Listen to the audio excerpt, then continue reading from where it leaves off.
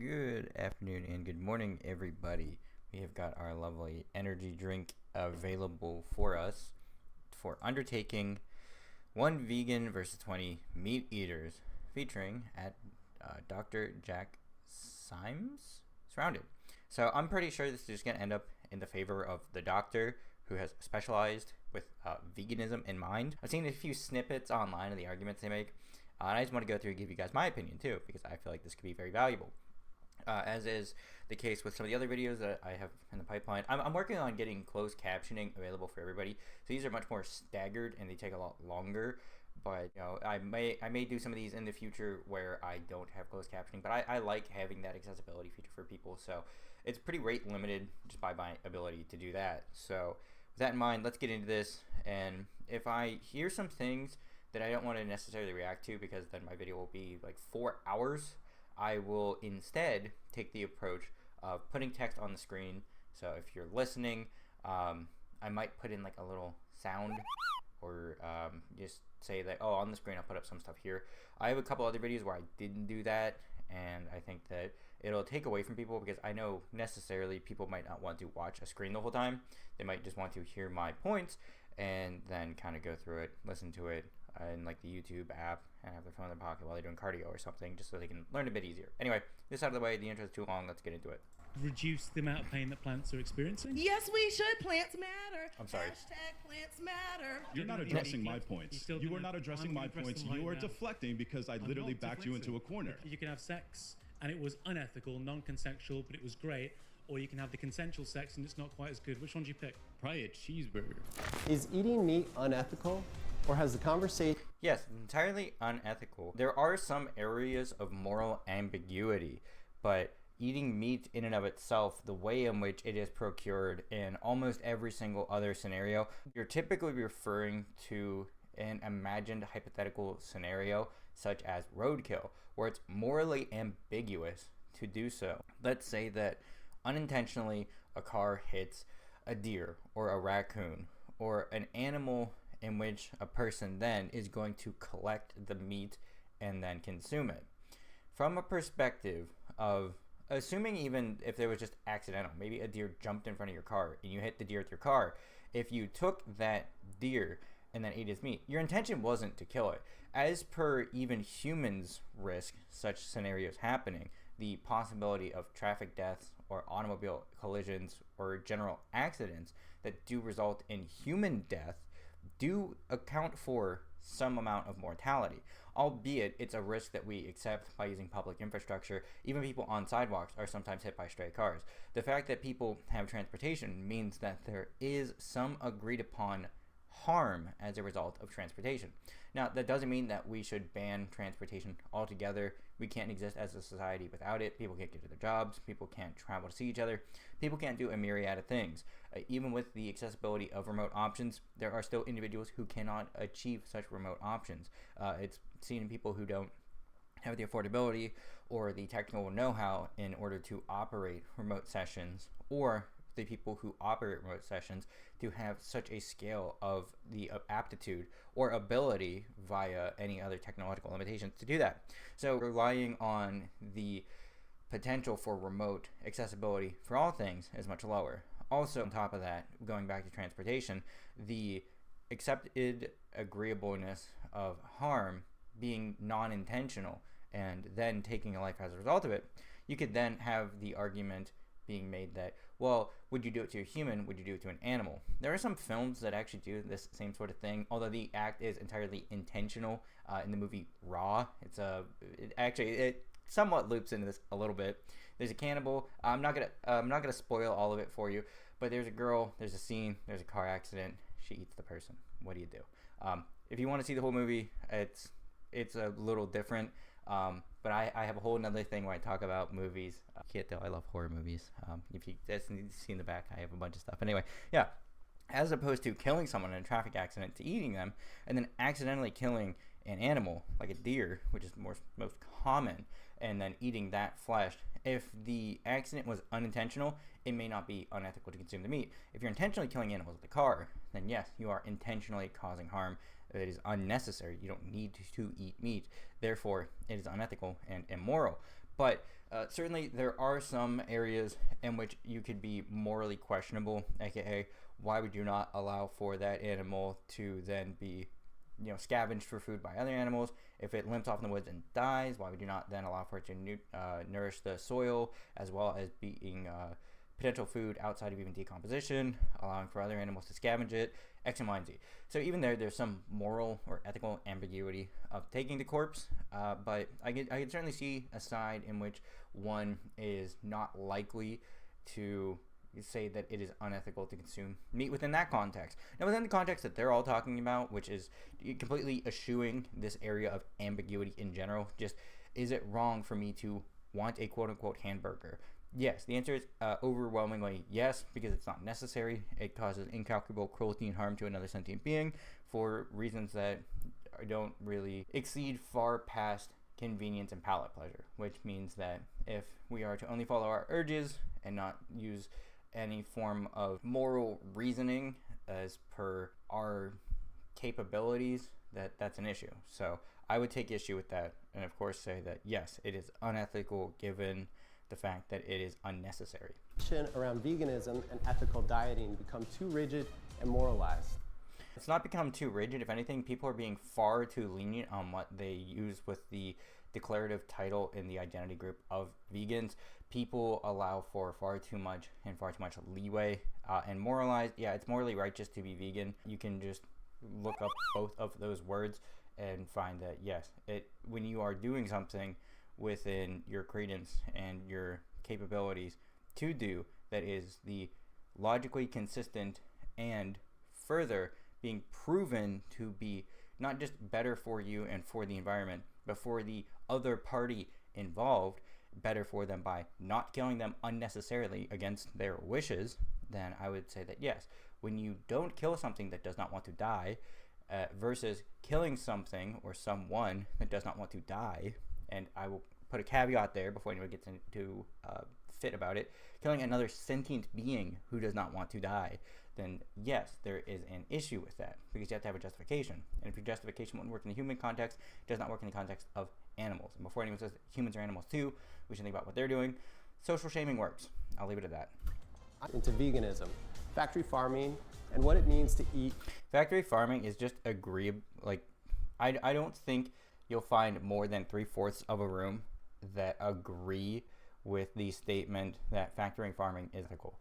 The 25% sort of take a reductionist approach into saying that, well, that's our only option for giving everybody meat. Insofar that we have that population, why would you then further say that it is a necessity for this thing that we don't need? Everybody wants to eat meat, therefore we need factory farming. If everybody wanted to have sexual intercourse with a human, not an AI or a bot, and we did not have enough consenting humans, would we then take people who are not giving consent and then putting them in situations where they have to? That would certainly raise a lot of red flags. Just because there is a desire for something doesn't mean that you can use unethical means to obtain it. Ethically. I'm here in the center with our featured guest, Dr. Jack Symes. Welcome to the show. Hey, thanks for having me. Are you ready to debate the circle? Sure am. I'm looking forward to hearing what reasons they've brought for their unethical lifestyles. Are you all ready to... I just love that he's already pushed the button and gotten under some people's skins. This is great. Dr. Jack, I will make sure I give you a follow on Instagram after this. You rock. Bring your best arguments. All right, let's get into it. My first surrounded claim is extreme suffering for trivial pleasure is morally indefensible. Extreme suffering for trivial pleasure is morally indefensible. I would agree with that statement. Extreme suffering, certainly there is some amount of suffering that's gotten by trivial pleasure, aka wanting to have a new iPhone is certainly a trivial pleasure, but it does enact a small amount of suffering globally as a result of it. Again, there are some amount of harm being produced by transportation. There is some amount of harm being produced by getting all of the resources and allocation of materials, and there's some amount of harm that could potentially happen during the production of the good itself. None of those things are inherently required. Nothing is saying that you must kill 400,000 flies, 385,000 small rodents, X and Y and Z amount of animals during the process of extracting resources and materials, but some things may die as a consequence of it, and those are things that could, in theory, be reduced or entirely excluded.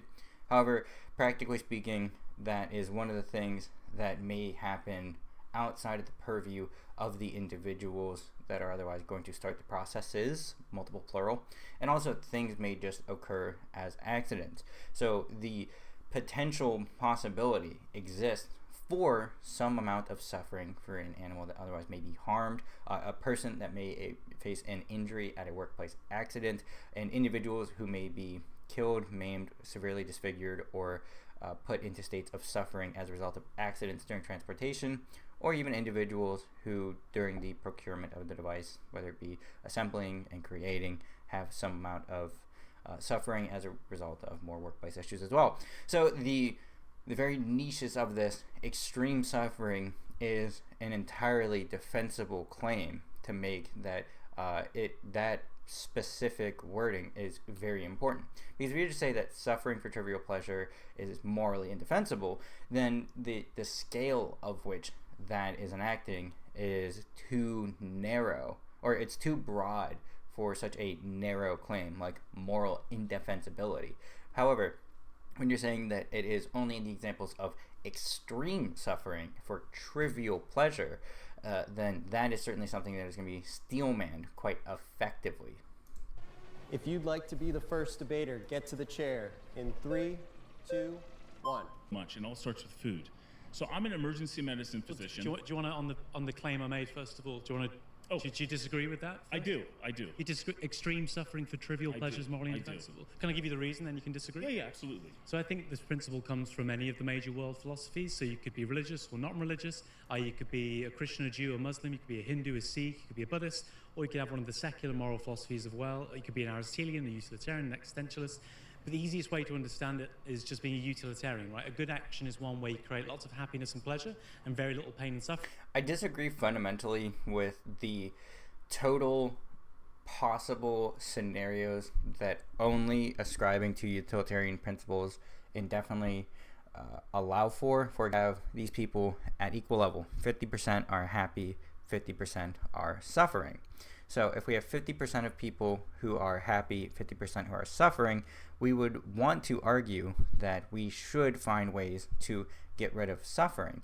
And if it was such that we could take everybody but 2 people, and then an overwhelming majority, 99.99 whatever percent of individuals are extremely happy, but 2 individuals then must have an eternal suffering to the level at which they take on potential for suffering that these individuals had faced, that would certainly not be in the best interest of those 2 individuals.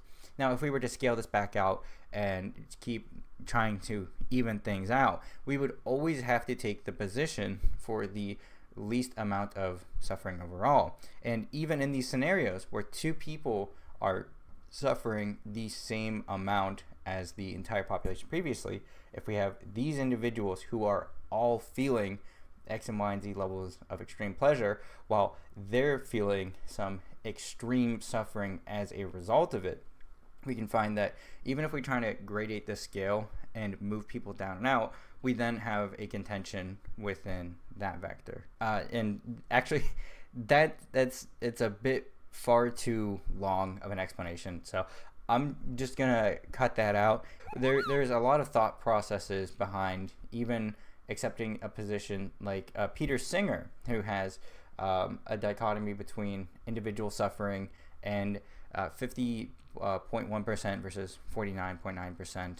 And it was actually something from Alex O'Connor, someone who I'm not particularly a fan of, but when he interviewed Singer, they had a position where they had to bite the bullet with a continuance of suffering via means of torture. I might pull that up there, but I will just maybe instead link to it. It's a very interesting, perplexing take to bite the bullet on, but I'm not entirely convinced that utilitarianism as a whole in every circumstance is going to allow for the best positions available regarding the individual. However, it certainly does act as a good tool in trying to understand some amount of moral arithmetic, as in, if we are to calculate, is one person's life worth the pleasure increase for 50? For example, if we have one person being executed to make 50 people happy, is that fair? Without any sort of justification to understand why that's happening, we would have to argue that no, it's not. But if there was justification, i.e. someone's being put on death row for crimes against these 50 individuals whose families were affected by that individual, then certainly that justice could act as a form of restorative and justifiable harm. Now, people might have different opinions on the death penalty, and that's certainly fine, but those are just some of the things in which we could find that the justification for harming this individual was based on what he had done to that other individual. And again, you can even have moral discussions about the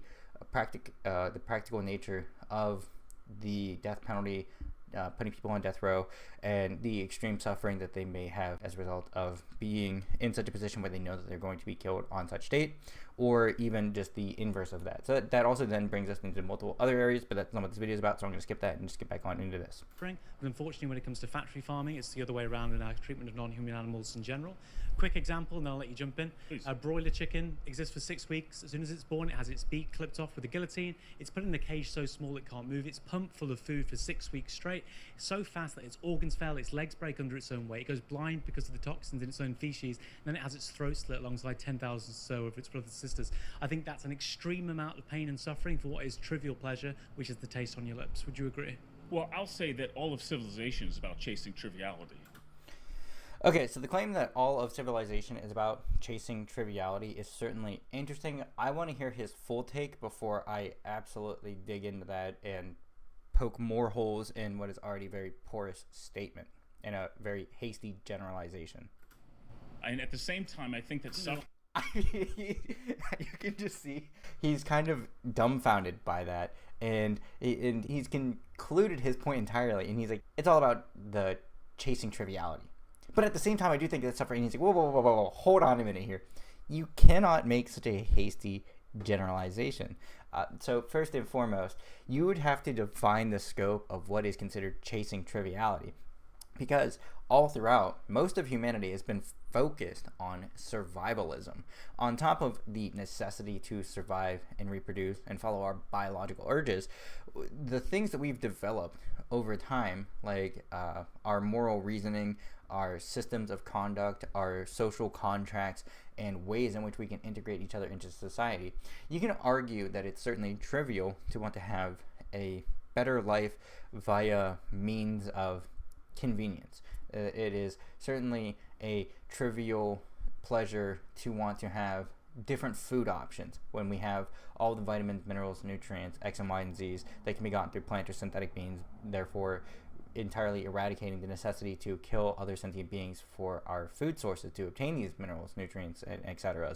But you can certainly then see that the hasty generalization that everything is trivial when we had times in which everything was predicated on such necessities, that it's certainly interesting to find that you're essentially erasing all of history up until a very finite point in time when we can even make such a claim. So I'd be very interested to see what he's going to elaborate on that with his next series of statements. Also, dude's jacked as fuck, so just gotta throw that out there. On that, do you think that's too much suffering for the... I would definitely also say that suffering is inevitable and it's... So suffering is inevitable. So what's wrong with that statement? Certainly, suffering is in fact inevitable. However, what is not a guarantee is that one must then produce unnecessary suffering. So the entire contextual point that's being missed here, yes, it is entirely true that people will, throughout some point in their life, suffer. Every human being likely shall. I did not mean to touch that. I talk with my hands. I'm sorry, that's my ancestors going through my blood. What can you do? I'm also kind of loud, but I'm trying to be a little bit quieter here. So the argumentation here is that, well, it's inevitable, therefore we should just allow it to scale ad infinitum, is what's called an appeal to futility, meaning that it's futile to even try this, so you shouldn't, because what's it going to really do? An appeal to futility is fallacious because it, especially in circumstances where we know that it is not futile to do something. For example, if you stand in front of a train and try to stop it with your hand out, that is futile. You will not stop that train. However, if you see that, let's make it really, really easy to understand. If you see that throughout this straight train track, 20 miles ahead, that there is a truck that is stuck and cannot get out of the train tracks. If you say that, well, this truck is on our train tracks and he is going to die if he does not get out, we need to stop this train. Well, I can't stop this train, or he's going to die because he's on the train tracks, therefore we need to keep going.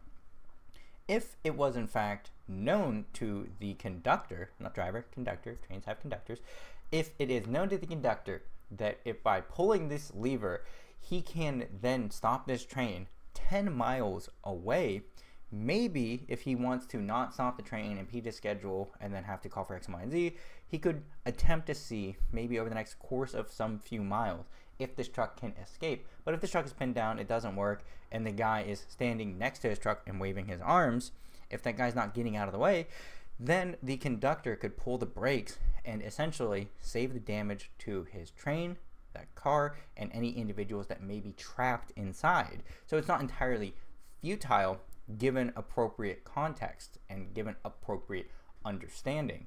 However, in this case, just saying that it is inevitable is entirely dismissing the fact that it's inevitable only in the most literal sense, in that it shall occur to everybody via our own understanding of what suffering is, and that certain events or things may in fact cause it to happen. What is a bit of a detraction from this argument in and of itself is saying that this is justified because suffering will just happen regardless anywhere in the universe. The fact that suffering exists and shall occur to all sentient beings at some point in time does not justify the context in which we are enacting unnecessary suffering. And this suffering is again unnecessary because there's no reason in which we must, that is morally justifiable, enact such suffering to these animals. For example, there is nothing that requires a human being to put the broiler chickens, in his example, into those positions other than wanting to eat them. But again, it is the want to eat them. It is not such the case that if one person does not consume a broiler chicken every X and Y and Z period of days, that they would die. If it was such the case that if one did not eat a broiler chicken under those conditions that they would die, that would dictate a necessity. Given the fact that it's not a necessity, and with the option to choose to not do that, then it is indefensible morally to enact that onto another sentient being that can feel extreme suffering. But you can minimize it, right? Is there too much there? So as an emergency medicine doc who takes care... That is entirely irrelevant. I've been saying that way more recently, so you guys are probably going to hear me say irrelevant very frequently, and it's just because I deal with this so much that I've just started flagrantly pointing it out. So when you hear me say irrelevant, I might follow irrelevant up with an explanation. Maybe I'll throw it up on the screen, but just know when you hear irrelevant, if you want more insight behind it, please check the screen or just drop a comment for saying, oh hey, at 35:15 why'd you say irrelevant, or whatever timestamp it is. Suffering I'm happy all to the talk time. about. I'm happy to talk about that. But if you can just say, is that too much suffering imparted onto the chicken? That particular example? Yeah. Whatever it takes. Whatever it takes to have a broiler chicken to be eaten. Whatever it takes for that broiler chicken to be put in those positions. That is certainly not a position that would hold. That opens up, okay, so if we are to kill every single individual ages 7 through 33 with hammers and bashing their brains out to make sure that we had an ever-evolving and never-depleting supply of broiler chickens raised in such position, you would be okay with that. If not, then explain why. You said whatever it takes. Clearly, that is hyperbole on his part, but when you make those claims, I could just say, okay, we're not going to kill people with hammers under those arenas, then you would have to then allow for that. obviously, we're not going to do that, so it's certainly not going to be preferential. Whatever it takes to sustain 8 billion people across. Okay, whatever it takes to sustain 8 billion people across the globe. Now, again, that is a number in which it might rise much farther, depending on if we don't kill everybody via any series of means. But, okay, let's just say that we understand he just means that whatever it takes to sustain our population, it's still unnecessary to kill these animals for food. And in fact, it is highly inefficient calorically speaking. It is highly inefficient in crop production. It is highly inefficient through every single series of means. I'm going to pop shit up all over the screen just to further emphasize that. The inefficiency of calories from raising animal agriculture, from the animal exploitation industry, the inefficiencies in our land usage for the animal exploitation industry versus plant agriculture, the inefficiencies that are being brought to individuals for receiving even some marginal nutrients, minerals, and X, Y, and Z. And also, it's just not the most sustainable option, generally speaking. The points that I'd mentioned earlier, as well as the accessibility of these food products that you are touting are food products, things like animal flesh, are not accessible to everybody. So it certainly isn't sustainable to only produce goods that only a privileged minority are able to take. So again, this argument fails for multiple reasons, but the most being that it is not sustainable for 8 billion people to have this practice. And in fact, even the detriment aside that this causes, the main point being put here as well, just is not viable or feasible for 8 billion people. The world, I would say, is well, not it's easier trivial. to sustain 8 billion people without having animal agriculture. It's possible. It's possible. If you're saying that it is possible to do so, then you recognize that it is not necessary. If it's unnecessary, why are you enacting unnecessary suffering? I'd like to hear the mechanistic argument for that, but the mechanistic argument is one that I made earlier. The calorie inefficiencies of feeding these animals are plant sources, and then as a result of that, needing to feed them far more food to then get far fewer calories from their bodies. I will say, as a philosophy, you're a philosopher. I'm an ER doctor. Well, there are 30 to 60 million children that are dying every year from starvation. UNICEF. Yeah, it's entirely inefficient. And I think it was like Philip Woolen who said something like every single morsel of steak is like a slap in the face of a starving child. At 30 million. Dr. Rich Doppelander puts it at 60 million. And so every year you got 30 to 60 million. In 82% of those cases, the children are dying in places where the majority of the meat has been given to cattle and sold to more affluent countries. That's Ethiopia. That's Sudan. Sudan is the hungriest country major in the world, and it has one of the biggest livestocks in all of Africa. So you can feed these people if you go to plant-based. You need 75% less land, and the amount of agriculture which is used towards supporting these non-human animals to slaughter them, that's one of the biggest causes of not being able to feed. You're talking about a massive problem across billions of people. Okay, so this is another appeal to futility, and it's by saying that, yeah, we can't necessarily fix this by one person changing, so we need a different approach. Well, no, first off, you're conceding on your previous points. You're saying that, well, whatever it takes. Well, it's because of feeding people. Well, we also just can't fix this thing because it's so ingrained. It is a part of the documentary that I'm working on where we examine the animal agriculture and its sphere of influence and all the things that it's done as a result of it. The animal agriculture is only one part of the overall overreaching part of animal exploitation industry as a whole, but it certainly does have something that is highly contentious, and that's just the control in everyday life, normative views, as well as the potential to indoctrinate people on the necessity of their food products, which are not necessary at all. And these positions, which are already foundationally shaky, because you can see that he's already conceded on the first point, he's then had to pull back at second point, he's now had to go to another position, and now he's talking about the futility of enacting this across billions of people.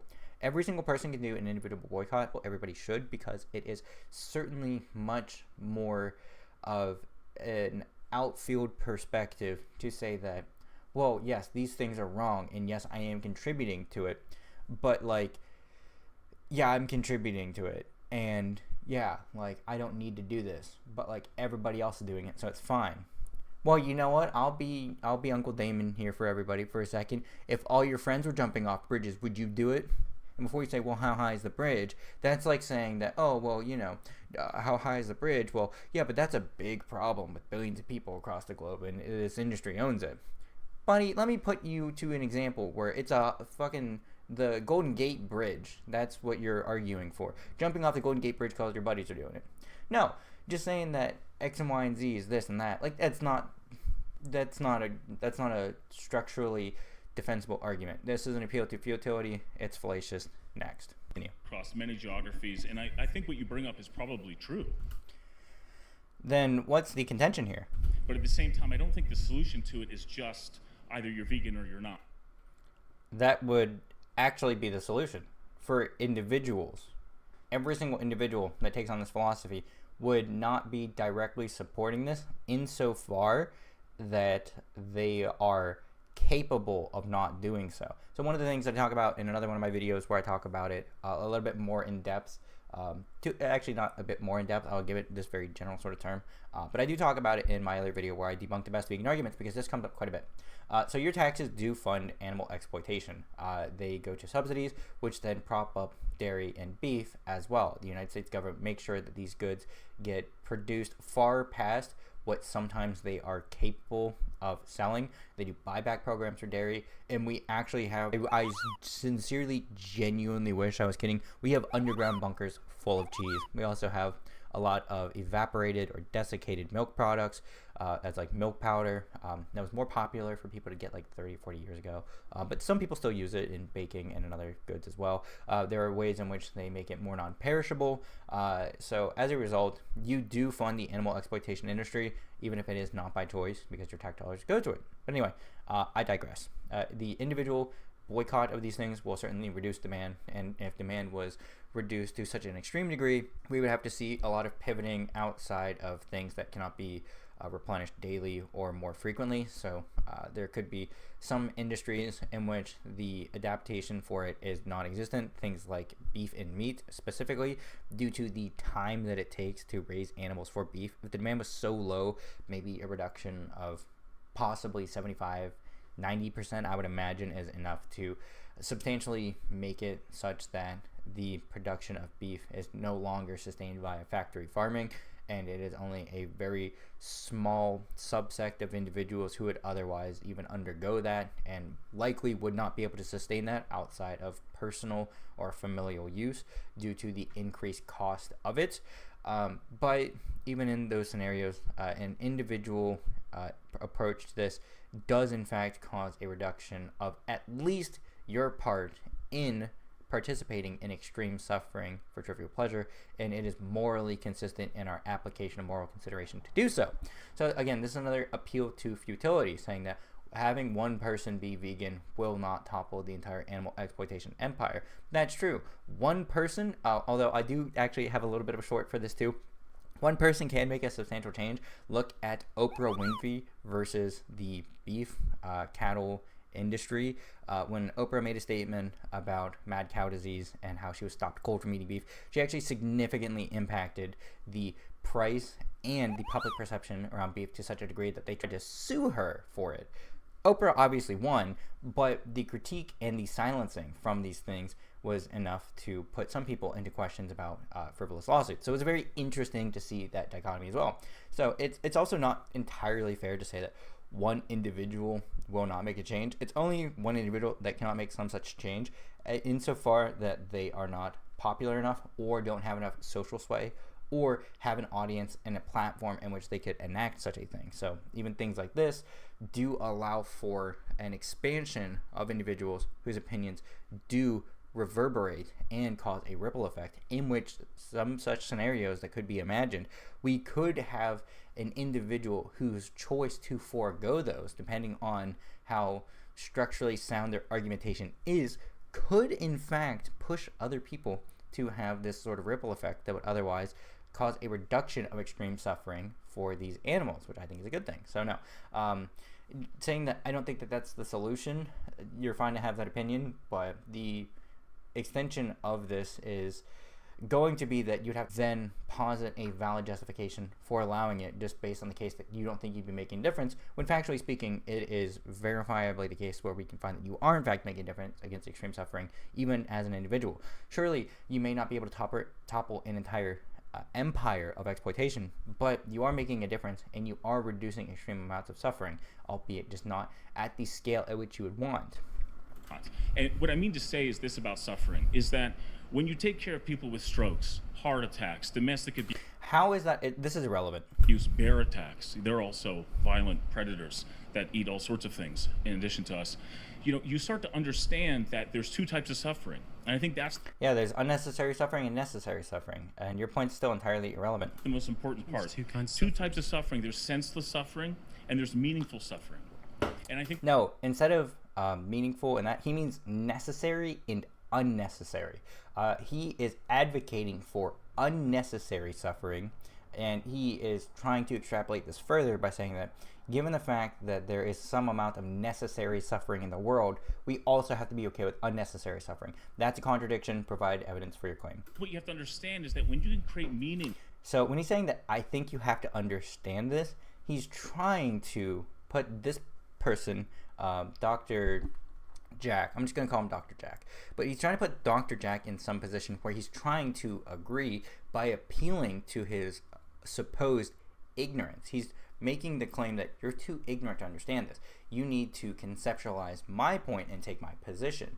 However, he's now going to go on to his point, and it'll be the easiest breakdown we have, because when someone reaches this point in claiming that the other interlocutor is ignorant or just not capable of understanding, it's that they're trying to put this individual down to be more agreeable. You're trying to put yourself in a position where you clearly understand something that they don't, and as a result of that, you are the authority here and that they need to be more agreeable to you. Now, that's not entirely act depiction of what's going on here, but this is typically something that you can see within a lot of debates where people say that you have to understand this, when it's likely the case that when this person is explaining that, unless it's coming from somebody who says that, okay, to better understand this situation so that you can interpret it a bit better or more clearly, then you would need to understand this. For example, if someone's asking about rocket science, it's like, well, you need to understand propulsion systems. You need to understand aerospace dynamics to fully appreciate what is happening behind the scenes. That is entirely coherent. I can certainly have an appreciation for it, but to fully understand and appreciate all of the work that goes behind it and really getting the full envelope of what is being presented by making these statements, that is certainly coherent. But when someone's saying that you're debating this thing, but you need to understand my position, when someone's already poked enough holes in your position where you feel the need to go back and then put this out here, whatever this position will be, it's showing that there's a disconnect between one's perception of the other's understanding of the situation. He's clearly demonstrated that there are multiple points in which you're willing to concede. You doing this is not going to affirm your position or make it more presentable. And in fact, it's probably going to do the opposite for your credibility. But anyway, I digress. Let's get into it. Behind suffering. So he's saying that you need to understand is that when you create meaning behind let me get this fully because that still doesn't make sense. Suffering. And I think what you have to understand is that when you can create meaning behind suffering. So he's saying that when you create meaning behind suffering, it's let me take a sip here. This is he's saying that there's meaningless and meaningful suffering, and that when you create meaning behind suffering, there is no creating meaning behind suffering. Like I guess maybe in a case of like martyrdom, there is meaning behind suffering insofar that this individual is willing to face a potentially cruel and unusual or just an extreme amount of suffering for a cause. Then there's meaning behind that suffering. We can take the, if you're a Christian, you may appreciate this more. There is significant meaning behind the suffering of the crucifixion of Jesus Christ in that example that we're providing. There is intense meaning behind the suffering of Joan of Arc. When we're talking about the creation of meaning behind suffering, it's often to amplify a message. When we're talking about unnecessary versus necessary suffering, we're not creating meaning. We're explaining there's differences behind the necessity for some amount of suffering. Go back to my previous point that I'm going to keep circling back to. The amount of suffering that may be produced that could be extreme for transportation versus entirely unnecessary suffering, like a serial killer who is going to torture and kill any individual. It's unnecessary because his entire premise may be that he enjoys it. Enjoying something is not a valid, morally consistent justification for doing something. Gratuitous you can suffering, that's the main transform thing. So he's saying that you can transform it, and Dr. Jack is obviously going to retort and explain basically what I have, or give a new perspective behind it. Again, I've not seen this, so I'm kind of cutting things off and breaking them apart where each of these sort of divulge to naturally. This video is going to be really long, so I may do this in multiple parts. But I think it's important for you guys to fully appreciate this. This may just be a 4.5 hour long video, so we will see. It's a necessary suffering. See, unnecessary. That's the entire point. It's morally indefensible because it's unnecessary. Thank you, Jack. And that's the vegan claim. I take veganism to be the practical, ethical... Yeah, and this is an apt description of it. As far as practical and possible, one should dispense of animal products and byproducts wholly from the diet.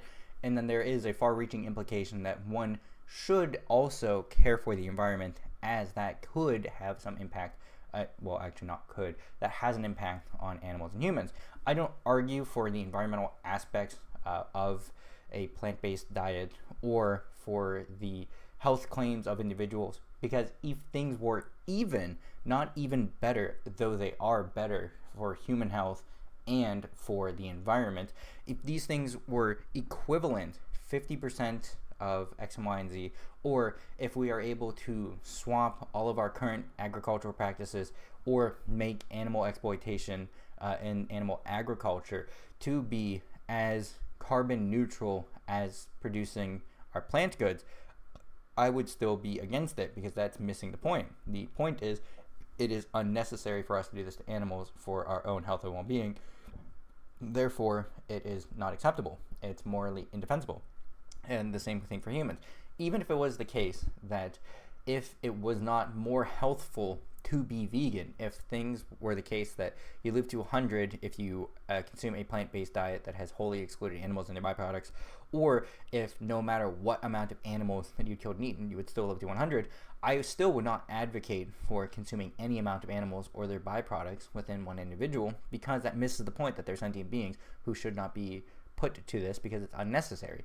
It does not have any defensible ground, and by arguing for the environmental factors for it, it doesn't make sense, even if it was a case where they were equal. I would have an issue with a global genocide on the fact that a global genocide is going to eradicate sentient beings. Not, I have a concern about a global genocide because it could expedite climate change. That's entirely missing the point. There are sentient beings who are going to unnecessarily suffer as a result of it. Cool. To avoid products and practices that cause unnecessary suffering. So would you agree that if you can do something without the suffering, you ought to do it without the suffering? Yes or no? Are you against domestic... Yes or no? Yes or no? That is such a good pressure point. And he said here, ought.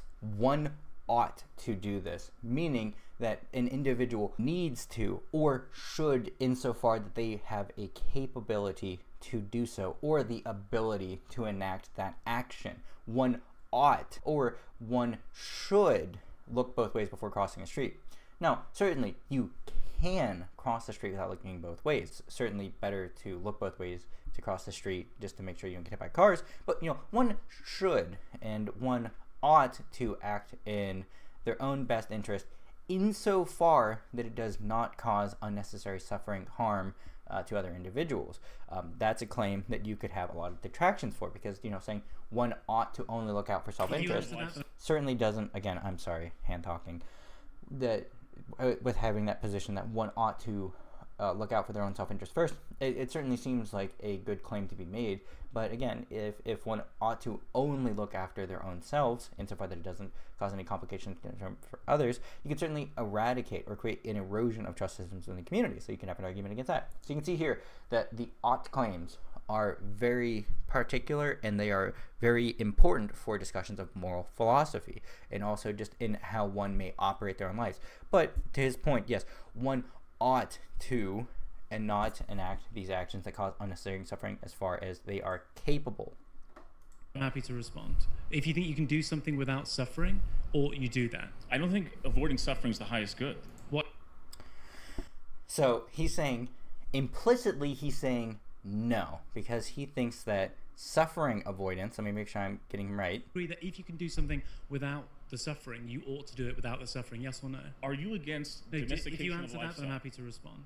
If you think you can do something without suffering, or you do that. I don't think avoiding suffering is the highest good. Okay, so he's saying that I don't think that avoiding suffering is the highest good. That's not what he's arguing for. This is another straw man. Remember, he said that ought you to do that if you can, yes or no. He's avoiding the answer and implicitly saying no. And he's saying no implicitly by saying that I don't think that avoiding suffering is the highest good. That's not his position. This is a straw man. He's taking the position that one ought not to, if they are capable and able to not do it, to do those things. He's saying that if you don't have to kill this animal for food and not cause us unnecessary suffering, should you do it, yes or no? He's saying that, well, I don't think that avoiding suffering is like the highest good out of this equation. I have another discussion on what the highest good is. That's not the entirety of any argument that's being presented here or even the main claim. So again, this is a strawmanning disposition, and anything else that he's going to bring up peripheral to this may be something like a red herring. So we'll see what we have in terms of other distractions or takeaways from this position. He's strawmanning the position by taking his original point and then reducing it down to something else that he has not said, and he may offer up something as a sort of distraction to that point. What is the highest good? I've just told you that every major... Okay, so now he's even indulging him in his position to expose more flaws in his argumentation. So he's saying that, what is the highest good? I'm curious. I'll bite. What is this? Good is meaning. I've just told you every single major... And now he's getting defensive because he's questioning him on what he's saying that, well, avoiding suffering is not the highest good. And now this guy's annoyed because he just... Now, remember, the entire point of this is Dr. Jack is making a claim, and now he needs to educate Dr. Jack as to why he's wrong. Now, he's getting frustrated that he has to explain what the highest good is. Obviously, it's not common sense. Obviously, I hold a position where I'm in the wrong, and I need you to explain to me why I'm wrong. This is the whole point of the debate. And he's getting frustrated that he has to explain his point to somebody when he's poked holes in every single one of his arguments. So this is just a masterclass on holding your position firmly and then putting on pressure points onto people on their own claims that they're making. He's just asked him a question, he's avoided it, he's pulling them away, and then he's posited something else, and he's asking him what he means by that and how he's frustrated. Yes. World religion. The only every commonality secular with major philosophy religions is that they're all thinks human that beings. extreme suffering They're all human beings that does deal not with justify inevitability. trivial pleasure. Can you name one world philosophy that thinks that extreme suffering can justify trivial pleasure?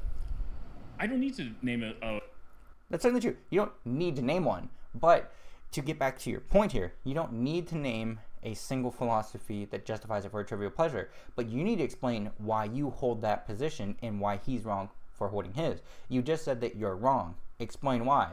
And now you're saying that I don't have to. So there's clearly not an interest here in understanding the other person's point. You just want to speak. And you've clearly not thought about that very intensely. So this is certainly very interesting to hear. I have these points. You have a counter argument. Let me hear your counter argument. Okay, here's all the issues wrong in your counter argument. Well, whatever then. That's basically where this is going. philosophy. I think what is it? I don't need to name a philosophy. You certainly don't, but you need to explain yourself on why you think that extreme suffering for trivial pleasure is morally indefensible when I've just made sure that you understood that all of your points are faulty. This is that in the ER. So in my job, there are what? What in your job has shaped your moral philosophy to think that unnecessary suffering is acceptable? In reality, when I'm taking care of people.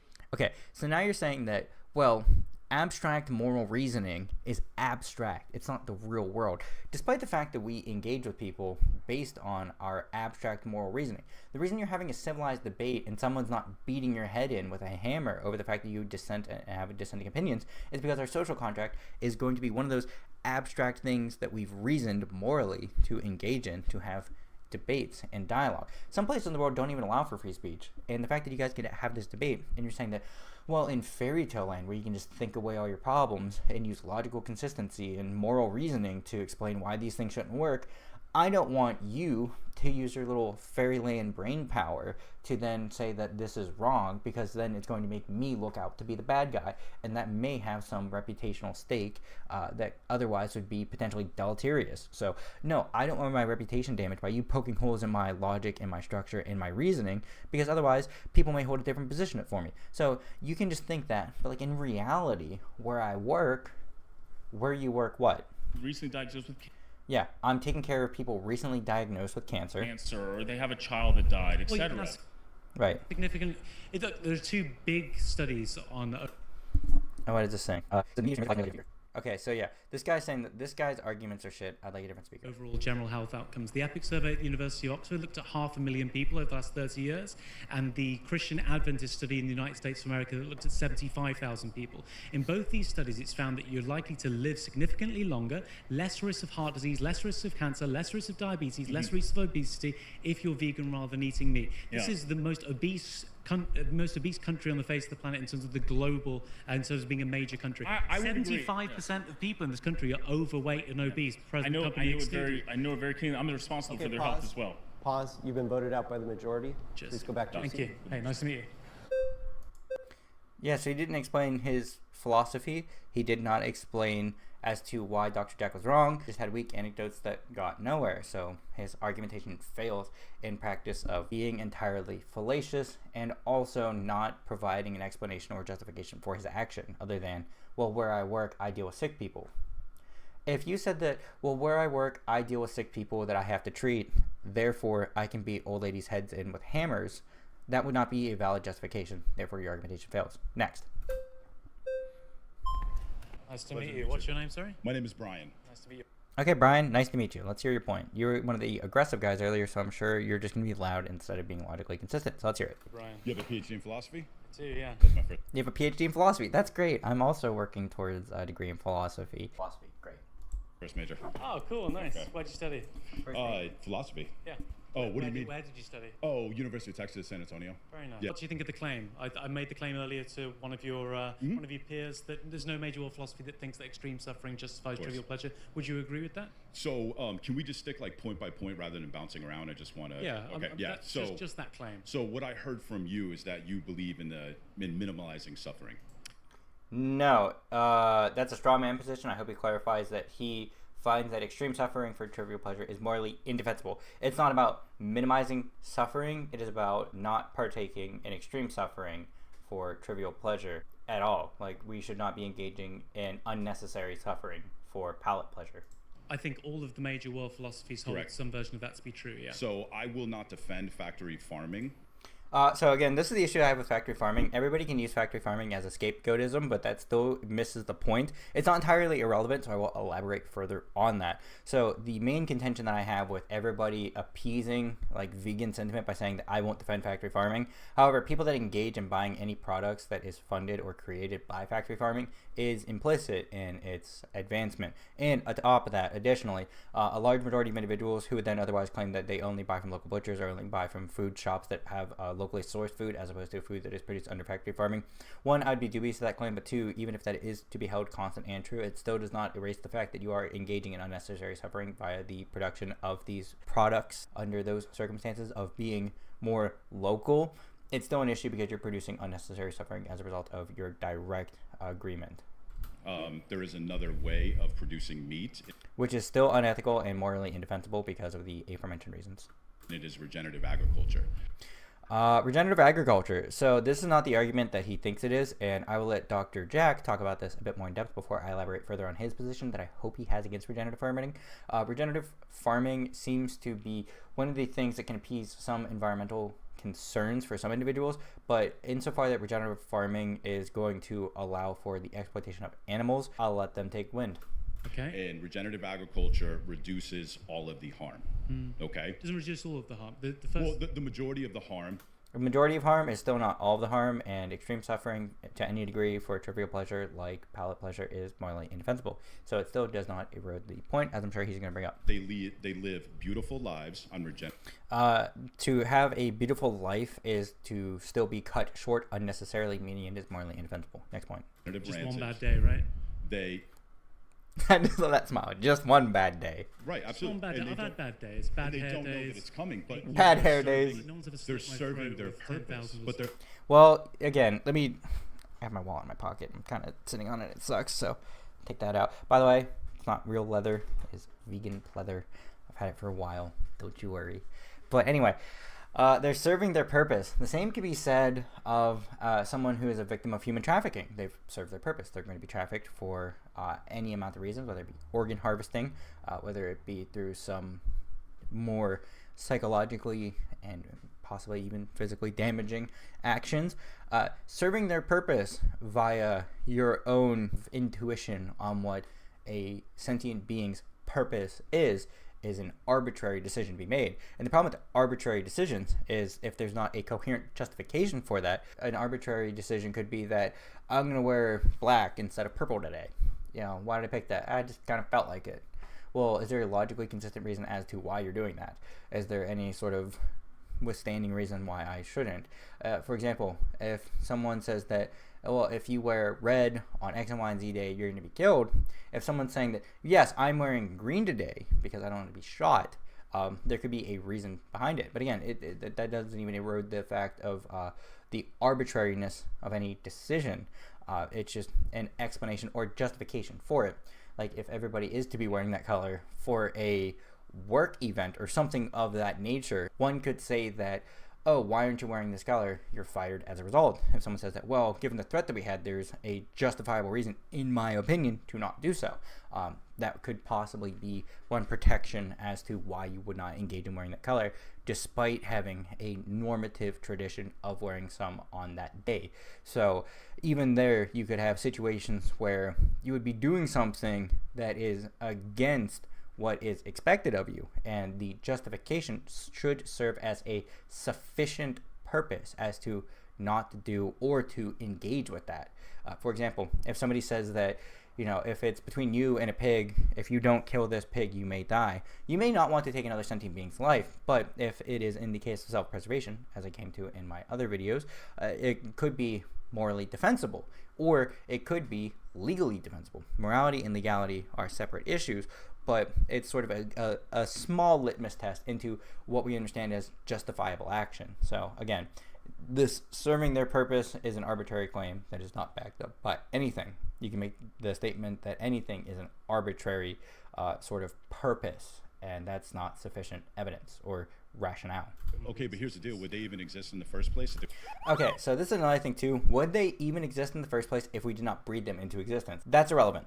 They weren't being harvested for meat. No. Let me just ask you a question. Do they have the right to exist?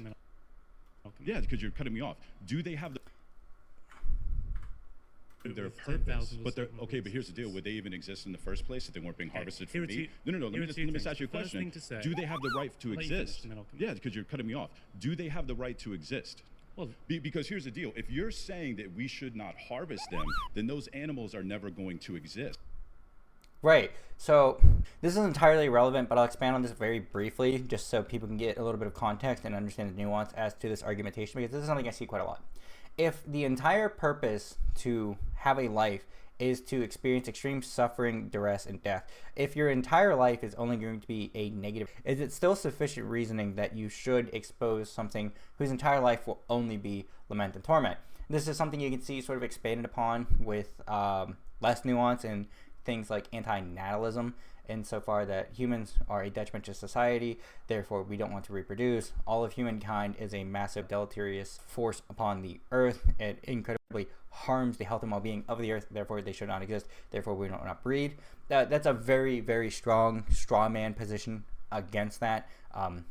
That's just sort of one periphery of how things could be understood in one context, but it is an argument as to why we should not breed individuals. It takes that position to some degree. There's a lot of liberties that I'm assuming that position in and of itself has way more magnitudes to it. I'm simply reducing this down, and even by me just saying I'm simply doing this, it erases so much nuance that just on the similar train of thought within some parallels, the argumentation to be made that one should not exist if the only outcome is to be negative externalities, the argumentation then should be, so they're never going to exist if we don't do it, so we should just do it so they can. That misses a point additionally on top of, if that animal was not bred to be in that position, they would not exist. You're also removing another victim to this equation. If we don't breed these animals, then we don't get to experience the benefit, which is the trivial pleasure that we're receiving. However, that animal has to be born from another animal, which means there's still a current animal present that is going to be exploited, that is also going to experience some amount of suffering from losing their family. Now, you could talk about the impact that that has and the reduction of well-being from that position as well. Okay, lost my train of thought on those animals never going to exist. Something about antinatalism. I got an interruption halfway through. I had to take a quick 10-minute recess, turn into another 40 minutes. My bad. But anyway, got everything silenced. Everything's on DND, so we'll get through it. But largely, you're missing the point of exploitation. I'm pretty sure I covered that before I was interrupted. But there's a whole other element to it. You could argue that it's much worse. So this position still doesn't hold up to scrutiny, saying that, well, these animals never going to exist. We didn't do it anyway. One, who are we to then decide if a being is going to enter into this world only to serve our purposes of that? We can make the same argument that if we did that to people, it would be morally reprehensible and indefensible. If we're saying that these people should be bred only so that we can use their children for slave labor, that would be indefensible. So that still doesn't pass the sniff test there, unfortunately. So I guarantee if they had consciousness and you put them down and you... They do have consciousness. Said, here are the scenarios. You can either exist and you can have one bad day and you can serve a purpose and you can have a beautiful life. You can make a positive contribution to the environment. You can make a positive contribution to the environment is, one, irrelevant, and two, not accurate. Can I finish? Can I finish? Yeah, but you're taking a point. Yeah, absolutely. Matt, I've heard the case. So when I die, I want to be buried in the soil, and I want to decompose so that my carbon returns to grass. The conscientious farming is a myth because you're not addressing my points. You are not addressing my points. You are deflecting because I literally backed you into a corner. The conscientious farming. What about all of the mice? What about all of the rabbits that die? Have you ever spent time on a farm? What about all of the rabbits and all the mice that die? One, again, we'll go through this because crop deaths is so annoying. It's very dubious as to even the necessity for it. And by for it, I mean, one, there's no necessity for farm deaths to occur. There's no statement saying that for us to produce X and Y and Z amount of bushels, this animal must die. Again, it's the same risk that we face for transportation, so not an argument. Second off, even if that was the case, where in order to have any amount of crop goods, if it was such the case that for 100,000 bushels of corn or soy or whatever your favorite flavor of crop that animals eat that we must eat to be produced, like anything, one animal must die, then that just further makes the argument for veganism better, because less crop deaths would occur as a result of the caloric inefficiency of making animal agriculture persist. We would have much less in terms of crop production for feeding people, because you can get more calories per these plants than from taking the calories from these plants and then giving them to another sentient being that will expend these calories as a resource for food before we then use them for a resource for food. So this argument fails on multiple levels. This is irrelevant. And also conscientious farming, as I hope he gets into, is still not going to be anything that has any foothold. This guy is getting aggressive and he's getting angry because he's making rapid fire claims and not giving any time to push back on any of the points that he's making. And then he's saying that he's backing him into a corner because he just wants to be loud and kind of a so no, it doesn't really work that way. Also, none of your points are standing, and he's probably going to go through and systematically debunk all of them, but if I need to go back and do all of them, I will. Yeah, Have you ever talked farm to farmers? Have you ever talked farm to farmers? Irrelevant. Okay, and how many mice, how many rabbits are murdered to produce vegetables? 80% of all of how the many vegetables are murdered that to are grown, produce vegetables? 80% of all of them are fed to factory farms. I've just told you, 80% of all of soy is given to non-human animals. Only 7% is given to human beings. The soy is grown for the oil. The soy. That is not true. Soy is grown for the oil. Okay, let me steelman his position. First off, that is not true. Soy is not grown for oil. Soy is much more inefficient for an oil source than other resources. I'm sure I can find one of the graphs and plop them up on screen for you here.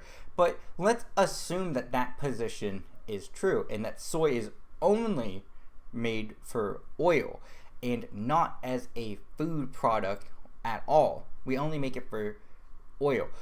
Then under what circumstance would we be growing it for food? Are you saying that some small amount that is then made for food then goes to humans and then a small portion of it goes to animals?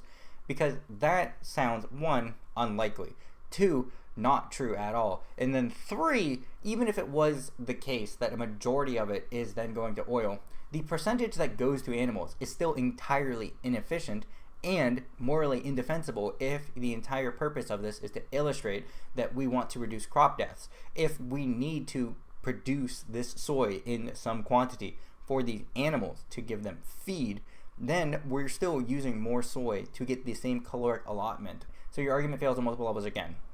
Literally extracted. The leftover product is then fed to cattle. That is. That's not true. Objectively, that's not true. Here is a chart showing you just how not true that is. You can be dishonest all you want, but even still, let's assume that you're not just lying intentionally, but you've been misled and misinformed. Should that be the case, how does that residual leftover amount being fed to them and then via the proxy of feeding these to animals then allow for these animals to exist under a system that is going to produce more harm via crop deaths by feeding them instead of feeding people? Again, fails on multiple levels. That clarification still does not enact a justification that is acceptable. Manipulative statistic. You're a manipulative person because you're either willfully lying or you're spreading misinformation. I am here for discussion. You won't address the point. I'm here for a discussion. No, you're here to yell and bark out your points, and to do so in a rapid fire succession and not concede on anything when given information. You're saying that he is, via your own words, I'll say that he's being manipulative. You are manipulating data either intentionally or spreading misinformation, which I would argue is worse than even if he was just wrong. But the case is that you are speaking about things you either don't know about or you're a liar. If you're speaking about things you don't know about, you shouldn't do that because you could spread misinformation like you're doing. Or if you're lying, then we shouldn't take any of your honest dialogue, in quotation marks on honest, seriously, because you're a dishonest person and you would lie to get to your own point. That will erode trust. If we can't trust people, we can't have conversation and dialogue that can be meaningful. If we had a meaningful dialogues, then there's no point in the debate. Everyone's just talking and parroting out whatever platitudes they want people to hear to also misinform more people. A misinformed republic of people who are otherwise going to proffer this advice may cause more harm than good. Stop right there. The soy is grown for the oil. The soy is grown for the oil. It is literally extracted. The leftover product is then fed to cattle. That is a manipulative statistic. I am here for discussion. You won't address the point. Let me respond. Go back to the soy. Go back to the soy. Go back to the soy. Go back to the soy. Go back to the soy, go back to the soy. Okay, well, go back to it, and you'll be wrong on multiple levels. I'm so glad that you can bark out your demands. Don't address the point. Let me respond. Go back to the soy. Go back to the soy. Go back to the soy. Go back to the soy. 75% reduction, according to Hannah Ritchie in 2022. She says that's our world in data. You get a 75% reduction in all agricultural land. 30% of all your agricultural land is given to cattle. We've got 80 to 90%. He's just going to go back to the soy. You're not addressing the soy statistic that you just brought up. You're not addressing the soy statistic. 85%, it is literally the byproduct. They grow the soy for the oil. Even if it wasn't being fed to the animals, they would still grow the soy. True. Only 13% of it. That is true. 13% of it. Right here. Yeah, and you don't understand the statistic. If you go and actually... He's like, I have the reference material right here. He said 13% of that. 13%. Okay, so you're saying that 13% of this is just the majority, and the 87% left is the residual being fed to animals. So I'm not sure if he is unable to extrapolate what a minority versus a majority is, but a majority is more than a minority. So let's say, for example, 2/3, 2 out of 3 people agree with some statement.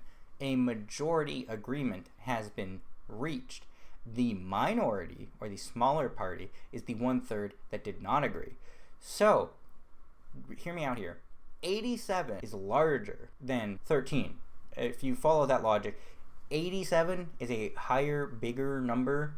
It is higher in counting. It takes you longer to count to 87 than it does 13. So 13 is the minority. 87 is the majority. So a majority of the soy is being fed to the animals. So there you go. He's saying that you don't understand the statistics. You don't understand basic arithmetic. Look at the statistic. He has it right there. All of the soy is taken, the oil is suppressed, and then the byproduct is what is fed to the animal. Okay, so let's assume there then even that all of the soy is only used for oil first. Then the byproduct of that is made for the oil is then given to animals as feed. First off, not what happened. Second off, let's assume that that is what happened. So if you're saying that the only time we have any soy production is only for soy oil, that erodes multitudes of food products that we know that is produced via soy. And also, if the rest of that is then what goes to animal, again, that's the majority amount, that still would not hold up to scrutiny because the amount that goes to them for these things could otherwise be used not just for soy oil, but other for soy products. And if you're saying that we only use soy that has been used for oil for our food products, I would have to have some serious dissection on your part to prove that claim, because to me, that's not what happens at all. This 85% of it is left over, and that's what's fed to the animal. 80 to 90% according to the WWF and the UN.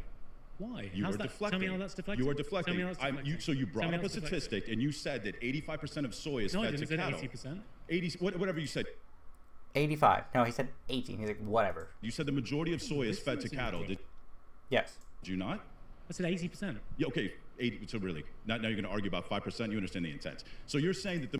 Okay, but he said the majority. So, and he's like, you're really going to argue about 5%. First off, it's not arguing. It's a debate. Second off, you're misrepresenting him. Third off, 80% is still a majority. Majority of soy is fed to cattle. Yes. Yes. Telling you that is inaccurate. It's not as if the soybean in it. Listen to me. It's the nuance. It is the nuance that you were trying to deflect with. It is not as if 80% of all soy is fed to cattle in its natural state. The oil is extracted and then the byproduct is fed. Being used because of factory farming for the raising cattle. I'm not defending factory farming. 80 to 90% of all your wildlife extinction. Argue against regenerative agriculture. Having cows, pigs, chickens, turkeys. Regenerative agriculture. Yes. Argue against regenerative agriculture. Because it destroys the wildlife, because it destroys the climate. According to the UN, 91% of all deforestation is caused by animal agriculture. According to the WWF and the UN, 80 to 90% of all wildlife extinction is caused by animal agriculture. Just because you're using that land. Who have hunting leases? 35%. Listen, ranchers who have hunting leases, meaning that they have a ranch, they have land, they don't allow animals on there. They will literally have ranchers bring their cattle in there and flash graze the grass because guess what? It improves the entire ecosystem. Because guess what? It improves the ecosystem. So how is that an argumentation against the fact that extreme suffering for trivial pleasure is morally indefensible? That's missing the whole point on his first claim. System, and it provides no energy. What do you think happens in the Amazon? What's the leading cause of what happened in Yellowstone when they reintroduced wolves? What's the leading cause of deforestation in the Amazon? What happened? What's the leading cause of deforestation? What happened in Yellowstone when they reintroduced wolves? You're not interested in having a conversation, are you? You went into my question. They're doing it for soy. To all of your points, okay, but here's the deal, though. I'm asking you one question. The deforestation is related to factory farming. You can get rid of the deforestation. You think you've got factory farms in the Amazon? Sorry, have you been to... They're doing it for they reintroduced What's wolves. the leading cause of deforestation in the Amazon? What's the leading cause of deforestation? So let's get to this again. Yellowstone when they reintroduced wolves. You're not interested in having a conversation, are you? You went into my question. They're doing it for soy. To all of your points, okay, but here's the deal, though. I'm asking you one question. The deforestation is related to factory farming. Yes. You can get rid of the deforestation. Deforestation is being led not just by factory farming, though factory farming does have a significant portion to it. I'm glad that he's actually pressing this much further, because I would have just accepted his faulty premise and then showed why it's still wrong. Because then even with saying that, oh, okay, so let me give my take on even accepting a faulty premise and still pushing to this point where he fails. So he's saying, no, it's not. He's saying, I don't agree with factory farming, but factory farming is the reason for deforestation. Factory farming makes up a majority, a large majority of the intense amount of animal exploitation that is being produced. I could even remove a step further and go to more minority routes as to the fact that even outside of factory farming animals, raising animals in the Amazon forest is still leading to deforestation, because you still need to have areas in which they are going to graze, areas in which they are still having food crops produced for them. Animals, even if they're not in a factory farm, still need to have feed. Animals that are still otherwise going to need to have food allocated to them to produce their flesh and to make their muscles grow, as do humans. Humans need calories to grow muscle. I'm sure we'll hear about that when someone brings up protein, right? So even with these circumstances, these animals still require food. These food sources, whether they be soy, whether they be corn, whether they be wheat, whether they be X and Y and Z, still has to occur. So the fact of the matter is, even if we reduce such a significant amount of soy production for not going towards animal agriculture, aka the animal exploitation industry's little baby, even if we are to eschew that for just a moment and then go back to the central premise here that these animals that aren't a part of this are still just going to be going under the brim of regenerative farming, they still require food, therefore we still have crop deaths, therefore we still have animal exploitation, therefore we still have all of these issues that arise from the fact that we are regeneratively farming these animals or farming them at all. Therefore, we still have an issue. Therefore, you're not resolved from that. Even if you're not going to argue for factory farming, the fact that you're arguing for animals to be exploited via these food systems and also exploit the food systems for these things is still indefensible. You think you've got factory farms in the Amazon? Sorry, have you been to... They're doing it for pause, soy. pause, They're pause. doing it for soy. You've been voted out by the majority. Please return to your seat. And what was your name, sorry? B. Nice to meet you. Girl gone carnivore, actually. You're carnivore? I am carnivore. Full carnivore. You do So this will be you. fun. Go on. Okay, yeah, you Why do are you you. a carnivore? I do it mainly because I can't survive without meat.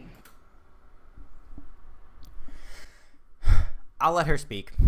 This is factually not true. It may be more inconvenient, but there's no such disease. And he's actually flabbergasted. And I would be too if I didn't hear this ad infinitum from my entire online existence from people trying to argue for the position that animal agriculture, aka animal exploitation, is necessary. I'm sure he's just baffled that someone's going to make that claim during a serious debate, and there's some onlookers that are also dubious of that, and that guy kind of knows the fate of this argument as well, and this guy just can't believe it either. She's probably more questioning as to what is happening, but there's no nutrient present in animals that otherwise can't be gotten through plant or synthetic means. There may be some genetic alleles or some SNPs, single nucleotide polymorphisms, or some other form or variation of things in which it makes it more difficult to absorb the nutrients present for it, but even things like IBS, even things like Crohn's disease, even some things like chronic inflammation, even some things that are being persistent as a result of X and Y and Z, single nucleotide polymorphism, or otherwise any other chronic illnesses, does not necessitate that animals must be exploited and suffer for that. There are innumerable ways for it. It's just more convenient. Therefore, her argumentation in and of itself still fails, but let's hear her out. Can't survive. I cannot survive without desert it. island scenario for you every day.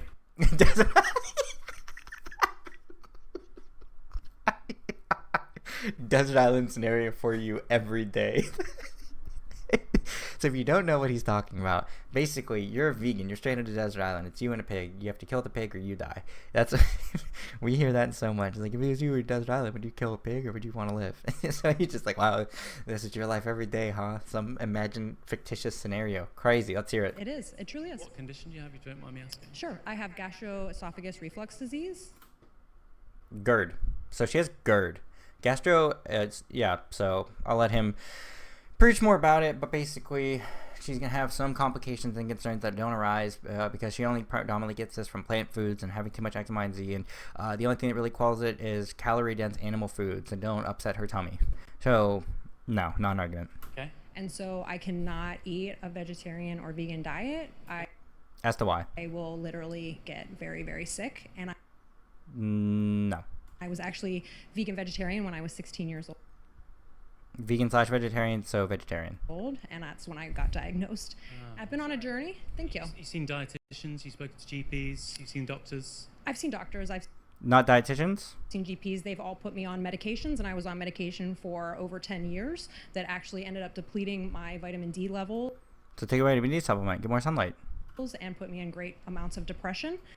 So take a vitamin D supplement. Okay. And I was also told by doctors that I would never be able to power lift again. You don't need to eat dead animals to power lift. I mean, I could throw up a video of me deadlifting like 420. I could put up videos of me benching twice my body weight. I mean, you don't need to kill animals to do that, ever. Also, that's not the case where a doctor say that you will never be able to do X, Y, and Z again. You can just do these things. It's more of a insight into you likely would not have the best outcomes for this. So, again, not an argument. I am now lifting 315 pounds with a deadlift. Respectable. I will give you that. That's pretty solid, especially for a women category. I'm assuming you're going to identify as a woman. Based on what we see, could be wrong if I am. Still impressive regardless for any individual to deadlift 315. I know the inflation's kind of high. I know that I have my old Instagram video of 420. I have some where it's a little bit higher. My all time's like a 495. Couldn't hit 500. I know I'm a pussy. But yeah, 315 is impressive by like all metrics for most people. If someone telling you 315 is not impressive on a deadlift, they spend too much time online. And you couldn't find any of the, like, all of the amino acids, all of the nutrients you needed in a plant-based diet? Unfortunately, I could not. not. What was it you were missing? Mainly protein. I cannot. But what amino acids are you missing? Essential amino acids, branched-chain amino acids. What in particular are you missing? Because you can get leucine, you can get methionine, you can get cytosine, you can get histidine, you can get all sorts of amino acids on a adequately planned whole foods plant-based diet. So that argument fails, and he's probably going to press her more on this and seeing what she's missing exactly. And she probably won't know because she didn't speak to a dietitian because she didn't care that much. She just wanted an easy solution. Again, it's an issue of convenience, so it's not relevant. Anyway, let's continue. Consume enough protein. I can't consume enough protein. Have you tried a protein supplement, like a protein powder? I could probably plug some, but just go to my website and I will have protein supplement recommendations now available. From vegetation that I... You don't need to have just vegetables. You can have any myriad of otherwise high-density protein foods. If you want to say that, well, no, I can't just eat vegetation. You don't need vegetation. There's protein powders. There's also some that are like pea powders. I wouldn't recommend pea powder personally because I think it tastes like dirt, but you can also have rice powders. You can have some made from pumpkin seeds. You can have some made from a myriad of things where if you need a protein supplement, you can take a protein supplement. If you don't want to eat protein powders and have drinks, you could also have different high-density protein foods. You could say that you can't have tofu, you can try seitan. If you can't have seitan because it reacts with your GERD, you can try TVP. If you can't do TVP, there are a myriad of things, even like plant product foods, like vegan meats. If you want to say that, well, that's just far too expensive, okay, then you still have a myriad of other options available as well. Lentils, if you can't have those because the vegetation is just too high, diet might affect your GERD. You can do quinoa. If you say that you can't do quinoa for any reason, for X, Y, and Z reasons, then there are still a myriad of other options available. So I just think it's your non-willingness and you want to have a cop-out via GERD. These things are all possible and doable, so I find this to be a bit silly. But anyway, I digress on being silly. Let's see how he presses it. I need to get it from meat. You need to get it from meat. No, you want to get it from meat. There are certainly high-density protein foods that exist outside of meat, and you can certainly find some that don't totally wreck your system and need that you have to deplete your vitamin D levels. There are fortified food products as well. There's even like little snack foods that are high in protein now as well. So I would find that you likely don't need 200 grams of protein per day, especially as a lady. You could go with the adequate amount. You don't need a gram of protein per pound of body weight. I would argue you probably don't even need more than like 120 grams of protein. So getting that number is not hard at all. Study by Miguel Lopez, a big one yet last year in 2025 Journal of Sport Medicine, that looks at over 8,000 papers across protein intake and found there was no difference in terms of protein intake and upper body strength, lower body strength, and overall body strength. So, which I've cited in, I believe, the video I have against Ken Berry. Maybe a slightly different article, but yeah, it's not different in terms of that for output performance or even muscle density or rate of muscle accrual. So yeah, there's no differences in essential amino acids. All you have to do is get a sufficient amount for general activity that you're doing. I'm always surprised to meet somebody who says that, this just doesn't work. Obviously great athletes who take on a lot of protein as well. And when you look at basic things like, your tofu per portion is going to have more protein than your eggs. Your seitan's going to have nearly twice as much protein as your lean meat, your sirloin steak. Your soy milk's going to have more protein than your whole or semi-skim milk. So I'm always surprised to hear people can't get the protein. I wonder, did you do those things? Did you carefully pick all of It's an inflammation issue, really, when it comes down. So it's not protein, it's actually just inflammation. Well, great, because veganism happens to be encompassed by a potential for a whole foods plant-based diet. By eating plant-based, you have typically much lower inflammation via antioxidants, via other phytochemicals, phytonutrients, things like flavonoids. On top of that, also fiber helps very much in the context of having a good proliferation of gut flora. So the issue of inflammation, certainly you can have some inflammatory foods, and maybe you also have some things like SIBO or something else that you're not disclosing until it's relevant as to the conversation. But an issue with inflammation, I'd be very surprised for you to not know that the breakdown of red meat via the myriad of things. I also talked about this in the Dr. Ken Berry video that probably should go up first before I do this one, so I'll probably post that one up first. But yeah, heme iron breaks down and raises inflammation scores, and also just having and actually your carnivore diet in and of itself, the lack of fiber in tandem with red meat is going to equate to higher levels of systemic inflammation. So I'd be very interested to see how that pans out for you. Down to it. So anytime I eat any other foods that are not meat, I get tons of inflammation. And so I can't physically lift. I can't physically really move. I feel very ill. Yeah. And so meat actually makes it where I can live and then strive. Do you want to be vegan? I do not want to be vegan. Why? I do not want to be vegan because it makes me sick. But like if you were, you didn't have these health conditions? If I didn't have these health conditions and I could eat whatever I wanted, it's possible, but... So that's the thing. And he did this so tastefully. She does not care regardless. So in her mind, extreme suffering is just okay because she wants to do it. She's like, not really, no, I don't actually care. So her whole point is like, I just want to say my piece and then have you be okay with it. I don't actually want to end extreme suffering. I think it's totally fine that other sentient beings suffer just so I feel good.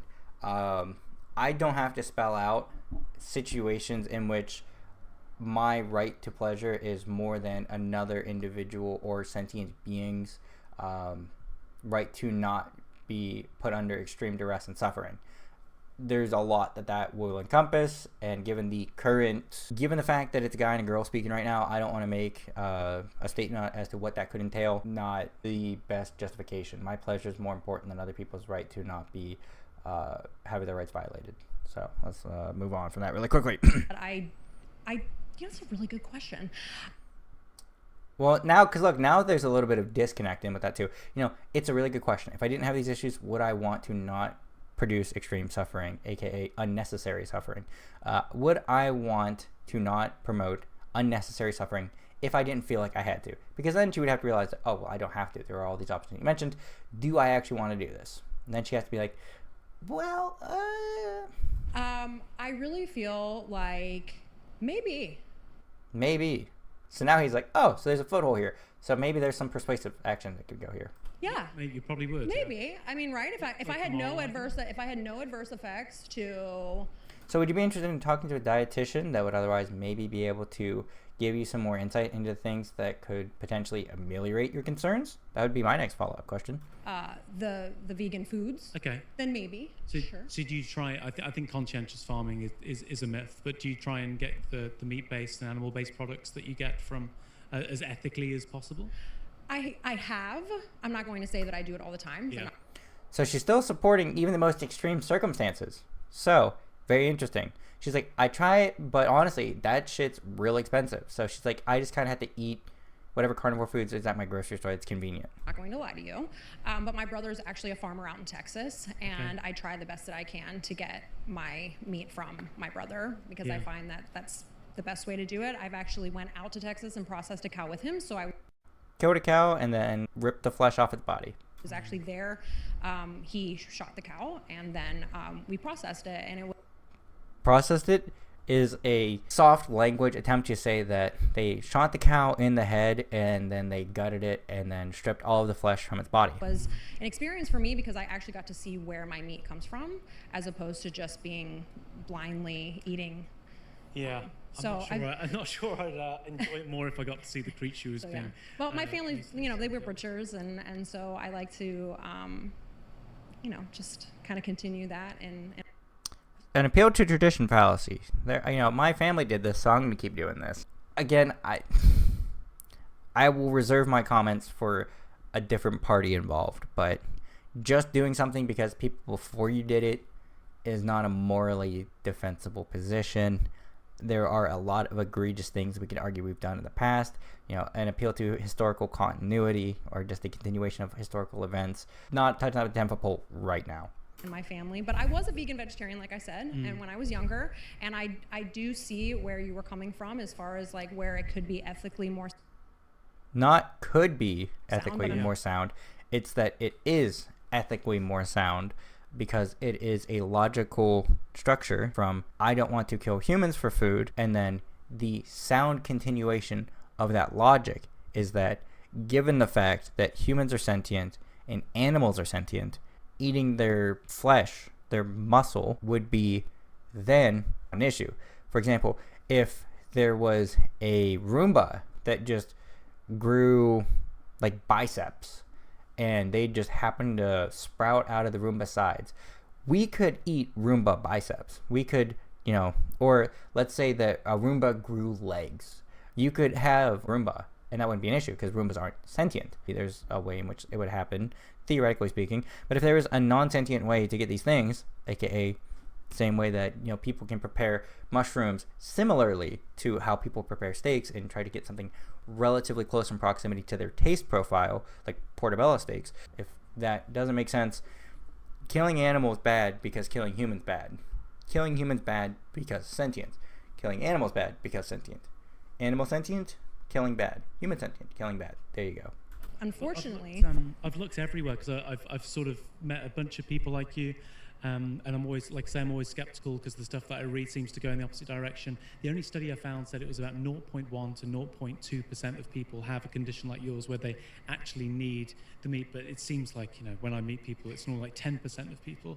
So I do find it hard to, just to be honest, I find it hard to believe just in general because I meet so many people that say things like this. And I'd just encourage you to, to go as far towards veganism as possible, right? Okay, but all right, given pause. that you want to be a vegan. Pause.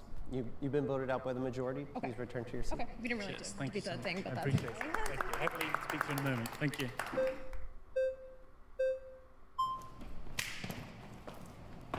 Hey, Hello, nice to meet you. what's your name, sorry? Daniela. Nice to meet you, Daniela. Jack.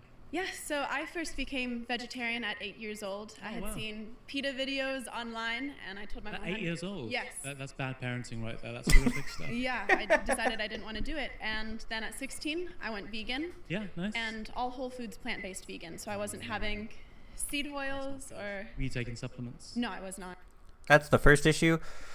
Avoiding seed oils, that's irrelevant, but a whole thing I could do a video on. Yeah. But not taking supplements, big no-no.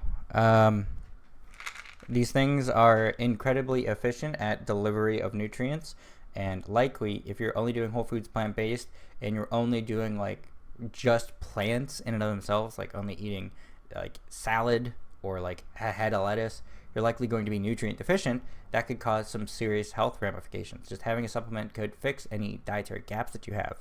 Also, just based on your availability of some foods, you may just happen to miss out on them just by getting a total amount of necessary calories. So I would be highly dubious of anybody that says that they can't be vegan, but they don't take basic stuff. Like even people who eat animal products still likely are going to find that they are deficient in some nutrients. Like I can just throw up a little list here just to point out some things that they are likely to be missing. Not even just the standard American diet, just like more normative dietary practices. B12 is also one of them that people can be deficient in because it's bound to proteins, and that must be then broken down and metabolized. Once we consume this food, haptocorn, intrinsic factor, and then the permeability and digestion and absorption of that can also lead to things like precocious anemia. So the consequences of the reality of just having whole foods plant-based without sufficient fortified foods or supplements is going to be largely deterministic on the potential for adherence without any adverse effects if you're not eating a diet in which you are having a sufficient amount of nutrients. And even then, when individuals say that, well, I make sure I hit my RDI, depending on your genetic polymorphisms or just your general gut health and any individual factors that otherwise mainly, and like even just for another example too, if you run, you could require more iron than what is the recommended daily intake because you're going to be more deficient in iron as a result of running. So the lifestyle factors also have an increase or subsequent decrease in the amount necessary for some things. So I would be highly dubious of someone that says that they don't supplement to begin with because they're likely not adequately planning. And an adequately planned whole foods plant-based diet is, factually speaking, going to be suitable for all stages of life. Without adequate planning and just kind of going to the whim and just eating like carrot sticks, that's not an ideal situation to be in. And I subsequently developed PCOS symptoms. PCOS symptoms, which is polycystic ovarian symptoms. Veganism does not cause PCOS. As well as gout. Yeah. Gout. So you are pro. Like that. Yeah, you are against whole foods plant-based? Yeah, I think any sensible nutritionist will say that you need to make sure you're doing it properly. You need to be doing it carefully, and that means, for a start, taking a B12 tablet. I don't think there's anything wrong with that. I think we do lots of unnatural things, flying on planes, watching television. I think going straight to the source and just having a B12 tablet is absolutely fine. I think when you put those two diets in front of someone, like if we're not in this debate and someone said to you, right, here's one diet where you take a B12 tablet, and here's another one where you've got an increased risk of heart disease, more likely to be obese, more likely to develop all kinds of cancers, and you're going to live 15 to 20% longer according to the Christian Adventist study here in the United States, then I think most people would go for that one. I think we need better information of, let's not go for just a whole foods diet without that nutrition. Yeah, I will say, since I'm responding to your claim, I do agree with your claim. That was the biggest thing that bothered me about being a vegan or vegetarian, and people would always go and they'd say, "Oh, but what about bacon?" Come back. You know, come back to the light. Come back to the light. Yeah, no, seriously, you agree with this claim? Extreme suffering for blood sugar is morally indefensible. You have the information. You can just go back to not consuming animal products. Just take a B12 supplement. Again, I have them here. I take one a day, and this one has like some greens in it, so it's a little gross to get down. But just do it. You don't want with greens, you can just get one without greens. Well, just take the B12 tablet and become vegan. But I'm not pro allopathic medicine. I'm not pro allopathic medicine. Have fortified food products. I think that these supplements are really beneficial. You don't think supplements are beneficial? You literally got gout and had PCOS-like symptoms as a result of not doing these. Having the foods with these nutrients prevented that. Why not just skip all this? And also, again, you have all this information in front of you and you're just choosing to be ignorant. You're either blind or stupid. I'm going to assume the latter than the former. Of course they are. These big health studies show that 500,000 people, University of Oxford, 75,000 people, the Christian Adventist study. How is there a way to have veganism, though, without cities? I'm not... What? Without infrastructure, you mean? That's not the world that we live in. That's not the world we live in. That's irrelevant. The fact that... Let me steelman her position the best way possible. Let's say that she's not saying that because cities exist, veganism exists. Maybe she misarticulated her point. Maybe she's saying, how can I be vegan without living in a city? To which we would say, modern transportation exists. You can have things shipped to your house. There you go. How does veganism exist without cities? Irrelevant. It doesn't matter if cities exist or not. We have the infrastructure now, and it is entirely now and still currently possible to live without doing those things. So No, the global infrastructure that we currently have allows for us to be vegan, therefore we should, because it's now unnecessary. The fact that you can imagine some scenario where we may potentially not have infrastructure, maybe it could then be such a case where it's not practical or possible. But until that point, where we currently are now is.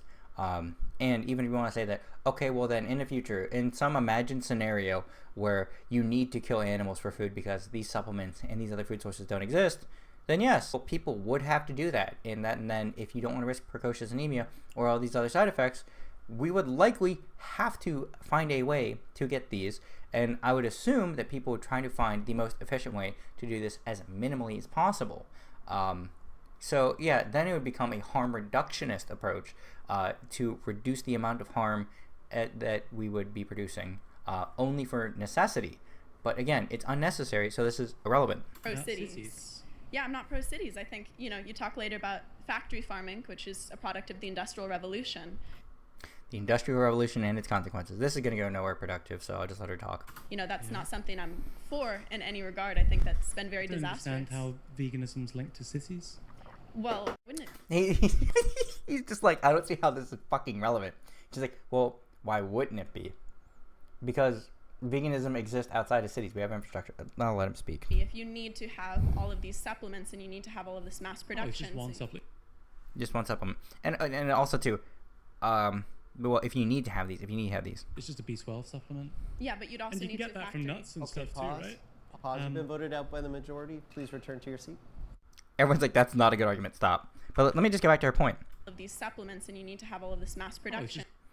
You need to have mass production. You need to have supplements. We need to have mass production of animals under the current system as well that you're currently arguing for. Therefore, your own argument doesn't stand against your own position. So you're contradicting yourself by that regard as well. Yeah. Well, welcome back to veganism. Okay. Welcome back to veganism. It's crazy.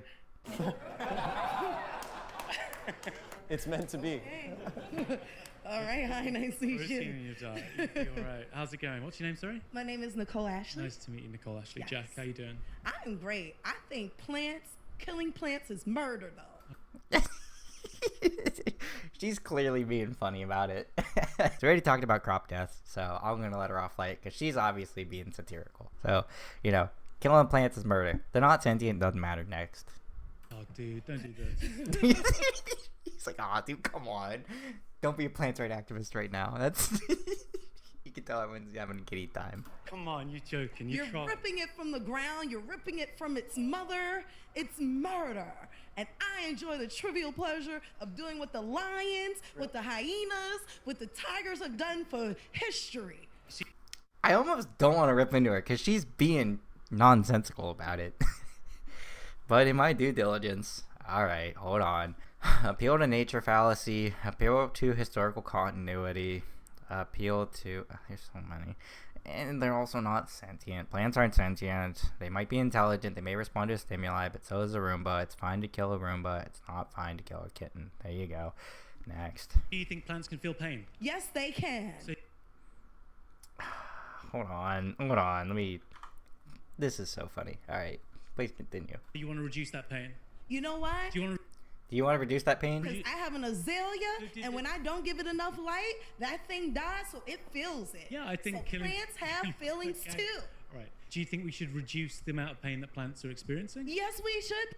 So then we should reduce animal exploitation in its entirety because more plants die for it. You got it. Plants matter. Hashtag plants matter.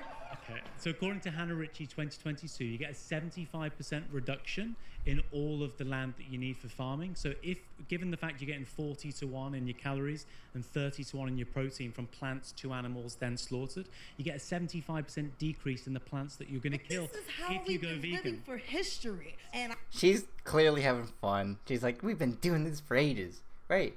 But what we used to do ain't right. I have to say this. When I go and don't give my fern enough light, it feels. Okay? When I don't give it any water, it feels. Right. Two things. I'll let you do whatever that was. So you'll hear me out. The first thing to say is that we don't want to... In philosophy, we call it the principle of parsimony. That just basically means we don't want to attribute unnecessary attributes to something if we can explain it without positing it. What does that mean? Plants don't have central nervous systems, and there are behavior can be explained without positing that they have minds that can experience pain, But pleasure, they still have happiness, and feelings. stuff. No, they don't. There's no Plant reason to lives think. matter. No, they don't. They do. They don't. They do. The They second get thing- sunlight, photosynthesis. Just quickly. They No, because I don't want to feel. do the natural argument as well, and I want to get this one out of the way really quickly. I'll see if I can do it in 30 seconds, and I promise it'll be really quick. The argument they gave from nature is one of the biggest, one of the worst arguments for being an anti-vegan. And why? Because there are lots of things that are predisposed through our natures that we shouldn't follow, right? We're naturally predisposed towards war, lying, cheating, stealing. That's part of the Christian tradition. They think St. Augustine of Hippo. But what 6th about century, to the we should caveman avoid doing that. times? The caveman times, the cavemen lived. They lived off of eating meat. So what is the big deal? Well, they ate very I little. love me a juicy burger. And why should I be denied that when you guys are murderers too? You know, ripping a poor plant from its mama, from the mother earth. Y'all should be ashamed of yourselves. Yeah, and we're out of time, baby. Let's do it. She just wanted to waste his time. I'm glad you got your clip. Thank you. The next surrounded claim is that everyone should aim to be vegan. Yes, as far as practical and possible. I think that I agree. All right, if you would like to be the first debater for this claim, get to the chair in 3, 2, 1. Good. Yeah. So the claim everyone should aim to be vegan, you happy with it? No, and here's why. Oh. So, I am a third-year med student. So you should understand the implications of what does being a third-year med student have to do with your claim? What kind of insight do they teach you in med school that's anti-vegan? And so I'm going to be a physician, Lord willing, next year. So my goal is to take care of my patients. Which you can do and be vegan, and they would likely do better as being vegan, given the fact that they are at severely reduced risk for a myriad of mortality concerns. Actually come out and say that the vegan diet tends to be Whole foods plant-based diet, or an adequately planned whole foods plant-based diet, is typically going to provide for better health outcomes and be less deleterious than something that is even incorporating animal products. So this works against you. Why are you bringing this up? healthier. Absolutely. Great. I don't think there's much dispute over that. You can look at the evidence. It is healthier. He's like looking at everyone like, oh wow, look at that, crazy. However, Do you want some seats? however, the biggest thing with the vegan diet from a physician's perspective you Yeah. have to think about is, and it's been mentioned a couple times, is the micronutrient deficiencies People that consume animal products are still at risk for micronutrients. Just take a supplement. that you can have. B12. B12 is one of them. The tablet. So B12. You happy just taking the tablet? No, but first let me just talk for a second. So for B12, it is a DNA precursor that helps synthesize red blood cells. Yep. When you don't have that, they become big and become what we call microcytic. Yes, we all know about the issues with B12, which is anemia and all these other things, for sure. What about it? Sorry, macrocytic anemia. And eventually, if you don't treat it long enough, you will have nerve damage.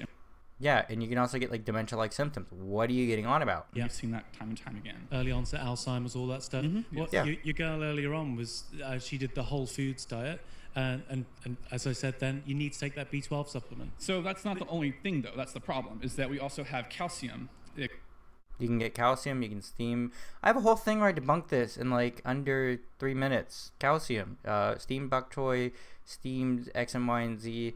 You can also have fortified food products. You can also just take a supplement. It's totally fine. Calcium set tofu even. What? There's no necessity for that nutrient to come from like dairy or animal products. Calcium is very important for bone density. Dude, what is your point with this? Please continue. Yeah, calcium's important for bones. What is something else I hear? Iron, very rich for X and Y and Z in animal products. But, you know, heme iron versus non-heme iron. It's important for red blood cell health integrity. You can get non-heme iron. You can also take an iron supplement. That's totally fine as well if you really have an issue with that. But you can do things like chia seeds, pumpkin seeds, lentils with vitamin C for ferrous to ferric conversion. There's innumerable things you can do to help with bioavailability. If you don't want to take a supplement, you can just take a multivitamin that has all these in it as well. There's no necessity for that nutrient to come from animal products at all. Yep. About 30%, if your vegan diet's exclusively, you are 30% likelier to have a fracture. Adequately plan it, and also this is coming up again. I'm sure he's going to read off the study where it's like, yeah, for older individuals with porous bones, X and Y and Z with more deficient calcium, with less X and Y and Z, the small population of that is also something I will just totally eschew for a second. You can just have more calcium in your diet by any means. Sure. And Okay. Jubilee, you can fact check me on that. No, these are good, right? So the nutrition game, we can pick out all these Sure, little things, absolutely. but the overall health outcomes for the vegan are significantly better, aren't they? So it depends. So as a physician, the EPIC study at the University of Oxford, you'll be familiar. The Christian Adventist study here at the United States. Okay. That's 700,000 people over 30 years who have been tracked. 20% less like, you're going to have a longer life by about 20%. Less likely to get cancer. Less likely to get diabetes. Let me ask you one question? Because absolutely, I'm really interested. So the United States, you've got a lot of fat people. Yes. A lot of obese people. Yes. A lot of overweight people. The Christian Adventist study here in the US is interesting because they look at people who have got a similar religious background, similar alcohol and smoking intake, which is very, very little. And it found that the vegans had 4 to 5 lower BMI points than the meat eaters, which would literally take you from obese to perfect. I am not in favor of the current American diet. I want to make that very clear. Yeah, no one should be in favor of the standard American diet for sure. But what is your contention with not being vegan outside of people don't do it well? Clear. The diet that I'm in favor of, and that I will mention to all my patients who are Mediterranean diet, probably. Who are struggling with BMI, is the Mediterranean diet. Yeah, and the Mediterranean diet that still allows for some of these other things as well. You're at an increased risk for some other things, not even just the concern for mercury, but that also does eschew the fact that, one, you're killing animals unnecessarily, which is an unnecessary amount of suffering and harm for other sentient beings. Fish are by far one of the most deplorably treated sentient beings on Earth. They're farmed in hundreds of billions and upwards of trillions, depending on where you're getting your data and how conservative they wish to be based on estimates. But even eschewing the fact of everybody should aim to be vegan, and even just eschewing the health claims for a second, but I will go back to health claims because it's the position that he's arguing, so I'll argue in his own realm for this for a second.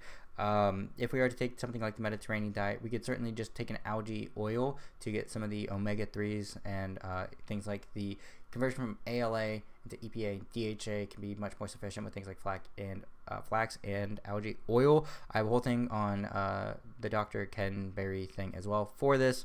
Omega-3s are not such a concern, otherwise we would be worried about it. Instead of causing animals to be killed unnecessarily, you can take an algae oil supplement. That's perfectly fine. You can have some algae oil based quote-unquote vegan fish oils, and it's not a concern. Which I'm sure you are very aware of. It's actually very similar to the vegan diet in that it has whole grains, legumes, seeds, fruits, and vegetables, which are all super important. Why wouldn't you take the supplements? Because why would I take supplements when I could just have lean meats like chicken and fish? Unnecessary suffering. Fish and turkey and things that study by Junie Wang in 2019, where she found the fortifieds and the supplements were more easily absorbed by the body. Yeah, because they're not bound to animal flesh. Because they're already taken away from the fibers. So that's why you take. So I actually disagree with that because, so for instance, omega-3s. Have an algae oil supplement. It's also more bioavailable. Fish have omega-3s. You can get it from nuts as well. So here's the thing: is that for nuts, it's actually your body has to convert it to. Yeah, the ALA conversion for that is relatively high for DHA, and depending on the conversion of EPA from DHA, that could be cause for needing a higher amount, and that could be relatively more difficult, but then you can just take an algae oil supplement, and then you're fine for EPA and DHA. What you take your omega-3 tablet? No. So omega-3 tablet, you need, so that's another tablet thing. Why would you do that when you could just take fish? Because you're not causing unnecessary suffering and harm. Or something similar, and just be able to eat that. There are a bunch of reasons. The one is the moral reason, which is significant. Our oceans are being destroyed. 3 to 10 trillion fish being taken out of the ocean. People complain about shark fin soup, and they don't want whales being killed. The bykill is absolutely enormous. And when you're talking about the suffering for the non-human animals as well, when you talk about the cost, the University of Oxford study in 2021 found it's 30% cheaper to have a vegan or vegetarian diet than it is to have a meat-based diet. And the fish pescatarian diet was the most expensive out of all of them. So it's more affordable. If you're spending $10,000 on groceries as a house each year, you're going to save $3,000 by going vegan. That's a very strong argument for not going for the fish.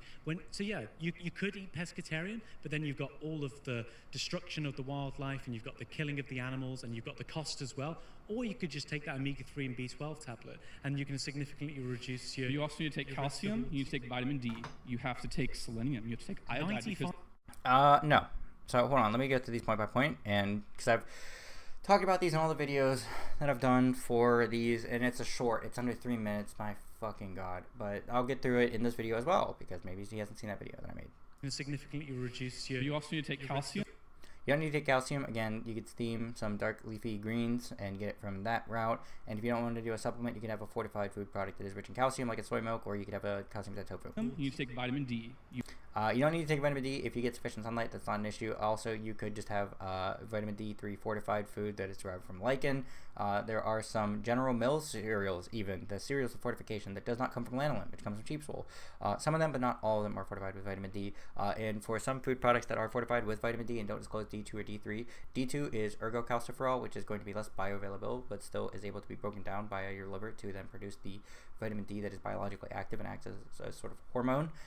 But if you want to have the most bioavailable version, a lichen-derived vitamin D3 is going to be your best bet.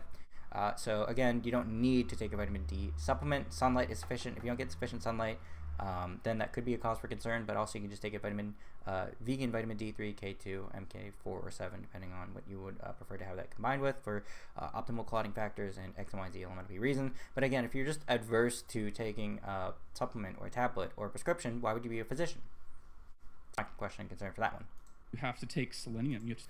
Selenium, no. So selenium, you can get that from not even just Brazil nuts. I even have like an entire little list. I'll just read off all the things that I have from my old script for this, and I'll do this one again in like under 3 minutes.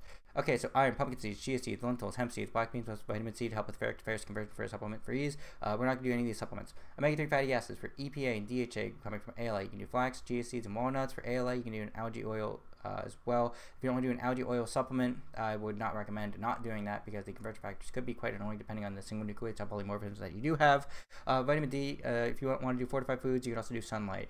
Make sure that you look at ergocalciferol versus cholecalciferol, and your vitamin D2 versus D3. D3 could come from lanolin, come from sheep's wool. Zinc, you can do beans, lentils, seeds, nuts, and whole grains. Iodine, iodized salts. That's where most people are going to get, especially in the U.S. But you can also do seaweed. Seaweed in some controlled amounts is rich in iodine, depending on where it's grown, so that can be another way you can do it as well. Selenium, I also have this in here too, and I always said this before I even got into this. Selenium, most people say Brazil nuts because it's relatively high, but I would be dubious of that because of selenium toxicity. So you could likely just get your selenium from some more whole grains as well. Protein, nobody believes in that, so I'm going to skip that. Vitamin A, I did this with Dr. Ken Berry, and I actually uploaded the video. So beta carotene conversion for that. If you have a sweet potato and you don't have any single nucleotide polymorphisms, any zinc deficiencies, or on top of that, you also have maybe like 5 grams of fats with your meals, and you can just get a sufficient amount of the vitamin A via beta carotene conversion with one sweet potato. But assume that you are overweight, you have poor zinc status, you smoke too much, and you additionally have I think it's BCMO1, a single nucleotide polymorphism that would otherwise cause a reduction in your beta carotene to conversion of vitamin A for reduced RAE or retinol activity equivalence. You could then have 1 whole cup of cooked carrots, you could have 1 whole sweet potato, and then you could do something even like a cup of steamed leafy veggies and like spinach, and then you'd be fine and dandy for that as well. Choline, you can do soybeans, quinoa, broccoli, or if you don't want to do a supplement because you don't want to take a tablet, you don't want to do alpha GPC or citicoline or something even like choline bitartrate, which I have a whole blog about on how every supplement works. If he brings up creatine, we make it endogenously, you don't need to do anything for that. Carnitine, again, endogenous, you make it from isoleucine and methionine. Taurine, again, is not essential, it comes from cysteine and methionine. Carnosine, not essential, made alanine, histidine, and riboflavin, you can get that from almonds and mushrooms or fortified food products. It's vitamin B2. So again, not a concern. A lot of food products are fortified with a lot of B vitamins for energy, but if you're more concerned about riboflavin and you don't want to get it from a multivitamin where you get some other things, again, you can just go through almonds, mushrooms, and some fortified food products for B2. 95% of people in the 95% of people in the US are vitamin D deficient. Yes, that is fair. And we do prescribe that. But the thing is, unique to veganism, as I've seen patients, as I've been rotating through different things. Can you rank the diets in terms of healthiest? Would you go pescatarian, vegan? I'd go Mediterranean first, yeah, and then vegan, pescatarian, and then vegan. Okay, so here's the important thing for me. We're not too far away from each other. We're not too far away, but here's the thing: is that I think about my patients, and I think about what is it achievable for them. And the problem with, and I think a lot of us can agree with them. What's affordable? So affordable, but also, so but listen, can I? Of course. Sorry. The other thing is, I've seen medication non-compliance. Like I myself take a medication for blood pressure, and I suck at it.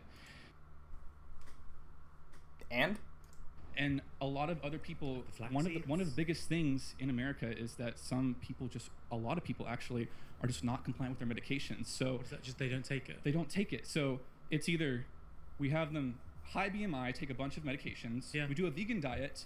We give them a lot of supplements, like 5 or 6 actually that you would need. Nope. You could reduce that down very significantly.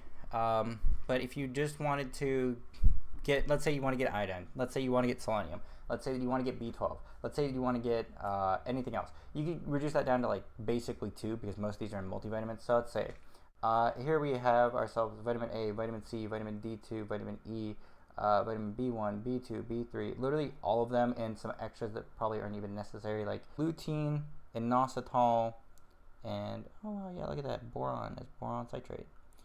Pretty interesting.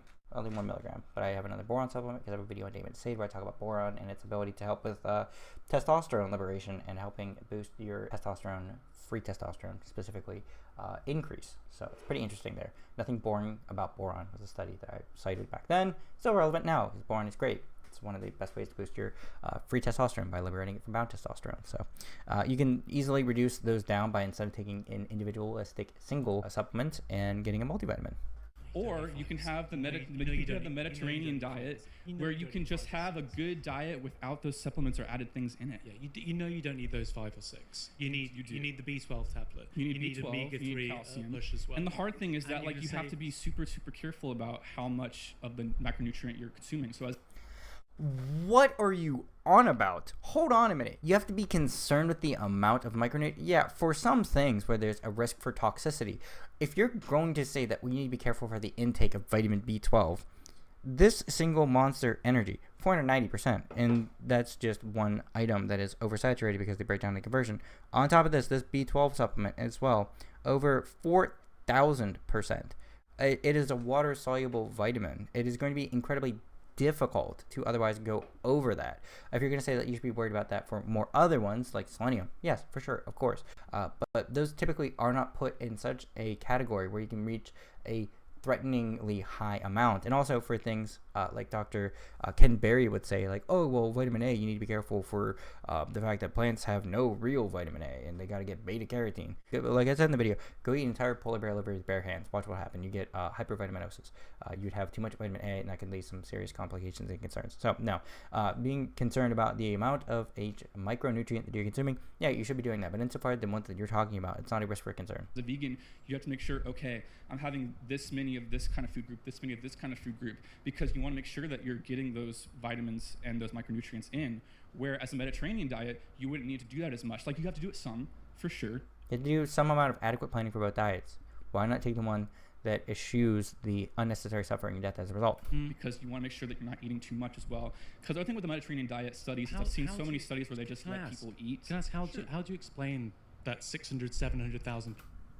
Anyway, I want to see what he's going to say here. I wanted to stop just to kind of gloss over. I noticed I missed a phone call from my buddy.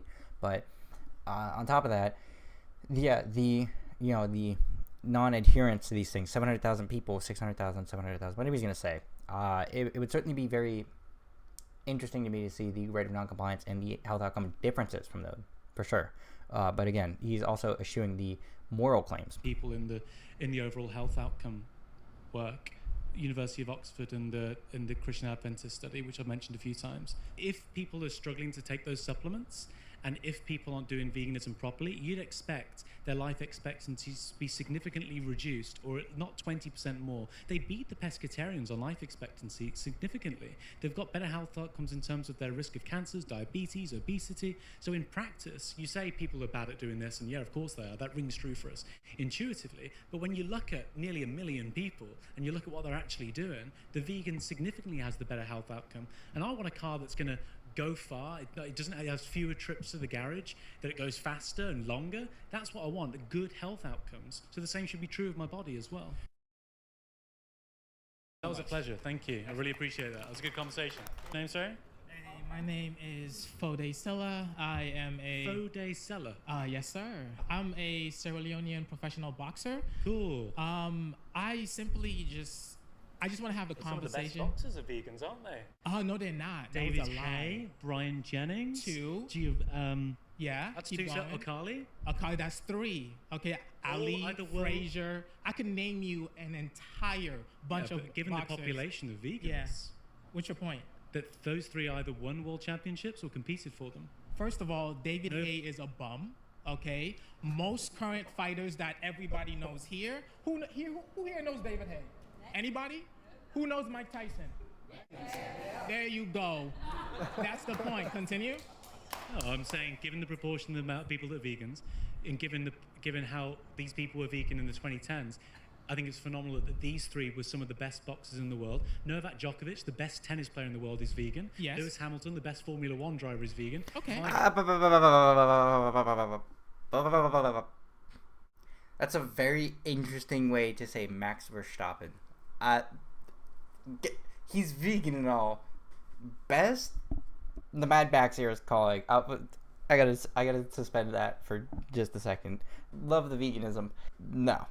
The best drummer, Travis Barker, is vegan. All these people are vegan. They're the very best in their sports and athleticism, are they not? Also, it sort of ignores it, right? So I'm not interested in sort of going tit for tat and going who's the best boxer in the world. I think some of the best boxers in the world are vegan. I think those three people would, take you on any day, if you don't mind me saying so.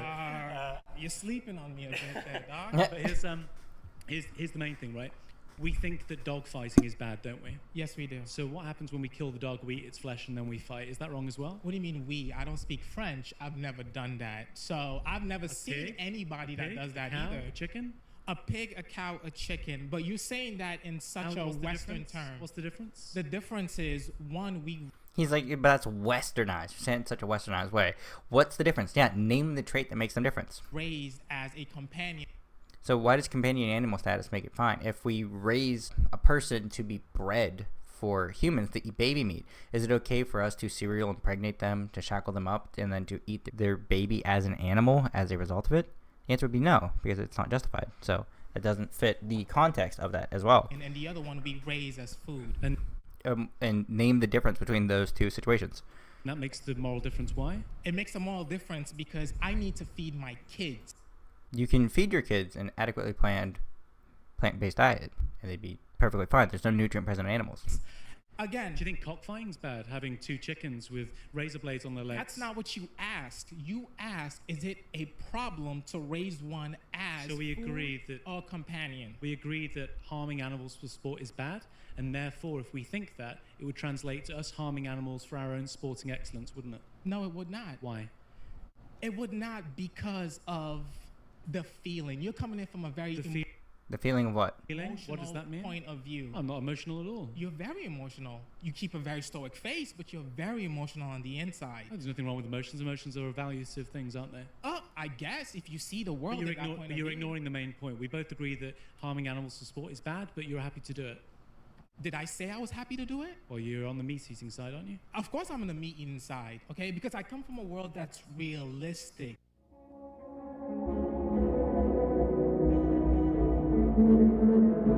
Welcome to the club, where everything is just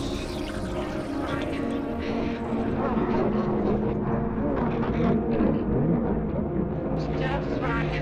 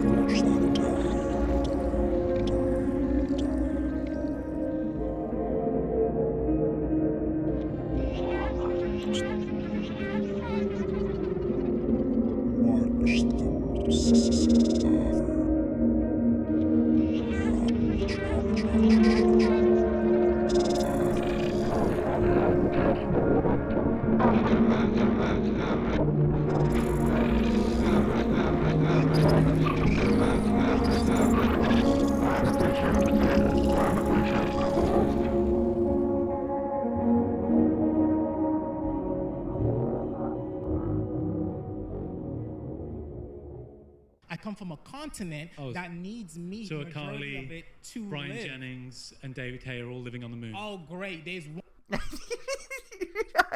You're so emotional as he's being emotional. I'm just sitting here listening and picking this apart because he's making very strong arguments that I would make. I've not had to interject at all. So let me kind of put some points up on the screen here while I'm just kind of going through this and listening, because these are all fantastic points. I've not needed to interrupt this at all, except for the Max Verstappen point. The way he's doing this is so tactfully and so great, because look at the difference. You're so emotional versus him. You're very stoic on the outside, but you're very emotional on the inside. And he's like, yeah, emotive things are totally fine. They're a way of evaluating people, right? And he's saying that if it's wrong in this context, explain why it's not wrong in this context. And he's saying that, like, I'm in the real world, and he's like, well, so he's just on the moon, and then this guy's pissed because, I'm being realistic. You're living in a fantasy land. And he's like, so these other guys that could totally kick your ass are? So it's just funny as fuck to me. One or two people we can name out of 1,000. I'm not even into boxing, and I know them. I'm not even into boxing, and I know them. Names 3 of them. Anybody here knows those people's names? No. Appeal to popularity fallacy. Oh, just because you know something does not mean The world champion. Oh, this is so fantastic. the It's what whole they're world. competing it for. They're one world champion based off Have you heard of hundreds Novak Djokovic? Of course I have. Okay, that's interesting. He's probably the best tennis player in the world, isn't he? He was one of the best tennis players in the world. Have you heard of Mike Tyson, Muhammad Ali, and all those Imagine if he had a people? stake, he'd probably stay the best tennis player in the world. Wouldn't he? Why not? But let's get back to the actual. The actual point. thing is, we Yes. think that the vegans compete at the highest level alongside the non-vegans, but the non-vegans, they engage in something which we think is morally wrong, which is harming animals for sport. Agreed? No, not at all. I love the way you put things together. Your accent makes it even better. But plain fact. He also has one too. He's just like, your accent makes it even better. It's just that sends me off. That's fun. Sorry, I just turned my phone entirely off. I'm getting text messages from a bunch of malarkey. I find it quite. Are we flirting? Is it? Are we flirting? Maybe if you get a drink after this. Just go It's quite concerning, and I have to get a bit serious. He's like, are we flirting a bit? He's like, let's get a drink after this. He's just having a good time. He's like, you're not going to win this argument, dude. Might as well have a little bit of cheeky fun. He's like, oh, but it's quite serious and concerning. I have to get serious. Let's hear your serious argument. About this. Yeah, go ahead. You come from a place, I believe you're British, correct? Yeah. A place that's very greenery, and I come from Greenery? Yes, meaning there's a lot of plant base in that region. What do you mean? Is there a bunch of trees, so on and so forth? Yeah, probably just I as might be much as wrong. probably just as much as the US. True, but again, let me finish my point. Sorry, I was clarifying. Come on. I come from a continent that has a place called the Sahara Desert that a lot of people depend on me. And you saying that But, okay, this is one thing I really want to touch on quite a lot, because this is something that fundamentally bothers the fuck out of me about a lot of these situations. It's that people will appeal to a situation that they're not in to absolve themselves of personal responsibility. So the issue here by saying that I came from a place, or I come from this area, and like my traditions from this area, where you're no longer in that area or no longer in such a predicament, where if someone had to legitimately hunt down, let's say like a bison or a cow in order to survive, because there was such a food desert, or there was literally no other option, then as far as practical and possible, yeah, that would suffice. However, it's certainly not the case for you. Therefore, it is irrelevant. You cannot appeal to a situation that you're not in to justify your action. Let's say, for example, someone breaks into your house and you shoot them to death. And the concern was, this guy broke into my house, he had a weapon, I had to kill him. It was self-preservation. Okay, cool. So you go to do the whole thing. People are like, oh, well, you have to live. You can't just let this guy break in your house and kill you. And then you say, okay, well, that makes sense. I killed a guy. I got away with it. Then you go to the park and then you shoot some old lady. You can't say that, well, I killed this guy when he broke into my house, so it's totally fine. So now this is also totally fine. You're not in the predicament anymore. You're not in that situation. Therefore, it is unacceptable to do so. You can't justify one thing in one context and then do that same action in a dissimilar context. You can't kill someone in a different context and have it be morally justifiable. You cannot put yourself in these situations once you're outside of them. You can't appeal to them and still have a defensible position. Body should aim to be. That's important. Yes. Yeah, that is the important distinction. Everyone should aim to be vegan as far as practical and possible. If it's not possible nor practical, then you shouldn't be in the regard of being vegan. If you cannot do it, then you should not be absconded for it. You should not be shamed if you legitimately cannot, like desert island situations.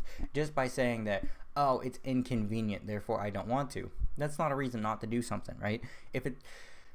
Let me make a really harsh analogy here and hopefully it gets the point across, right? Let's say that, well, I just couldn't control myself. I just had to give in my urge to do it. Saying that you can't control yourself does not allow you to inflict unnecessary suffering and harm on the individuals. It also does not allow for you to do that to another sentient being, like an animal. Okay, that's as far as I want to take that without being too vulgar. Yes, again, let me finish, my guy. Aim to be. Anyone that says my guy is fundamentally just going to miss a lot of fucking points. Be vegan, I think it's very unrealistic. In a sense.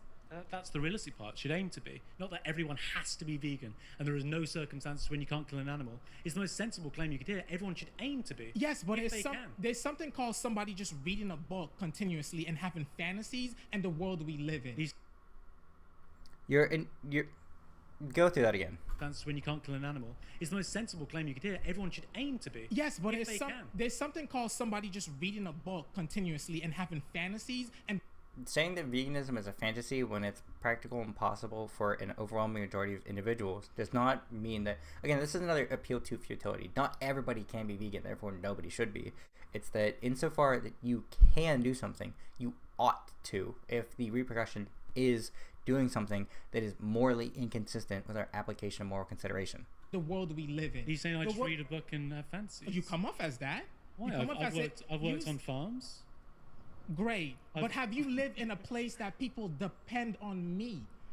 Have I lived in a place where people depend on meat? Yes. No. Have you seen that's my point. But the reason a lot of these people depend on meat, again, as I mentioned earlier, is because in 82% of the countries where they're starving, the main produce, which is the plant-based agriculture, is fed to the animals and prices out the local population. Countries like Sudan, countries like Ethiopia, those countries have some of the highest Where is Sudan located? In Africa. What part of Africa?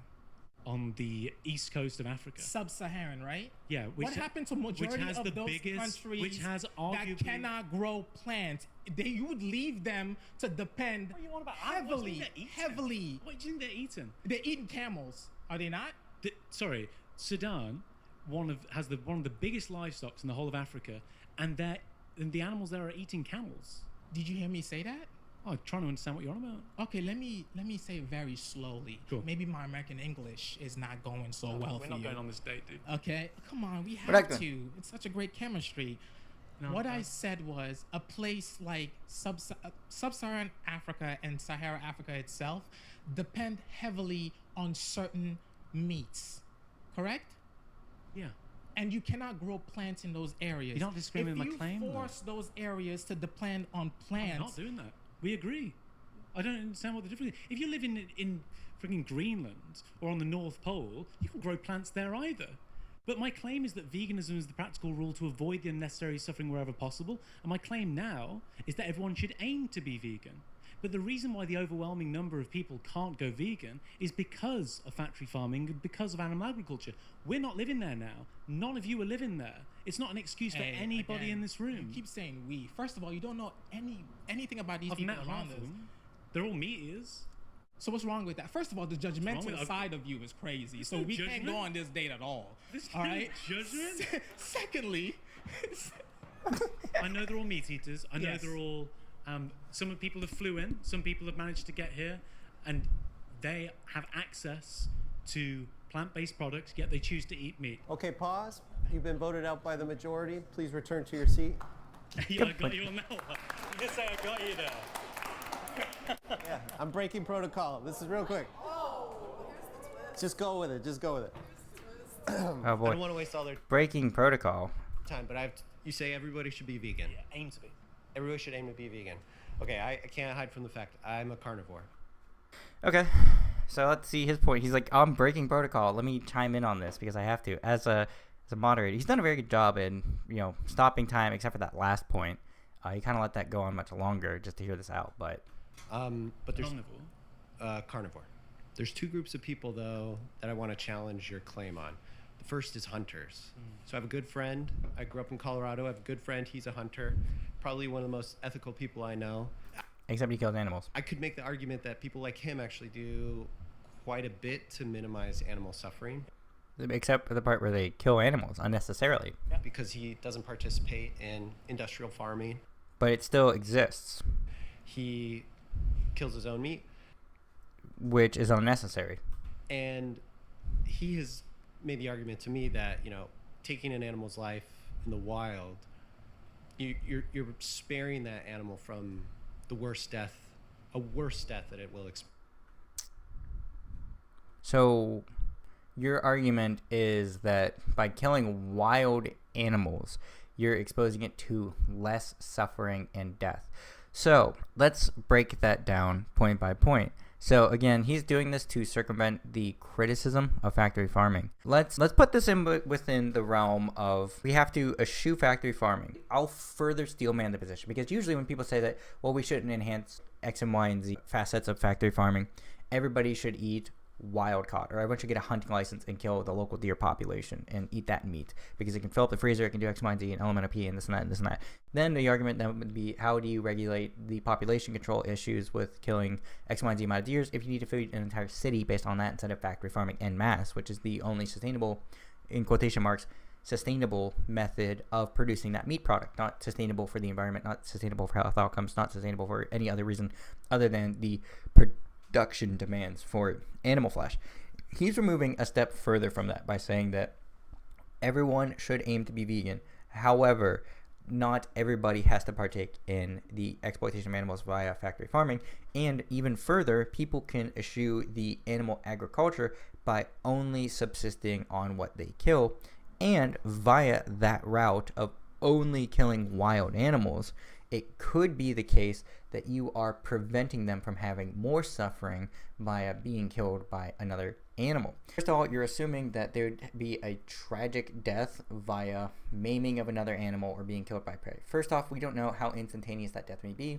Certainly, we can imagine some scenarios where an animal might be mauled by a bear and then have to bleed out and suffer and writhe and then face infection and then die a relatively painful death from that route as well.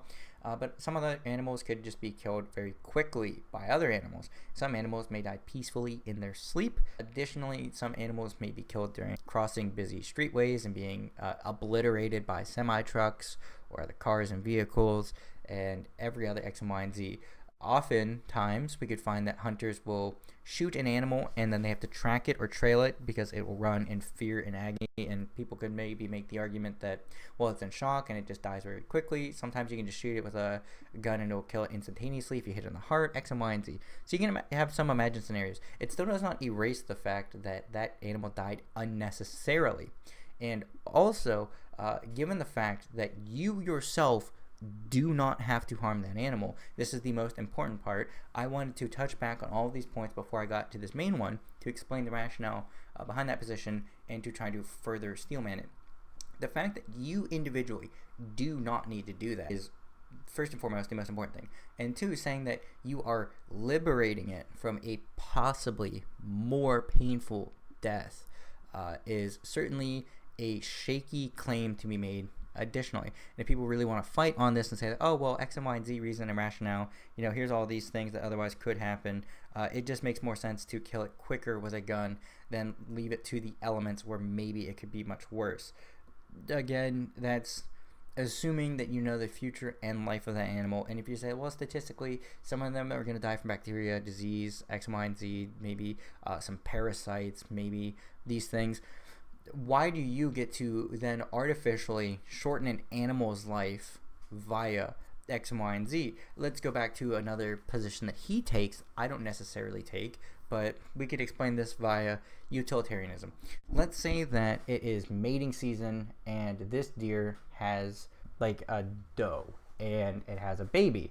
Instead of having it with its family and maybe getting to experience some amount of years, let's go even a step removed. Let's say that we kill all the deers when they're like 3 or whatever the age for like a middle life is. Or let's say that, well, I only hunt the older bucks. I don't kill the does or the babies. That's a big hunting no-no or something. Let's say that we spare women and children like we do with humans and we only kill the men. So a genocide of male deers, bucks, I think, is probably the most colloquial term for it, at an age in which they would otherwise not die in the wild arbitrarily by a human. Who are we to say that the killing them prematurely is better than them getting to experience a life with their family that could extend for years beyond that, just for the potential to have a slightly less or potentially even quicker death otherwise? If you're going to argue that the end of life is the only thing that matters, does nothing about the animal's life matter other than the human intervention? The obvious answer to that would be no. We don't get to be the sort of decider of the fate of another sentient being. We can make the same argument for people. You know, is it better for somebody to live a longer life when they're 70 to 80 where their quality of life is much lower, or shooting them in the back of the head when they're 40? why do we get to choose that? Well, they could suffer when they're much older, so it's better just to do a mercy killing. That's certainly not going to track very well. So again, maybe you can make the claim that, well, if someone was burned alive by a flamethrower, if you shot them in the head, but that's a mercy killing. If he's able to just, you got to put me out of my misery, for sure. But not all animals are in misery, and just assuming that their death will be worse is just a general arbitrary declaration. There's nothing proving that an animal should be killed, quote unquote, possibly quicker via a hunter, as opposed to the possibility that it could have longer suffering at the end of life during a point in which it is afflicted by an ailment or an illness. So that doesn't bode well either. Experience, because when an animal dies in the wild, it's usually pretty ugly. It suffers a lot more. So he's reducing the suffering of animals. So I think you might be actually more aligned with hunters than. No, for the aforementioned reasons that I did, but I really want to hear his point on this, because he's saying that you're reducing suffering. No, you're reducing end-of-life suffering, not the entirety of its life. I realize. I'm more aligned with hunters than the person who's engaging in factory farming or what they think is conscientious farming, for sure. What I will say is, first of all, the hunters typically aren't honest about why they do it. I think they do it because it's fun. I think they do it because it taps into that evolutionary feeling, like having sex feels good, being warm feels good, hunting feels good. I don't think it's sensible to deny those things. When you look at when they're hunting elk and deer, for example, in Wyoming, in the national park there, the state actually fund the feeding of deers and elks during the winter to make sure the population's up. And then the hunter goes, I'm just there for population control. And in Texas too, you've got these automatic feeders, and so they're keeping the population up just to go hunting. Anyway, I really like that. That's an interesting point to be made. They're artificially inflating it to hunt more. Ellis did a research paper on this and found that 65% of all the deers and elks that are killed are male. So if you want to keep the population down, what you do is you kill females. You don't kill 65% males, because one male can impregnate 5 females, and so can 2, right? So it's not that's not the reason why they're doing it, and they're doing it to catch with the animals. But on the terms of suffering, optimal system. Agreed. Yeah. So here's the problem with the argument that we're relieving the suffering. Say, for example, I really liked having puppies. I love puppies. I'm a big dog lover myself, but having a dog, it's a handful.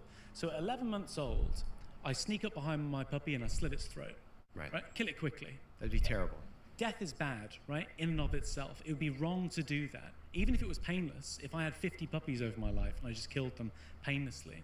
So when you deprive the elk or the deer or the pig of life when you're hunting, you're taking away that life in the same way as you might do a puppy. Now, there is an argument to say, and this is perhaps where we can find some agreement, that the deaths are going to be typically worse from predators, natural predators, wolves, big cats, than they are going to be for hunters.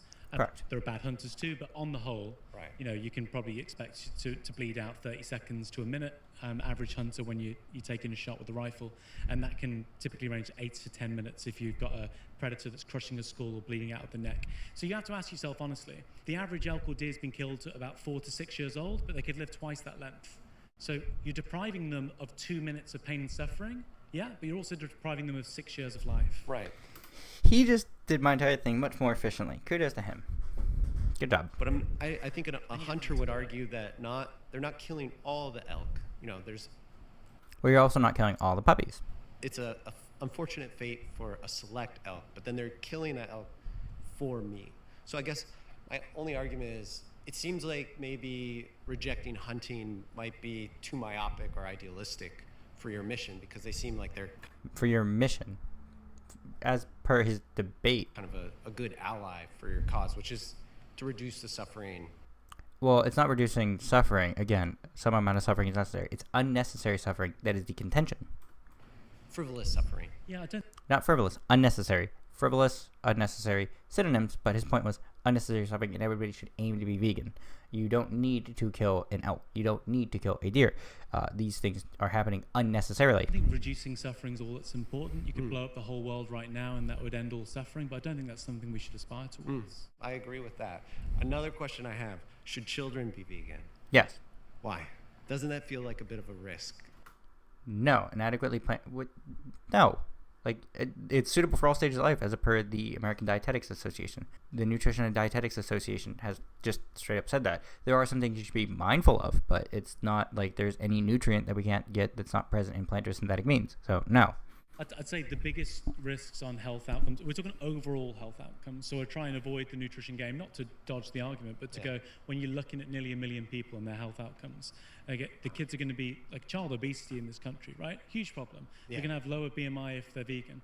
They can get all the nutrients that they need on the vegan diet. They're less likely to develop these cancers and, well, it seems obvious that that's something they should be doing. So you're saying I should take the bacon away from my daughter? Yeah, definitely. But even with the ultra-processed foods, I think we've been speaking about earlier, you have an ultra-processed Beyond Burger or something. There's been studies that show that they're way better than having the beef burgers or the bacon. So, if you want your kid not to be fat, cancer-riddled, and have heart problems, then it's probably best to make them a good old-fashioned vegan. Okay. I'm off. Yeah. Nice to meet you.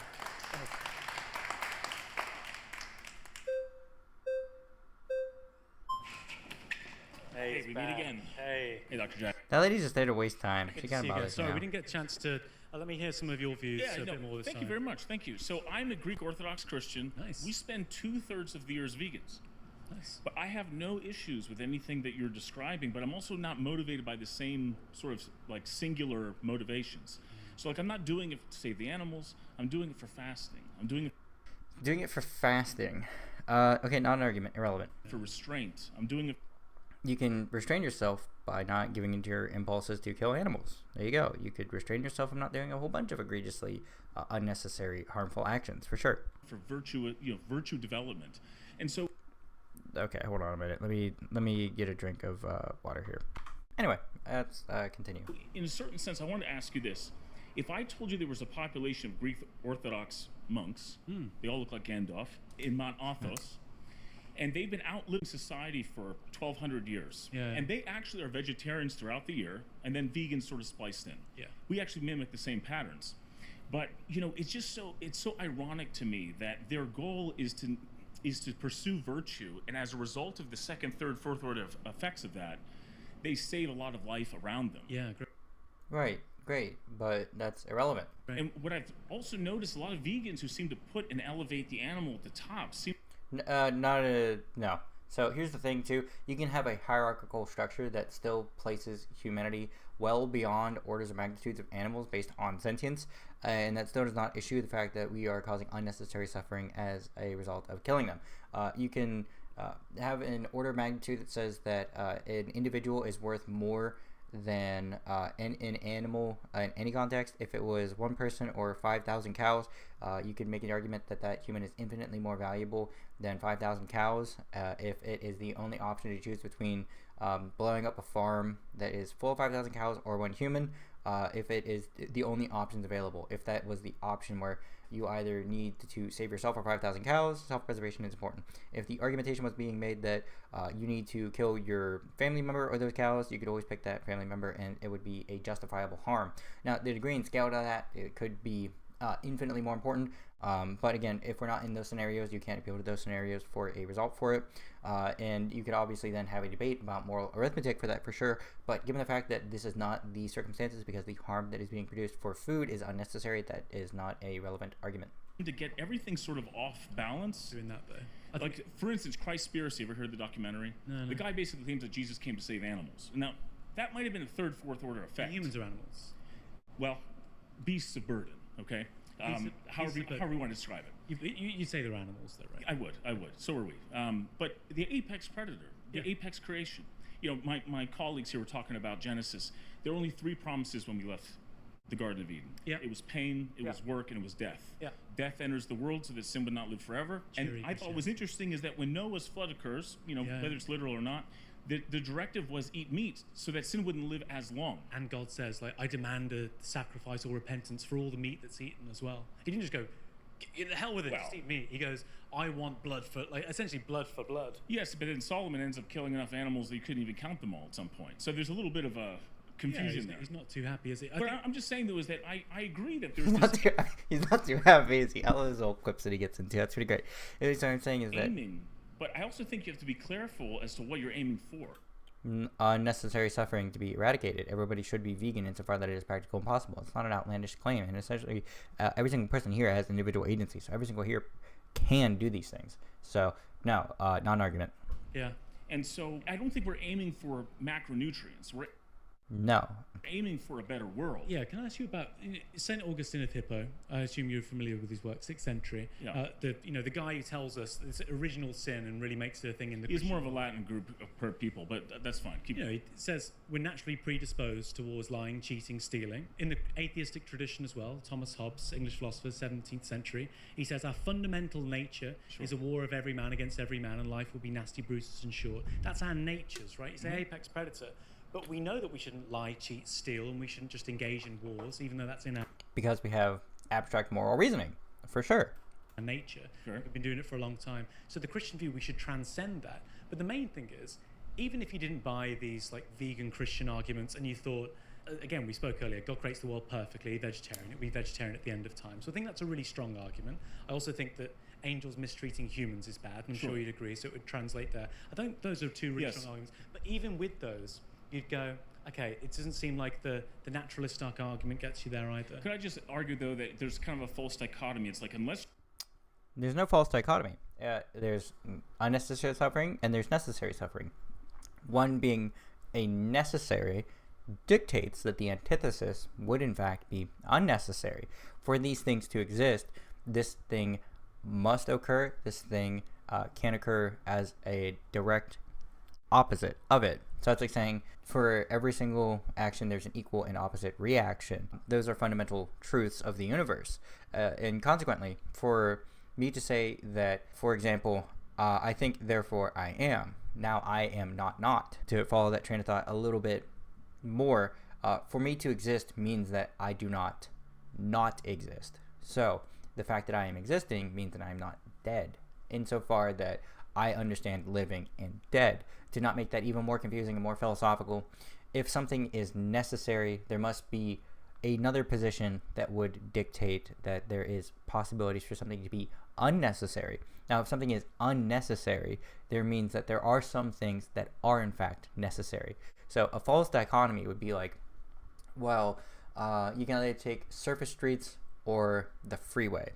Now, if their third option was, what are we doing? Well, we're traveling from one point in a country to another point of a country, and we're driving there. And it's either going to be 20 hours if we just go through the streets and we avoid all the highways, or it's going to be only 11 hours if we just go mainly through all of the highways, and that's the way that we are going to be doing this.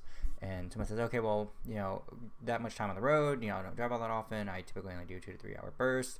By 4 hours, I'm really tired. So for us to get there, it would take me 5 days by this or 3 days by this. If someone says that, okay, so we got to book hotels for this time, we have to do this, we have to do that, we have to do this, we have to do that. It's going to be roughly $2,500 for this, or it's going to be roughly X, Y, Z amount of dollars for the alternative being cheaper. If someone says that, okay, so we only have these two options. Someone says, yes, those are the only options to get from point A to point B.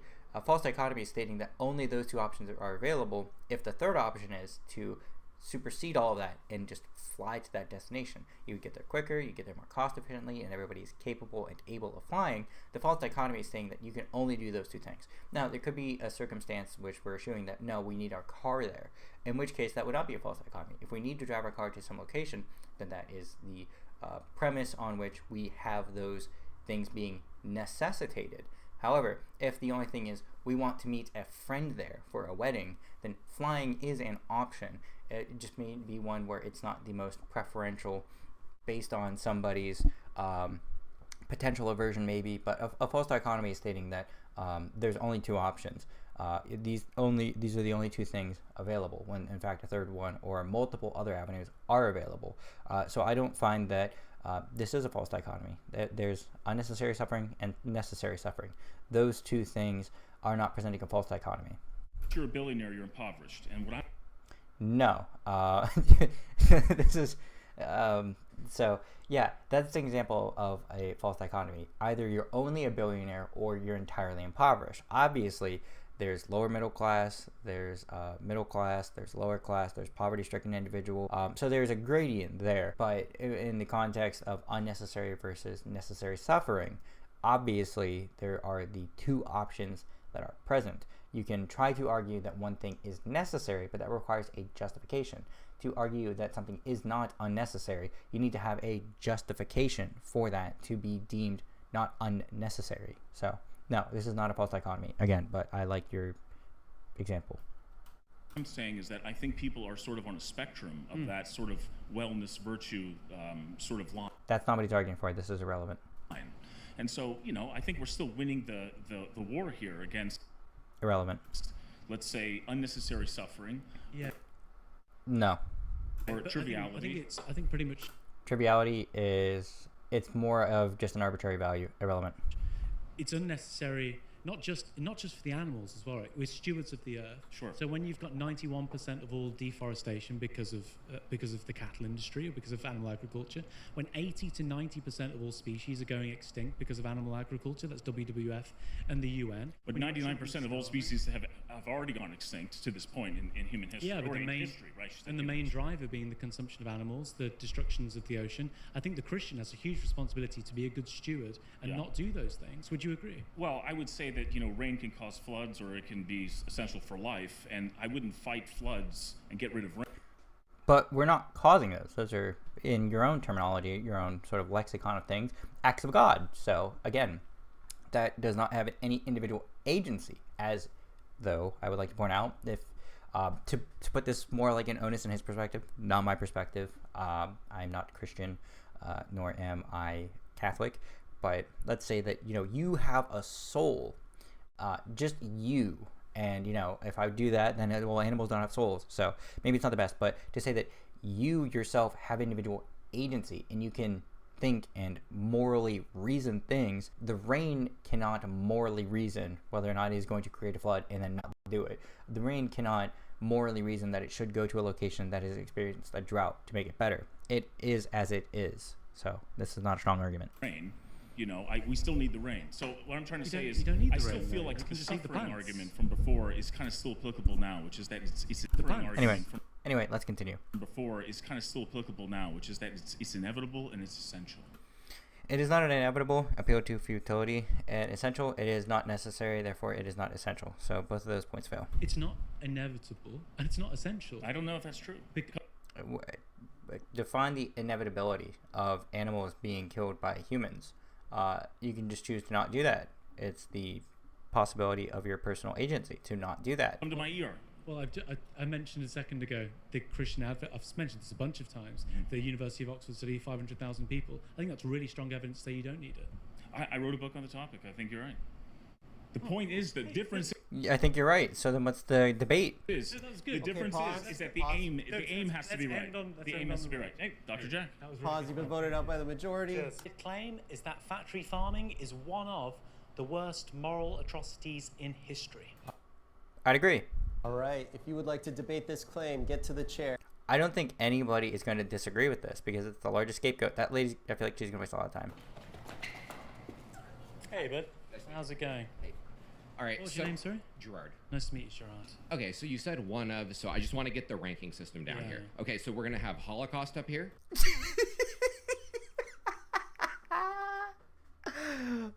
He immediately goes right to the, I'm assuming Nazi Holocaust. Okay.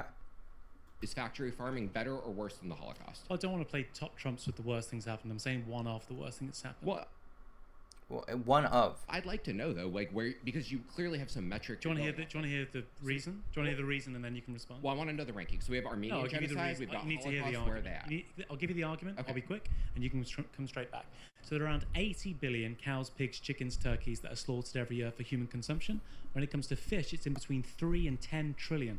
The difficulty in getting the fish is for every pound of fish you catch, you get about 3 to 5 pounds of bykill. So we're talking trillions and tens of billions. But it's not just the non-human animal suffering which is bad.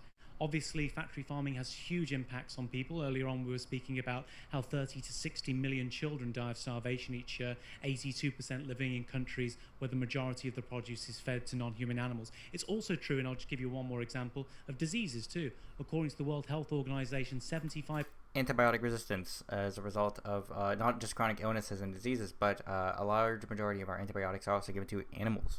90% of all emerging diseases are zoonotic. Zoonotic diseases such as Ebola, swine flu, arguably COVID-19 on the fence. Okay, let me go through bird flu as well. So you've got tens of millions of deaths, hundreds of millions of deaths of human beings, and the climate destruction too. First you started with the numbers of death of animals, right? Like that's a relevant metric for you. How many deaths of cows? Moral arithmetic argument. So again, you could have quantifiable disagreements on the amount of X, Y, and Z, but you cannot definitively take a metric stance on the value insofar that all life is valuable. Trying to put a deterministic number on that is nonsensical. It's also irrelevant to the argumentation of whether or not it is necessary. Now, saying that factory farming is one of the worst atrocities in history, if you just say that no, it does not matter, you need justification for it. In the sensationalized claim that it is one of the worst atrocities in moral history, in recent history from moral consideration perspectives, we can entertain his Reddit neat-esque trying to understand the ranking system because he wants to have a fun little scale. You can just contest every single point and say that that is an arbitrary declination. So there is no resolute solution to this, but you cannot state that there is no moral difference between the ad infinitum genocide of animals, or if you're going to compare it to this, then you could state that you could find that, well, no, I think that 1 trillion fish is not worthy of one human life, to which case you'd have to find a justification for it, and you'd say that, okay, well, given the resource collapse, X, Y, Z, there are certainly arguments to be made for the degrees of the impact that it also has on us from a perspective of placing humans as the only valuable one and removing their moral consideration, but given the fact that they're sentient, they still do matter. The degree in variance of which you could do those things is obviously going to differ based on interpersonal biases, but to try to quantify it as saying that every single person is worth X and Y and Z amount of animal based on potential sentience, that is something that is going to be continuously disagreed upon, and to try to quantify an exact number relies upon an individual's perspective and value systems, because again too, let's say, for example, if somebody really, really loves seeing monkeys, but people are scared of spiders, somebody might say that, no, you can save one monkey or kill 10 billion spiders. Spiders scare me, therefore I want to eradicate 10 billion spiders for one monkey, and that's their individual assessment. And that is going to be quantified by something that is based on their current rationale. It's saying that for them, if there was only the choice to kill a monkey or to kill 10 billion spiders, one may find one argument more persuasive than the other. And that's not to say that they both aren't worthy of moral consideration, in that you shouldn't do that just because you don't like them. That's certainly not going to be a valuable sort of insight. If they are a pest, if you are about to be bitten by a black widow spider, then certainly you can kill it for self-preservation, cause harm to you or your pets or anybody else. Then I think that it is in your best interest to eradicate any potential pests. You don't need to just house animals that could otherwise cause some contentions or concerns within your own domicile. Same thing can be said of, well, this guy just said he's going to live in the basement, he's not going to bother us. It's not unreasonable to want to evict that person from your home based on the premises that you don't want to have to assume the burden of housing that sentient being. Now, obviously, there are things far more sinister and so far that you don't know that person and X and Y and Z, and there's again reasons and rationale behind it, but trying to quantify this with moral arithmetic is not going to face a resolution that he's just not going to push back on arbitrarily. So I hope he squashes this really fucking fast. Is equal to the death of one Jewish person in Auschwitz. I'm not touching that with a 10-foot pole. I already made that video about extreme, but it's interesting because vegans can't make this argument, but meat eaters can, which to me, pretty fucked up. That if we call it an animal holocaust, there's so much contention. But this guy's like, how many cows are worth a Jewish person's life? You could have a variance of a wide majority based on anti-Semitism, based on one's interpersonal relationship, based on one's faith, based on one's credence of X and Y, Z. If someone is a Nazi, certainly they would just eradicate that entirely, and then the prejudice for those individuals could be very wide-ranging. So you can't have a quantifiable answer to Mr. Reddit moderator. Give me the number.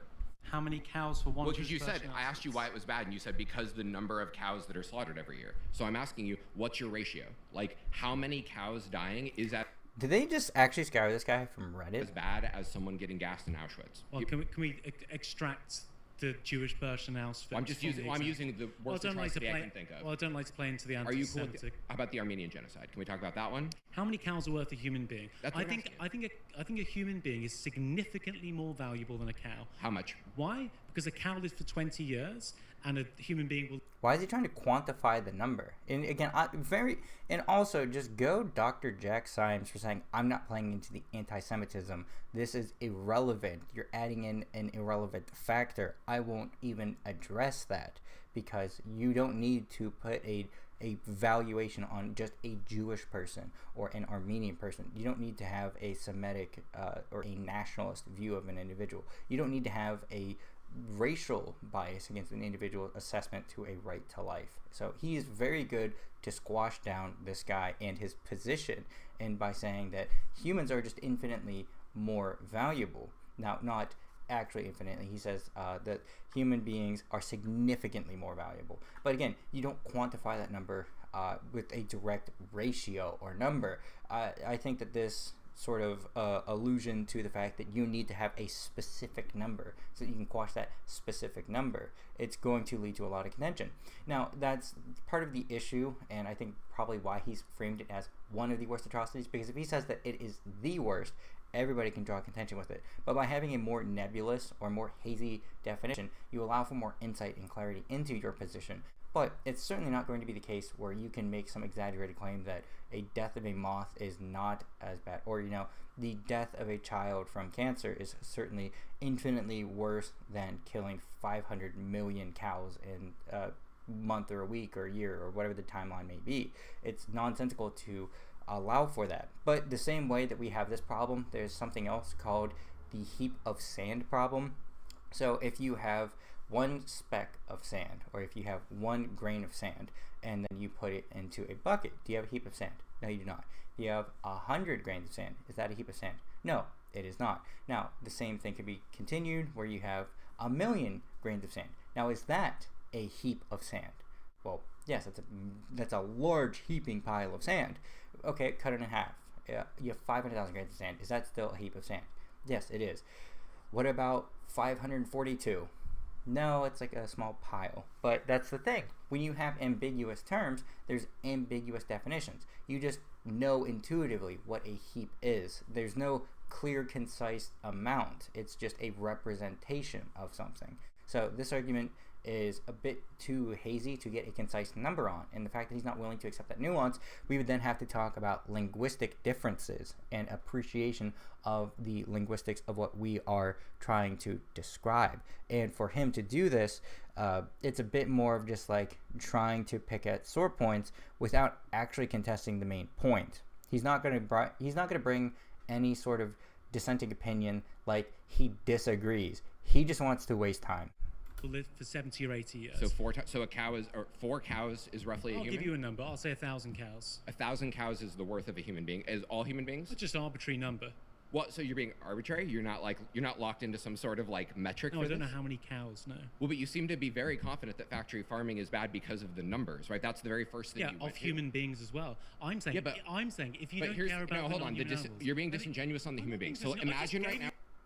No, you're being disingenuous with what you are choosing to argue about. You're saying that factory farming is one of the worst in history. It's one of the worst. That is even a hazy placement. It's not even saying like it's a top 5 or top 10 or even top 1,000. It's throughout recent history, there have been innumerable things that are of large contention. And for you to argue against that, he's not even putting a place point on it. It could even just be worse than some recent individualistic crimes. You're not even ranking it within the realm of Holocaust. So for you to semantically pick at that, it's just, where's your position at this?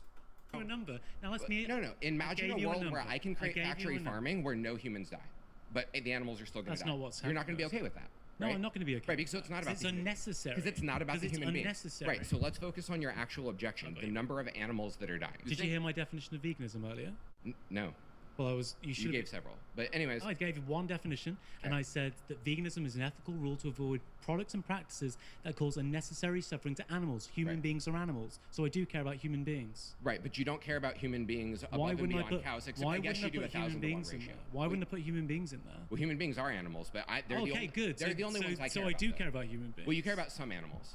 No, I care about human beings because that includes in animals. Right. And so, I pointed but let's out say, okay, that there are non-human animal deaths. But now I'm asking you, if let's say there are two boats and one of them is.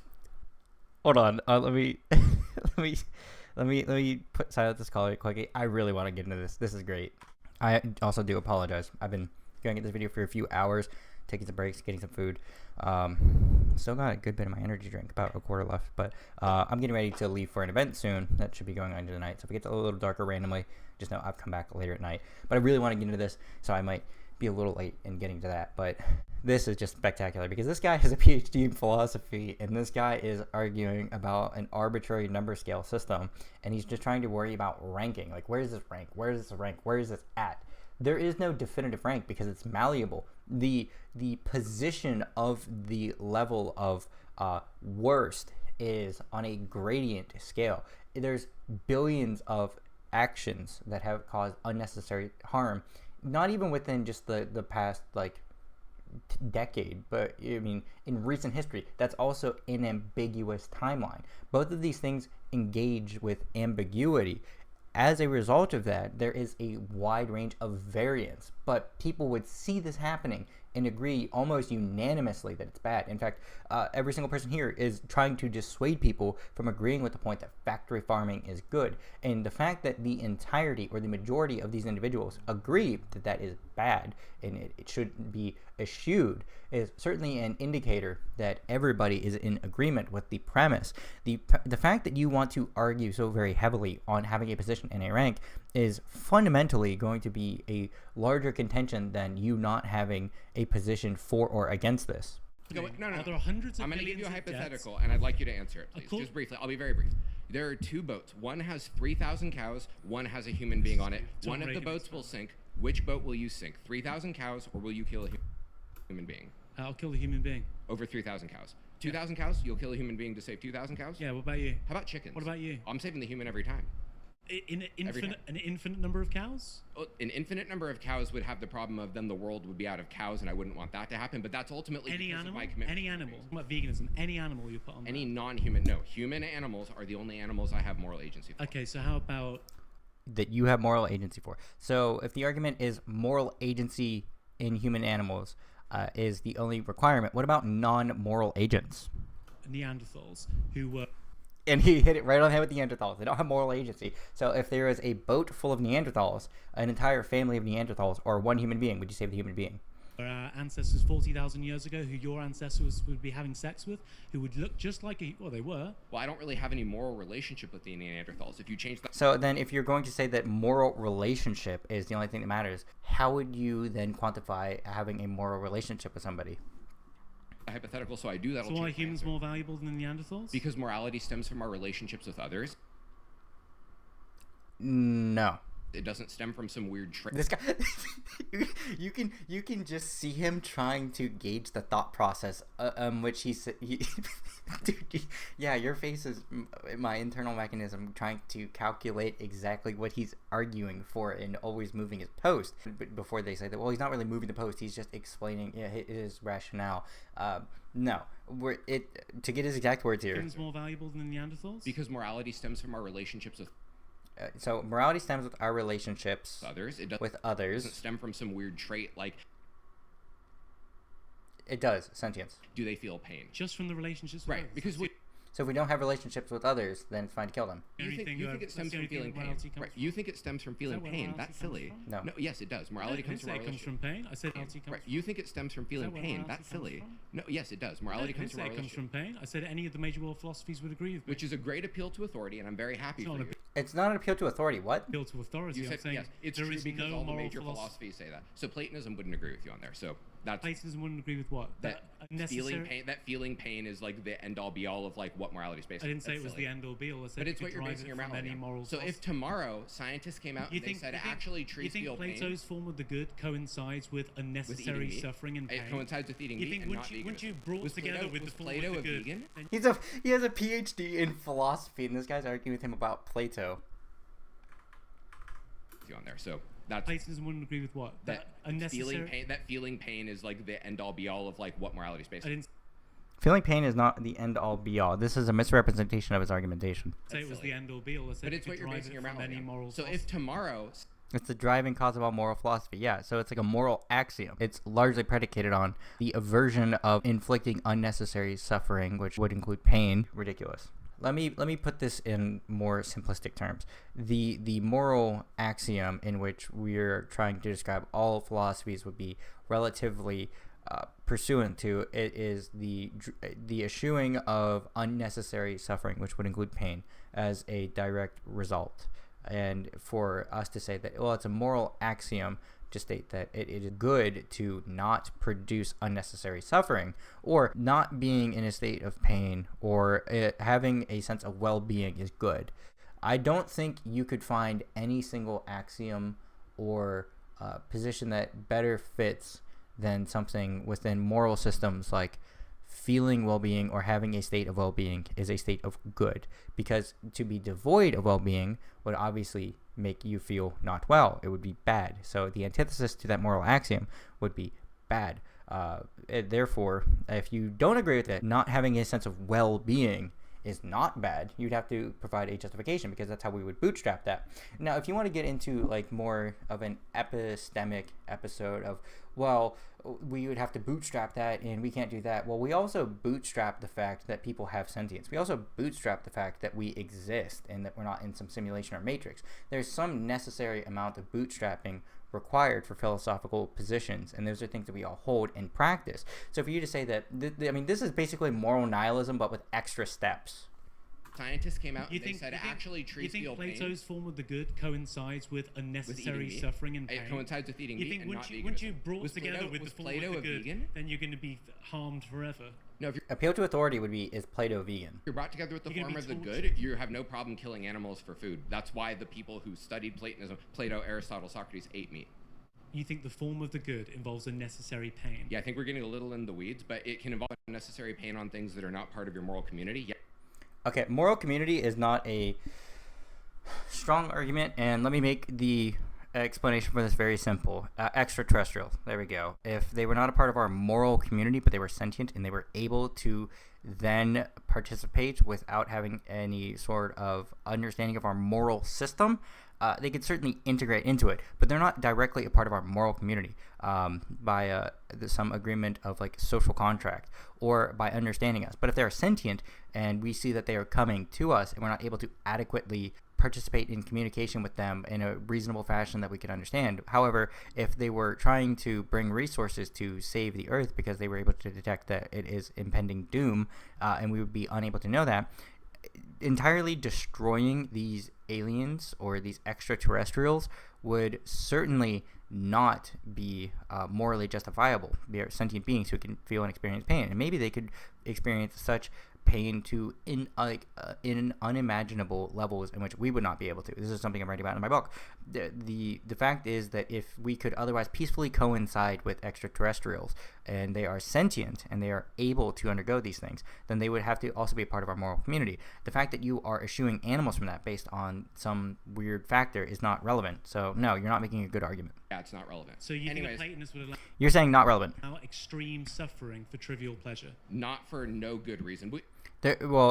Define good reason. No, that's going back to your first claim that it's trivial. Meat eating is not a trivial pleasure. It is certainly a trivial, and also we can get into the weeds about the declaration of value ascription of things. Trivial, yeah, it's trivial because it's unnecessary because we don't need to do it. But I'm going to try to stick to trivial. I'm going to stick How to is it not a trivial pleasure? If plants could feel harm, how is it not a trivial pleasure? You can't just interrupt me to keep the conversation. I've answered all of your questions. You have not. I'm actually trying to ask you one. I'm asking. If tomorrow it came out that you asked me several. If it came out tomorrow that trees could feel pain 5 times as strongly as animals, would you say we can't eat trees? Pause. You've been voted out by the majority. Please return to your seat. I would.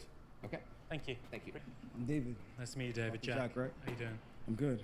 So, you mentioned that you see killing animals and meat eating as trivial pleasures, correct? Yeah. Yeah. So, I just wanted to ask you, are you religious in any way? I won't touch a religious argument with a 10-foot pole. I think it's all trivial. I think it's all nonsensical. More benefits as opposed. Okay, anyway, vegan. I might just skip this Has made this entirely. case very He said it's your own scripture. Read it. This is great. That guy's been itching. You've been making a lot of movement back there. You seem A little bit, yes. excited. What's your name, sorry? St. John. St. John. That's an interesting name. You know, you were talking about how, you know, God made the idea of making it a vegetarian diet. What introduced the world to sin was Eve eating a fruit. Classic women. Okay, I wasn't going to. No, I'm just kidding. Sorry, it's a joke. English humor. Okay, fair enough. But yeah, so it English was humor. an apple.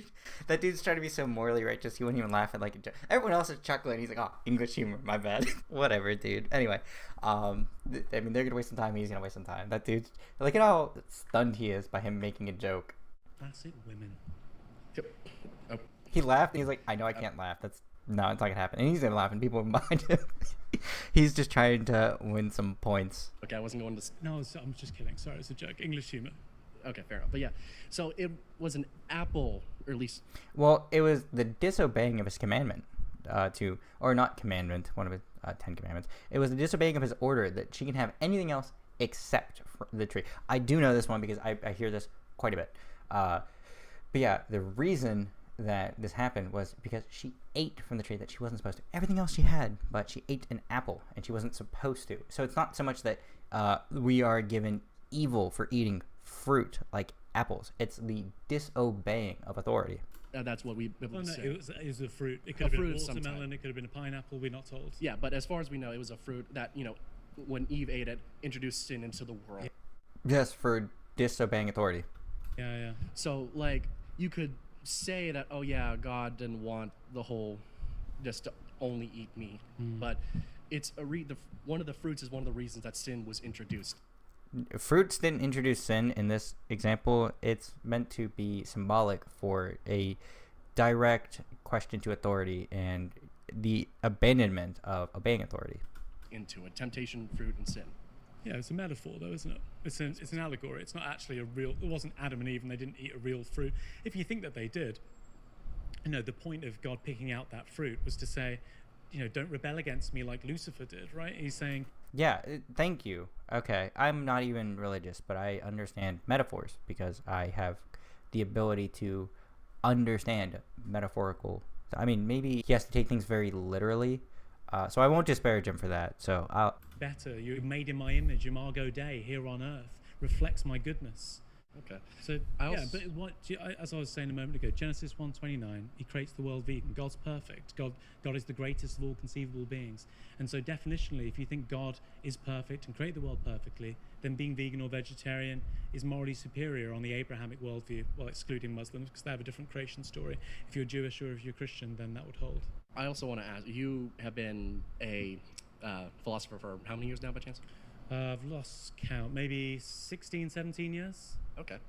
And I believe that a majority of the ancient philosophers, they look at it through a human perspective, not an animal perspective. Yeah. Yes, it's very anthropocentric. And they are not necessarily thinking about the animals. It's not because they don't care about the animals. Obviously, life is important, but at the end of the day, at the social hierarchy. This is all still irrelevant, by the way. I'm just kind of letting them speak their piece so I can get along with the video. I might cut out a lot of the stuff in editing, but this is irrelevant. It's not about... First off, factory farming is one of the worst atrocities in history. We're not talking about that anymore. We're now getting into religion. So the moderator's doing a very shitty job and just not circling back to the initial claim of factory farming is one of the worst atrocities in history. We're kind of eschewing that, but also unnecessary suffering and the cost for X, Y, and Z. Yeah, we're not even on factory farming anymore. We're just on a part about religion.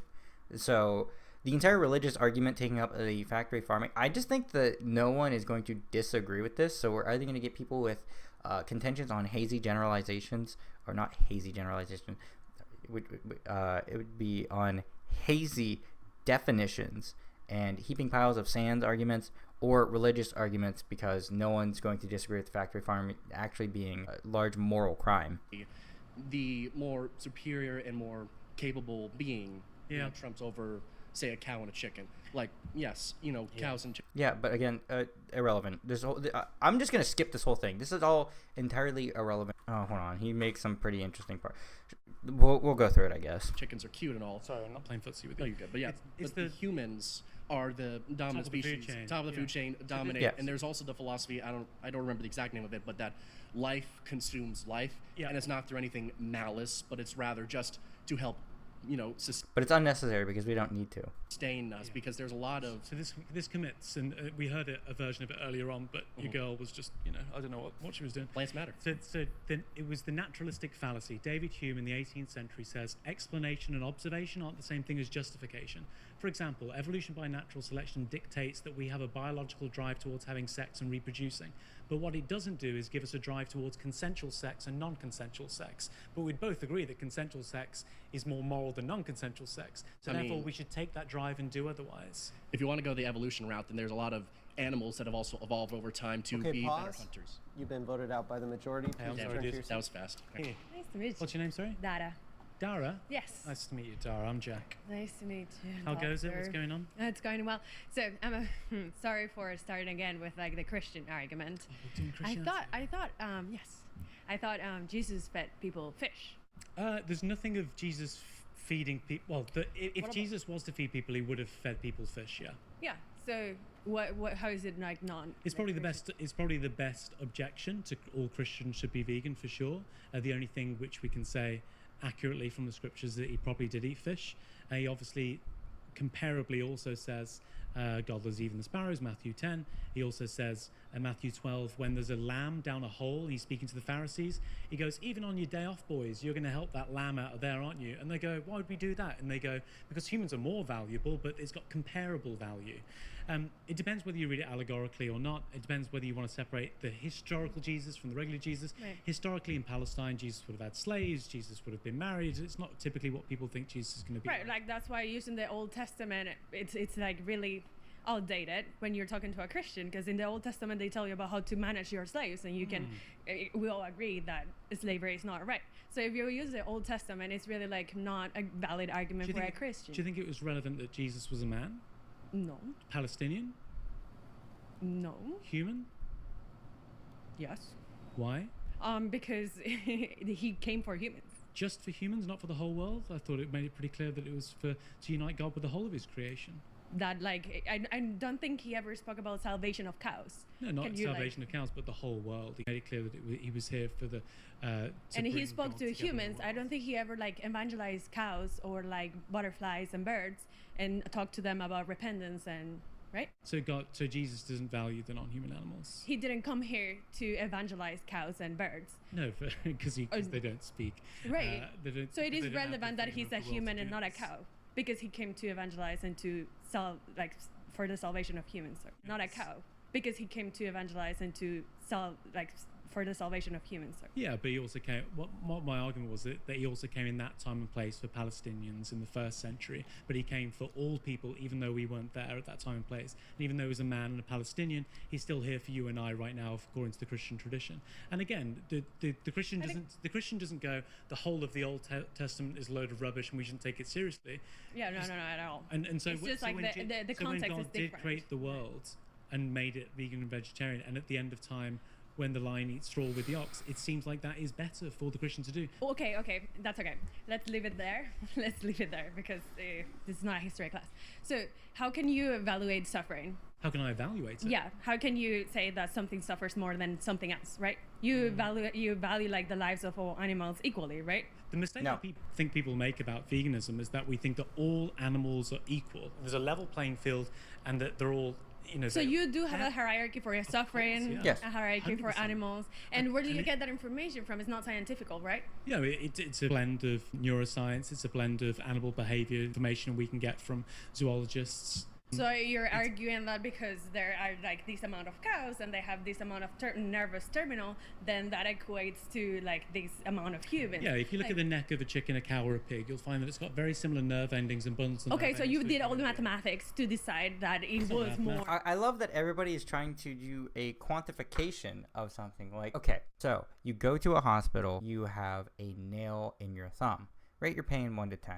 That's about a 3. Okay, there you go. I have a broken leg. My femur snapped in half. How is your pain? A 12. 1 to 10, buddy. Come on. 10. It is unbearable. I've passed out twice. Well, how do you quantify someone else's pain? How do you actually not quantify that? Well, a femur break is actually a 9. A 10 is you can have so many definitions in which there's a subjective, or we just call it an arbitrary valuation of it. And that's something that is going to be individualistic. For one person to be a reigning authority on subjective experiences or the qualia is interesting, because we can't even agree upon colors. How do you know that something is black? How do you know something is red? Well, that's red. Actually, that's not red. That's burgundy. That dress isn't yellow. It's actually black and blue. The perception of things is going to obviously have some variance, but there are things that we can obviously find. A cow does not want to die. When you step on your dog's foot, you've obviously caused it some amount of pain. It yelps in pain and it retracts its paw as much as it can. When a human is being murdered, they typically scream. These are all very clear indicators. So the fixation on moral arithmetic here is one that is just laughably missing the point. If you've got the same nerve endings on your neck and you've got a developed brain, you need to do mathematics to create that hierarchy. And I'm not saying... No, you don't need moral arithmetic. Stop it. I'm saying if you slit my throat and you slit a cow's throat, you're going to feel a very similar amount of pain. Okay. Similar. It's a sensible inference. Okay, how many, like... Sensible inference. Yeah, it's an inference. Like, okay, here's the thing, too. Some people have a different level of pain tolerance. Some people can have a different level of spice tolerance. How do you quantify that for every single person on an average? Well, how are you comparing that? How do you know? How do I know? I don't know about you either. But you have to make a central inference. This is Descartes' problem of other minds, but there's... Thank you for somebody who's getting this, and you've concisely put that in there. I didn't want to have to go to like the body-mind problem because I alluded to it earlier, but this is the issue with perception and qualia. People need philosophy, concepts around philosophy, not just some things that I think people might find interesting. This is single-handedly going to help explode veganism. I'm going to do small lessons, and I might even do small videos on these topics and explain it a bit more lengthy than most, but I'll even put them up on like every single area where you can listen to these audio formats, because these are fundamentally important things to understand in argumentation. And not even just argumentation, in general understanding of worldly values. Because, again, this is the problem with other minds. I think, therefore I am. You can think, therefore you know you are. But I can't prove that they're not simulations. I can't prove that other people actually exist and I'm not in the matrix. This is the problem of other minds. You only are certain of yourself because you can think, therefore you are. Sensible inferences that you can draw on the basis of it. So if you don't know all this information, how do you make the hierarchy? Well, if I slit your throat now, would that be bad? I don't know whether you can suffer or not. Pause. You've been voted out by the majority. That sounded really threatening at the end. I didn't want to end on that note. Hey, you're good. You're an animal as well, so I wouldn't slit your throat. Yeah. We're good. We're good. Nice to meet you too. Dude, nice to meet you. What's your name? Vidor. Vidor. I like your shirt. Thank you. I like yours too.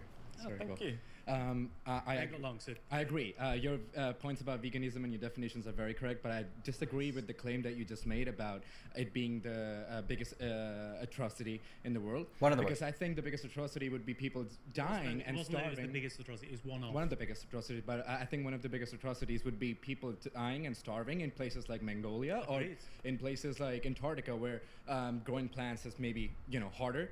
And where major consumption of food is through meat. And I agree with you completely, and that's why I said veganism is a practical rule to do it as far as possible. And also, as I mentioned earlier, doesn't justify the majority of these children are starving in countries where the produce is fed to the animals, and I think zoonotic diseases taking tens of millions of lives is bad. So even if you don't care about I just love that he's like looking at the clock. He's like, I gotta get these like fucking out rapid fire, super mega fast. Human animals, you should be vegan for the sake of human beings as well. Join me. Convert. Are you there? Vegan? Not yet. You can take my seat. I was vegetarian for like 6 months, but Come back. Yeah, but I think I feel more like myself. Can we have you back in the chair later? Can we have him back? The time has gone. Oh yeah, you definitely can choose someone later.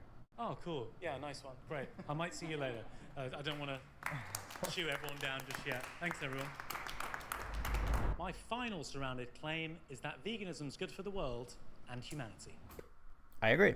If you would like to debate this claim, get to the chair in 3, 2, 1. She's taking an early running start. Hey, Jack, nice to meet you. Nice to meet you, Alex. Nice to meet you. Okay, so 2 things. First, speak up a little bit. Yeah, I have selective hearing.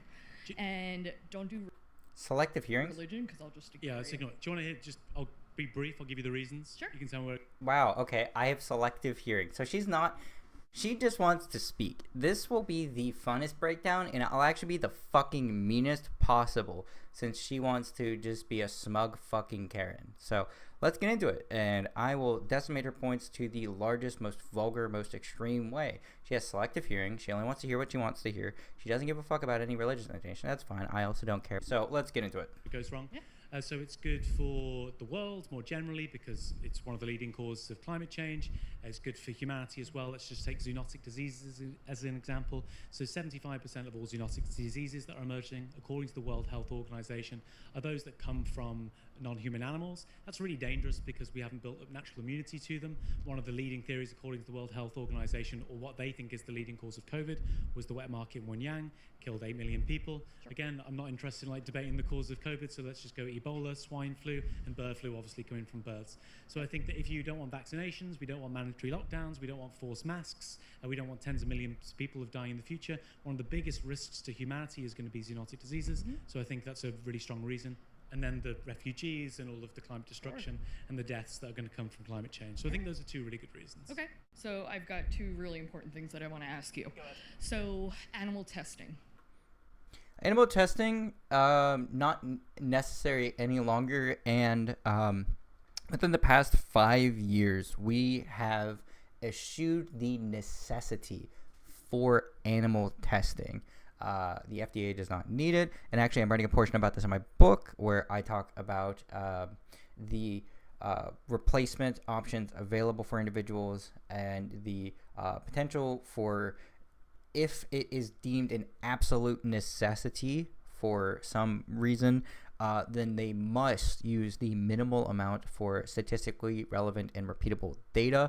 Though I would argue that since there's such a low translational rate of the amount of animal testing that is viable in use for humans, it's less than 10%, that we would find other things like the potential for using human replicated cells to find the impact and the potential treatment of illnesses or anything else that would otherwise be medically necessitated for the development and progression of these things could certainly be better extrapolated via using human cells or willing human participants, insofar that it does not violate any ethical guidelines to test these things on humans.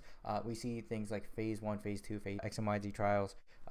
Obviously, when we go to phase 2 clinical trials for humans, that's typically where a lot of these research chemicals that people start to use are very interestingly disbanded because of the harm risk that they propose to humans, or just the potential for deleterious impact of these medications, or not having good enough quality of research outcomes, or any other myriad of reasons in which they would stop a trial for it. And the ongoing use of even the development of things like different research chemicals lead to interesting results in humans. They're not always necessarily bad, but maybe funding it's abandoned. Maybe they find some other suitable solutions that otherwise make these products no longer necessary. The utility of testing on animals is egregious and often more incalculably cruel than what we can imagine. That's why we see things like chimps and beagles. Now beagles are being freed from the cage. Well, Wayne is certainly doing a great job. Wayne from DXC, Direct Action Everywhere. Animal liberation activists, they are certainly working very diligently, very passionately, very strongly, and very morally righteously. And I would say that that is an appropriate and genuinely a great, fantastic thing to be morally righteous and to liberate these animals from their imprisonment from these places where they're going to face egregious harm. But animal testing is not one of the moving points for me, given the low effectiveness and the wanton display of egregious, unnecessary suffering, when a large amount of that does not translate to humans, and also even with low translation of human efficacious outcomes, we find that there's very rarely much currently being developed. And that's not to say that there's nothing positive being developed by the advancement of the medicines that have otherwise since previously or historically been tested on animals. For example, insulin. Insulin was originally derived from, I believe, pigs, and now we can have human recombinant insulin, RHI. We've got multiple forms of that. There's human recombinant human growth hormone. There are a myriad of things that have otherwise since been developed further from things in which they were previously tested on animals. And we also have advancements in artificial intelligence, which could otherwise issue even more harm from animals. So animal testing is not a strong argumentation for why veganism is not good for the world. Certainly, if it would be the case where it must, and it is a pure necessity for human life, then we could argue that the importance of it should be as minimally impactful and reduce the amount of suffering only to the necessity for it. Yeah. For all of the devices, immunizations, they need to, per the FDA, do animal testing. That's not accurate. First. Not accurate. So that they get approved for human use. So, are you saying that shouldn't be a thing? Yeah. Yeah, and he's like, yes. One, they've agreed it doesn't necessarily need to, and then two, it's so ineffective that it's basically worthless. There's a researcher at Cornell University, a biochemical engineer, that thinks only 6% of all of the experiments done on non-human animals transfer. Harry Harlow was the chief editor of one of the biggest journals in this area. He looked at 2000. Where's the research? So he looked at 2005. Where's the research? I'm giving it you now. No. I want to know who wrote the paper. Oh, Harry Harlow, the editor of the Journal of Comparative and Physiological Psychology. Really? And you think that's enough to prove your point? I'm sorry, what? What? You know? No. I want to know who wrote it. What? So he looked at 2005 biggest journals in this area. He looked at 2000. Where's the research? Where's the research? Okay, so he's providing research. So he looked at 2005. Where's the research? I'm giving it you now. No. What? He's like, I'm providing you with the information. I want to know who wrote the paper. Okay, and he's going to. He's already explained that. Oh, Harry Harlow, the. Yeah, Harry Harlow wrote the paper. Of the Journal of Comparative and the editor of the Journal of Comparative and Physiological Psychology.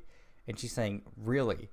So she's questioning his authority. And you think that's enough to prove your point? He looked at 2,500 articles and he said, quote, most of the observations, most of the data is not worth. So now she's just being standoffish and doing some laugh, and now she's smirking, and she's probably going to say that, who the fuck is this schmuck? Publishing and most of the experiments not worth doing. Yeah, so most of these experiments are not, and you can just tell from her general demeanor, she's a fucking Karen. Look at her. She's laughing away at everything that he's doing, and he's just like, what are you getting on about? Observations, most of the data is not worth publishing, and most of the experiments not worth doing. Yeah, so again, this is the editor for a journal, and Harlow, the editor of the Journal of Comparative and Physiological Psychology. The editor of the Journal of Comparative and Physiological Psychology. So he's got a relatively decent stake and not just going through a bunch of papers and cramming them together. He's taking academic research for these studies, and he's looking over 2,500 of them. This isn't like a one sheet of paper. He's not going through like 3 books. These are 2,500 studies. And you think that's enough to prove your point? He looked at 2,500 articles and he said, quote, 2,500 articles about animal testing. Most of the observations, most of the data is not worth publishing, and most of the experiments not worth doing. So you're... He's straight from the horse's mouth. No, hold on. Wait. So you're going to interrupt him and just laugh in his face instead of taking a leading expert in his field's opinion because you happen to know better. How do you know better? Explain your rationale. It's not worth doing. So you're... He's straight from the horse's mouth. No, hold on. So you're basing... How the fuck is no one voting her out? What you just said on one person's opinion. No. The reason that the person who goes through and edits for a journal that has to verify and make sure that there's valid research being published in this academic journal would know a thing or two. It stands to reason that he would be given that position over somebody who's never read an academic journal or any sort of academic publishings in his entire life. It stands to reason by him being put here and by making sure that the journal is being published consistently and with regularness and with scientifically valid and relevant data, that he has a bit of pull. Now, you can say, well, it's an appeal to authority. It's an expert opinion. But if we're not to trust expert opinions who has taken this data and has said, oh, well, under these circumstances, we could replicate this. This data, it passes the scientific method. So if you don't believe in science, what the fuck do you believe in other than selective hearing? I just told you 6%. No, his opinion on what a whole bunch of other people He's one of the have done. experts in the area, yeah. Yeah. And okay. I also said that the biochemical engineer at Cornell said the same. So you'd be comfortable with That's that's Michael Schuler. Okay. So anyway, can I finish? No. Wait. Get fucked. Look at that. One of the experts in the field. And I also said that the biochemical engineer at Cornell said the same. With That's Michael Schuler. Okay. As well as Michael Schuler. So another leading expert. Okay. So anyway, can I finish? No. Can I finish? Thank you. Excuse me. I grew up. Finish? No. Can I finish? Oh, can I fucking finish? Okay. So anyway, can I finish? No. Can I finish? Thank you. Excuse me. I grew up in New York. Would you have just wiped out animal testing altogether? If possible, yeah. From the beginning? Well, from the beginning, that's not relevant. You've never done it? I think, well, we wouldn't have had several vaccinations if we tested them on animals first. Mm-hmm. I think that the argument most often given here is for cancer research, and it's shown to have virtually no effect whatsoever. So I think that's one reason that if you're going to test it, you test it on human beings. All right. Well, I politely disagree with you. I wouldn't say it was polite, but thank you. I didn't say... Let's pause. You've been voted out by the majority. Please return to your seat. Hey, we're good. We good? Yeah. Hey, nice to meet you, Alex. Thank you. Appreciate it. Veganism is not good for the world. And my Why is that? Let's hear it. number one point is burgers. Oh, so you're just being funny and wasting time. Okay. Have you ever had a burger with cheese on it? Yeah. Have you had a burger? And what do you think? I think that people aren't the experts. They think about their own mind. Giovanni Savani did a study in 2020. I think that people... Damn, bro. Fucking dropping some heat. People aren't the experts. They think about their own mind. People aren't the experts. They think about their own mind. Giovanni Savani... Bro's getting... Dude's face says a lot. Barney did a study in 2023 where he looked at 175 people and give them blind taste tests and informed taste tests. The majority couldn't figure out which one was the beef burger and the plant-based burger, and when on the informed taste test, they all preferred the plant-based burger over the beef burger. So no, I don't buy it. When we look at what people do when they're not in this debate setting, it's not clear that they prefer it. But I would say that I prefer of course like cheeseburgers, like real cheeseburgers. And I could tell the difference. I have like really good taste buds. Yeah. So I really like when it's not like fake cheeseburgers. Yeah, go for it. I prefer like they taste like. You understand there are going to be limits to this, right? You like doing lots of things. I assume you like having sex as well. But you certainly, hell yeah. You certainly want to. Oh hell yeah. I imagine that you want to get it in an ethical way. Yeah, obviously. But that's good. I think I can get. I mean, if I just go to like the store and buy a burger. That's pretty ethical to me. Well, but my other argument, you mentioned... Let me give you this question. Right. You can have sex and it was unethical, non-consensual, but it was great, or you can have the consensual sex and it's not quite as good. Which one do you pick? Probably a cheeseburger. I think... Which one do you pick out of the two of them? Well, you said Which one do you pick out of the two of them? Just pick one. The ethical... Don't pick the non-consensual. Well, the ethical one, but I would choose a cheeseburger over sex any day. So the analogy works. Okay, can I make another point? Of course. Okay, thank you. I'm glad we agree on that, though. Absolutely. My other point would be, you mentioned a lot of athletes, right? You were talking about athletes, boxers. I don't know boxers too well, but I know basketball players. And the best basketball player in the world, LeBron James, he eats all the meat. So I'm gonna eat the meat, and I'm gonna become like a really good athlete. That's how I feel like all the best athletes in the world are eating so much meat. Well, not all the best athletes in the world. I gave you some examples. LeBron James, he's the best one. Okay, pause. You've been voted out by the majority. Awesome. Hey, get yourself a Beyond Burger, dude. Hey, go ahead. That was a big jump. Right. Well, I am Mario. Is that your name, Mario? Yes. Hey, nice to meet you, Mario. All right, so, bad for the world. Reddit moderator status has been achieved, and it's not just from his looks, it's from how he carries himself. Hey, go ahead. That was a big jump. Right. Well, I am Mario. Is that your name, Mario? Yes. Hey, nice to meet you, Mario. All right, so, bad bad for the world, you say. See these two here? These are opposable thumbs. I've seen this one. A bunch of really shitty arguments. I'll go through these really quickly. Evolved these in order to hunt better. The Reddit mod. Ad hom, definitely an ad hom, but his points are also bad. We evolved these thumbs. First off, again, if we evolved them in the past, it doesn't currently justify our position. Second off, the opposable thumbs argumentation just for hunting alone isn't necessarily going to be the case. There are multiple hunters that have not gotten opposable thumbs. Chimpanzees and other animals that have thumbs don't necessarily always use them for hunting. They can open bananas with them. They can use tools. They can do a myriad of things. 2 pair of legs, bipedal. We are bipedal to become better hunters. Not to become better hunters. Then communicating with each other. Communication is not only for hunting. We've evolved to become better hunters. Our entire existence as human species has been around eating meats and not around eating meat. That your evidence is going to be thumbs and bipedalism. No, that's not we've not evolved solely all of these things just for eating meat and have evolved just to only eat meat. A consequence of us having more calories and being able to cook our food and being able to sustain ourselves more effortlessly, more conveniently by eating animal products certainly does not currently justify our predicament. So again, this argument fails due to an appeal to nature. For you to just say all of a sudden to be like, oh, you shouldn't do that anymore. Yes, because you don't have to. Straight up, the point that you're missing here is just all of a sudden like, oh, you shouldn't do that.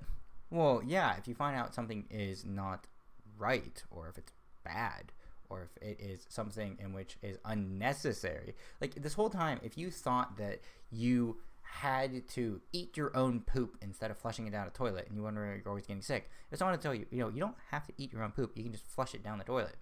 Then you would not be eating your own poop. Like, that's just, I don't think I would need to explain, well, you couldn't do that because you get sick, you can do this. I'm using that as a very nonsensical approach of there are other solutions which otherwise would improve situations, not causing unnecessary harm. The amount of times I'm going to say this is going to take a shot every time I've said actually drink 1 ounce of water, make sure you're totally hydrated. Or is kind of asinine. Your entire argument's asinine, your inflection's asinine, your theatrics are asinine, your entire presentation is asinine. Stating that it's asinine is an arbitrary value ascription. Again, explain what is asinine about wanting to have a reduction of unnecessary suffering within the world. Some of the better environmental or health outcomes, I guess, is just a byproduct of that as well. Asinine? Sorry, I didn't know that word. It's just it's the audacity to just like assume so that it's audacious. Yeah. It's audacious. I say everyone should aim to be for a start. Aim to be. And your argument makes the naturalistic fallacy. We've spoken about it a bunch of times. There are loads of things that evolution by natural selection dictates that we should do. That says descriptively we can give an explanation for it. That doesn't mean we should do that thing. Okay. Well, here's another question. Okay. Well, here's my other positation. I'm going to allude to some things that might blow your mind. Alright, fucking Weevil Underwood, let's hear it. We've engaged in how many wars? True. And we shouldn't keep doing that, agree? We shouldn't. Yeah, we ought not to unnecessarily go to war or enact global warfare, for sure. And why shouldn't we do that? I don't know if you should bring this one up right now. But well, daisies, I might get kicked from my Discord moderation status if I am to take a position where I'm actually pro-Israel.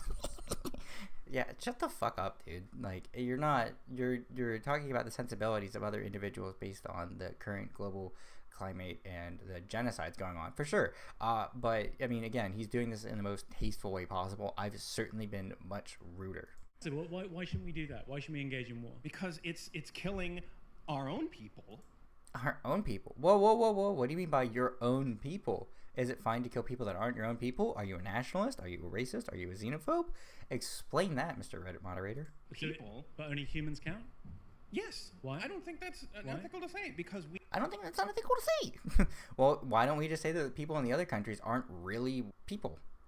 What's wrong with that? Explain the difference. Explain the difference between bombing to death someone who is Lebanese and the difference between somebody who is Ukrainian. Explain the difference between a person who is African and a person who is Cambodian. Explain the difference between a person who is an American citizen and a Canadian. Explain the difference between them that fundamentally makes one more worthy than the other. If you can't explain the differences between those two individuals, then I would like to hear the argumentation for the differences between animals and humans. The only thing that matters is sentience. If an animal is sentient and a human is sentient, they both share that trait, meaning that they are able to have a subjective experience of the world, then that is clearly going to be an issue. If you would not justify it for a human, but you would an animal, there needs to be a justification. If that justification would not also work between humans, then there is a contradiction. If you have a contradiction, then there's going to be a problem. There is a problem with saying that it is not unethical to treat animals in such a way.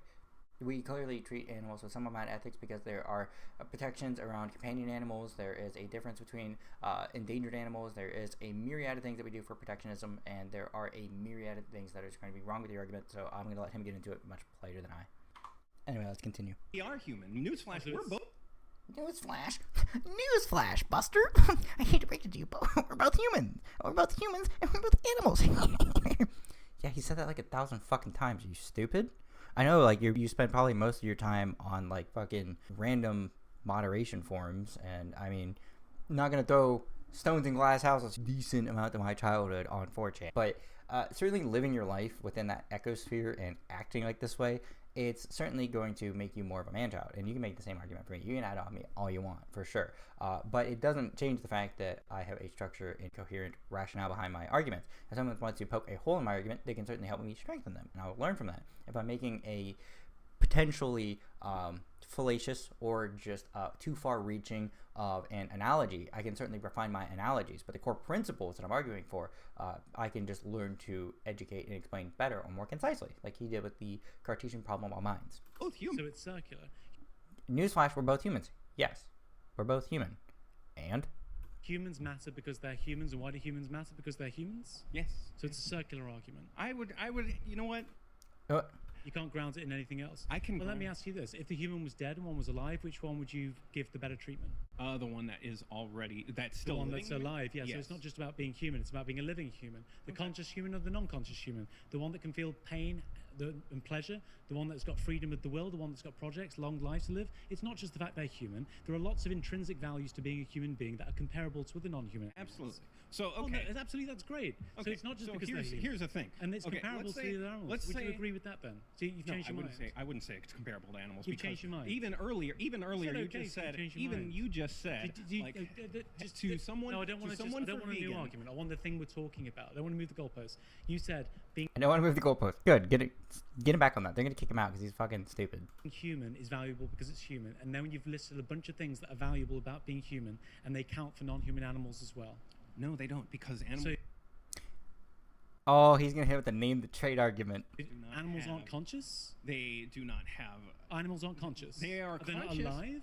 They're conscious, but no. So they're conscious, as are humans. So consciousness doesn't matter. Explain it. Are they not intelligent? Well, animals are intelligent, as are humans. So name the trait, buddy. They are alive. They also are plants, but but they're not plants conscious. are alive. Okay, so animals don't have the level of consciousness that.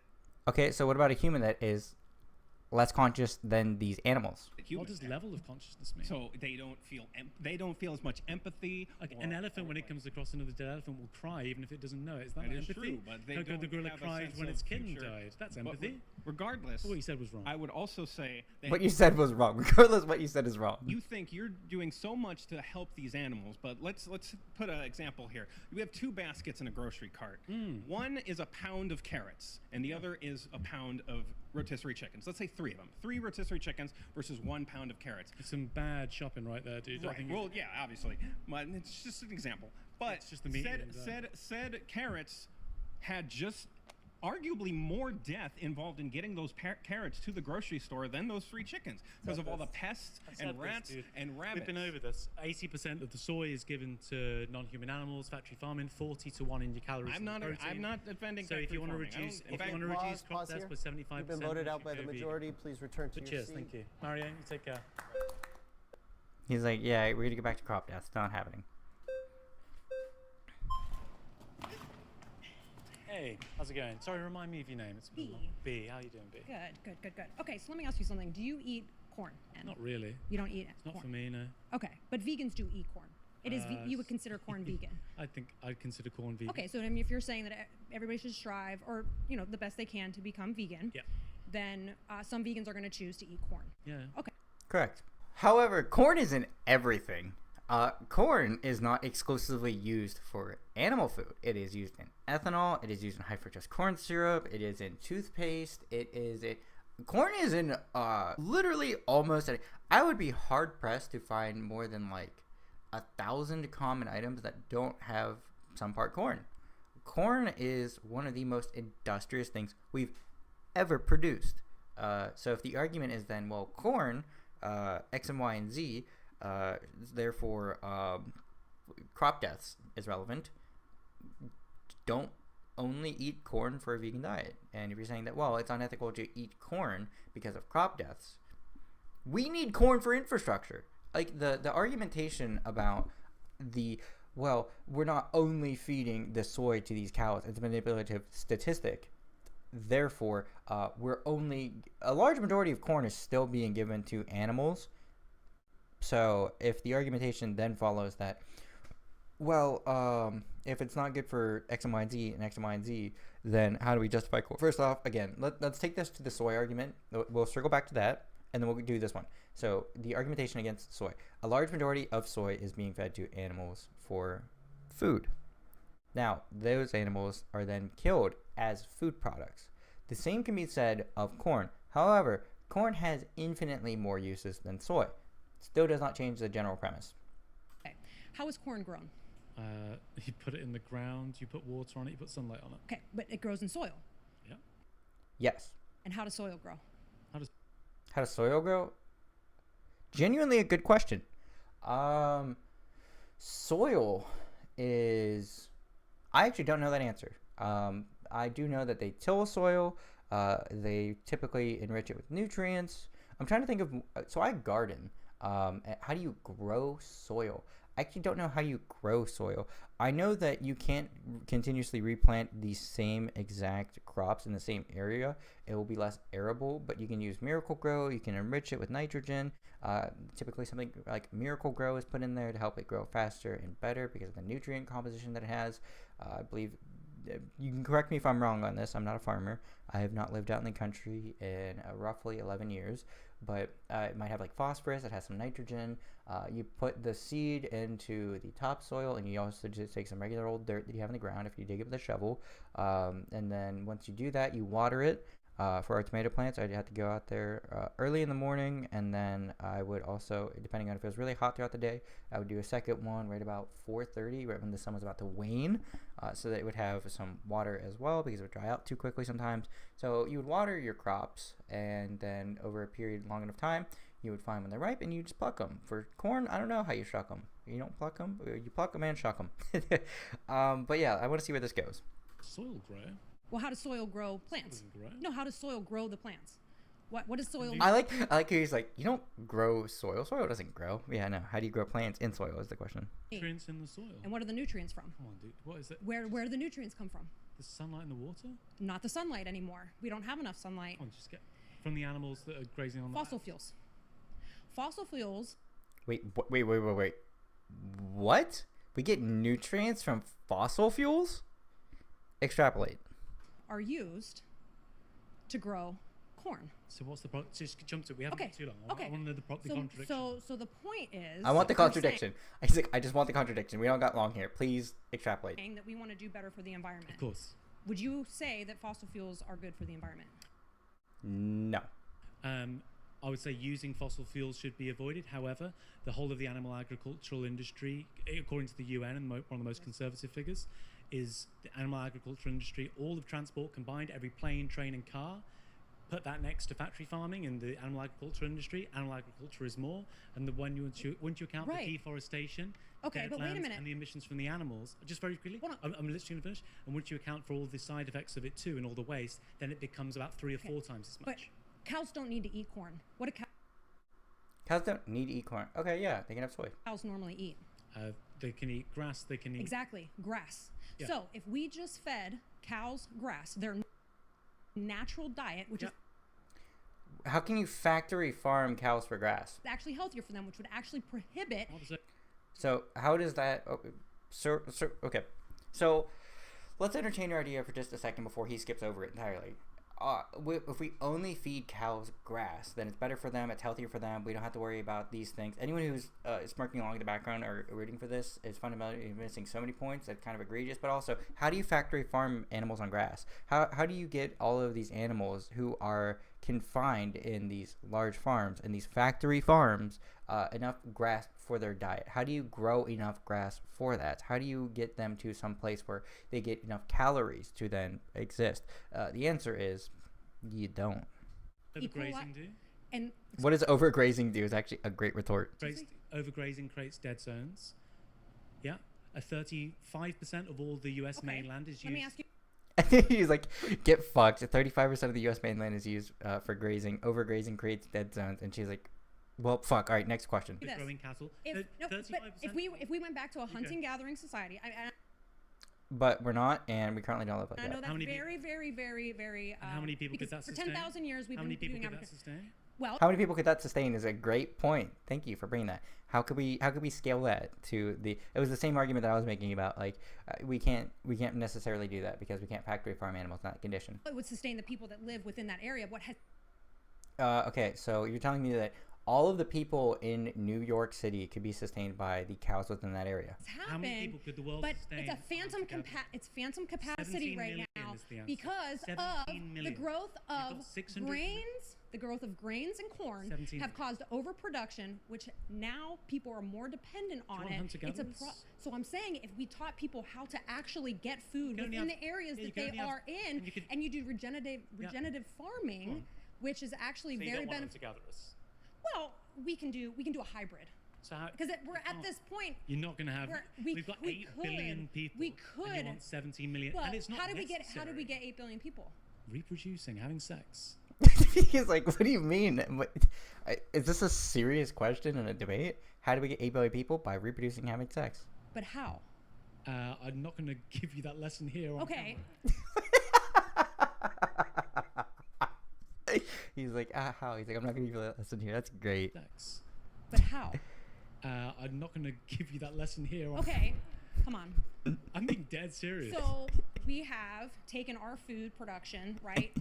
Dispersed it throughout the world. Yep. We have made people dependent on us as opposed to being dependent on the land that they live in. And we can't sustain that because we have too many people. Teaching them how to actually survive in their own Do you areas. think the current animal agriculture industry is destroying the planet and destroying wildlife? I think the current production of feeding them corn and diets, is they the current are animal not. Agricultural industry destroying the planet?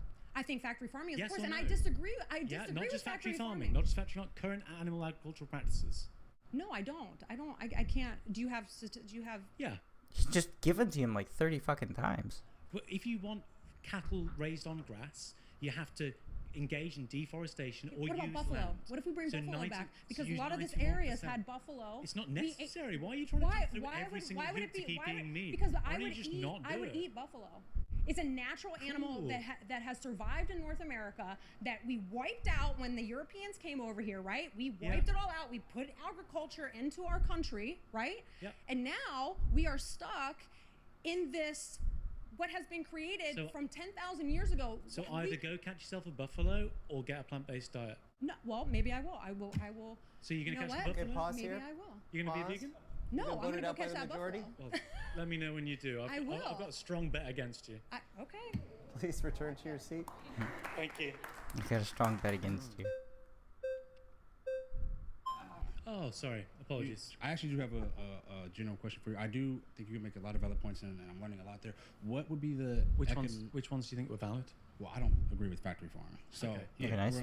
That's where we have coming. And the conscientious farming. Yeah. Slitting an animal's throat, debeaking it. Then we're on the same page there.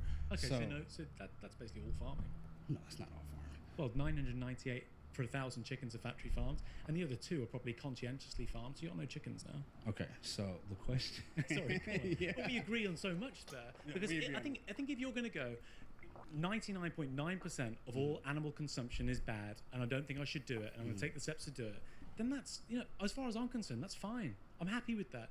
Desert island scenarios where it's forced you have to pick between you and the pig. That's never going to happen to you, so I don't think you need to worry about it.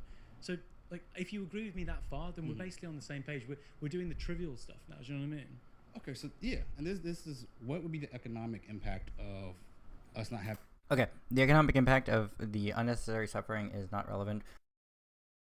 There should be no economic concern over moral qualms like that. Being an agricultural farm based. Yeah. So, given the fact it's one of, if not the leading cause of climate change, the World Bank think you're going to lose about 10 to 20 trillion dollars of net GDP by 2100. That's, you know, if we've got 100 trillion in global GDP at the moment, taking 20% out of it's going to have huge effects for the whole world. What about the job market? Well, it takes 20 trillion. What about the job market? Take $20 trillion. Yeah. And also, what about the job market? Again, for moral qualms, we wouldn't worry about the job market for donors. That would not be sufficient. You know, it's a really bad. How would you replace that? I don't see how that, in some economies, this is a big export and a very, very big thing. So how would you replace Yeah, it's a big export in places where the people are starving, especially. So if you switch to plant-based agriculture, for a start, you're not going to lose that 10 to 20 trillion if we do take the necessary steps on climate change. And it's also so gradual that you could introduce phases and systems in which you would phase out animal agriculture and then start to work on plant-based agriculture. People who are engaging in animal agriculture at the moment, they switch to plant-based agriculture. Are there any supply chain issues? Matt, do you have any ideas, Matt? No, I don't think so. I'm asking Switch you. the plants for the animals, yeah. So there would be. You think there'd be no supply chain issues? There'd be no issues for us switching from. Well, I certainly wouldn't say that there's no supply chain issues. I'm sure some could occur, but I think phasing things out, there are multiple resolutions for that which could come into place. But certainly, you can't say that there's none. Ideal world, right? So yeah, your ideal world where we're 100%. I think the cost of not doing it is just it's monumental. When you look at 250 million excess deaths, we're talking about climate again. And some of the crazy ones like Robert Pierce think it goes to about 1 billion excess deaths. Like these numbers are astronomical, right? And there's no recovering from going to 2 or 3 degrees over. And the zoonotic deaths as well because of the crossover in diseases. And so the cost that it's going to have to the global economy because of the excess deaths, like the 70,000 extra people being displaced every year again, leading cause being animal agriculture and being the global emergency in terms of climate change. So, you know, you've got a lot of people moving around as well, and these things are awful for the economy. Okay, pause here. You've been voted out by the majority. Please return to your seat. Cheers, dude. Thank you.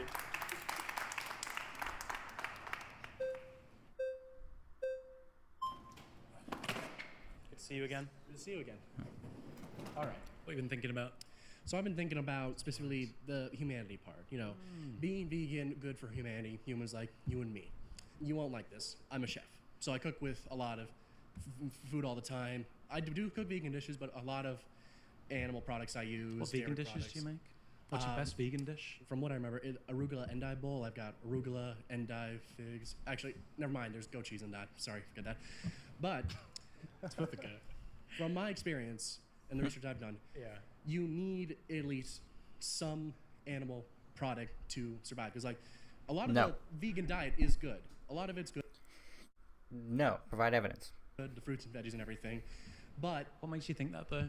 What makes me think the vegan meat is good? Because what makes you think that you need to eat meat to survive and thrive? Because I found out recently, I've been doing a lot more of a health to get in better shape, and I found that the more protein I eat from meat, chicken, steak, it gets me more bulk. It helps me get the vitamins and nutrients. I mean, I've bulked up to 170 plus pounds. I mean, it's like 20 pounds more than I currently am, with significantly less body fat, even though I'm at now. I was roughly about 172 pounds at roughly 12%. I'll put the thing up on, that's moving for anybody. Obviously, I'm not going to be sub 10% in at that, but right now, currently, I'm about 12, 13. We could probably go higher and say 14. I have visible abs when I flex. I still have a lot of vascular, forearms and everything else. Yeah, I've certainly bulked under veganism, and I've certainly cut down a significant portion of body fat while also being vegan. I've been vegan for over a decade now, so it's just more convenient is your point, but you don't need to eat meat to bulk. I think it's a nonsensical claim, and if you're unaware of that, let me just do a quick little anecdote here for everybody. Okay, so let's go here for just a moment. We will go to my profile. So we will go down to this, So this is in 2020. You can see here, relatively shredded, about 144 pounds, incredibly low body fat percentage. And now let's go into here in 2019. We can see that, yeah, I am still relatively lean, decent sized muscle. I go here, I'm more muscular, and still lean, more muscular, leaner, significantly more muscular as well. And then here as well, we can see bulking still relatively quickly. Same thing to be said here at leaner, again as well, getting more muscular, bulking, lean. That's why we've got the Treffin. I'll be there again this year if you want to say hi. Again, more vascular, and then bulking up yet again.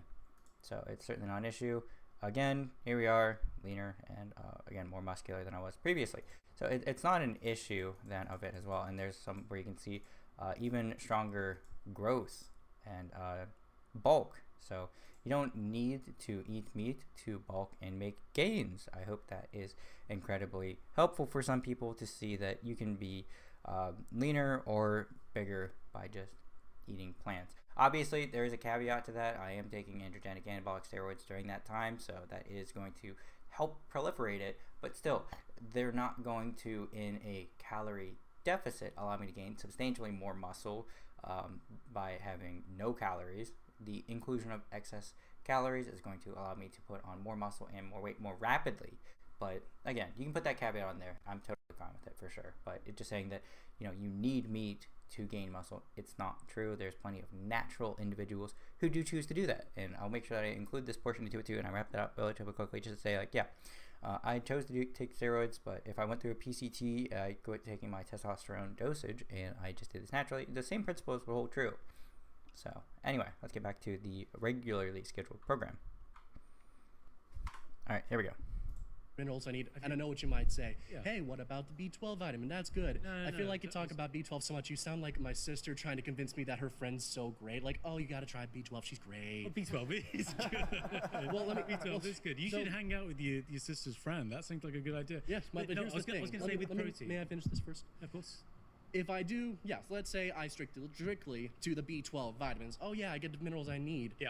What are you gonna do about the calories? Because, you know, plant foods have calories.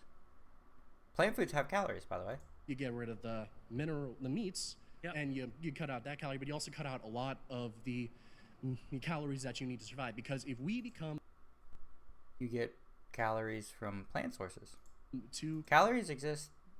Tofu has calories. Tempeh has calories. Quinoa has calories. People talk about the caloric density of things like peanut butter being too high, and then they use like the calorie equivalent amount of protein in some dishes, and they do those big things where it's like, oh, look at all this popcorn you eat for 100 calories. Vegan food has calories. This bag of vegan-friendly Takis has 340 calories. So yeah, calories exist in vegan food. Malnutrition and neurodivergent, we will die. Because I recently discovered. But again, I gave the studies a bunch of times. The overall health outcomes are what matters. So when you're less likely to die on veganism because of health concerns than you are on eating meat. Have you heard? So less likely to. I'll just let you finish, and I'll be brief. I'll make sure you've got time. I'm aware that you haven't got much. Yes. You're less likely to develop cancer. You're less likely to have the heart disease. Less likely to have diabetes, be obese. Yes. Can you replace those things in terms of you want calories? You want to bulk up? Yeah. Like.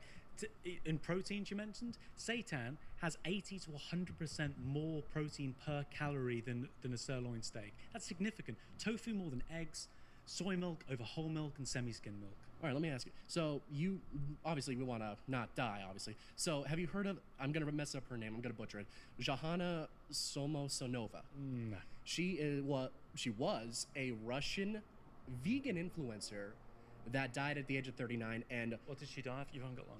Her own family members say that she died of malnourishment and low energy. Yeah. Okay, so she probably didn't adequately plan. She did not have enough calories to sustain.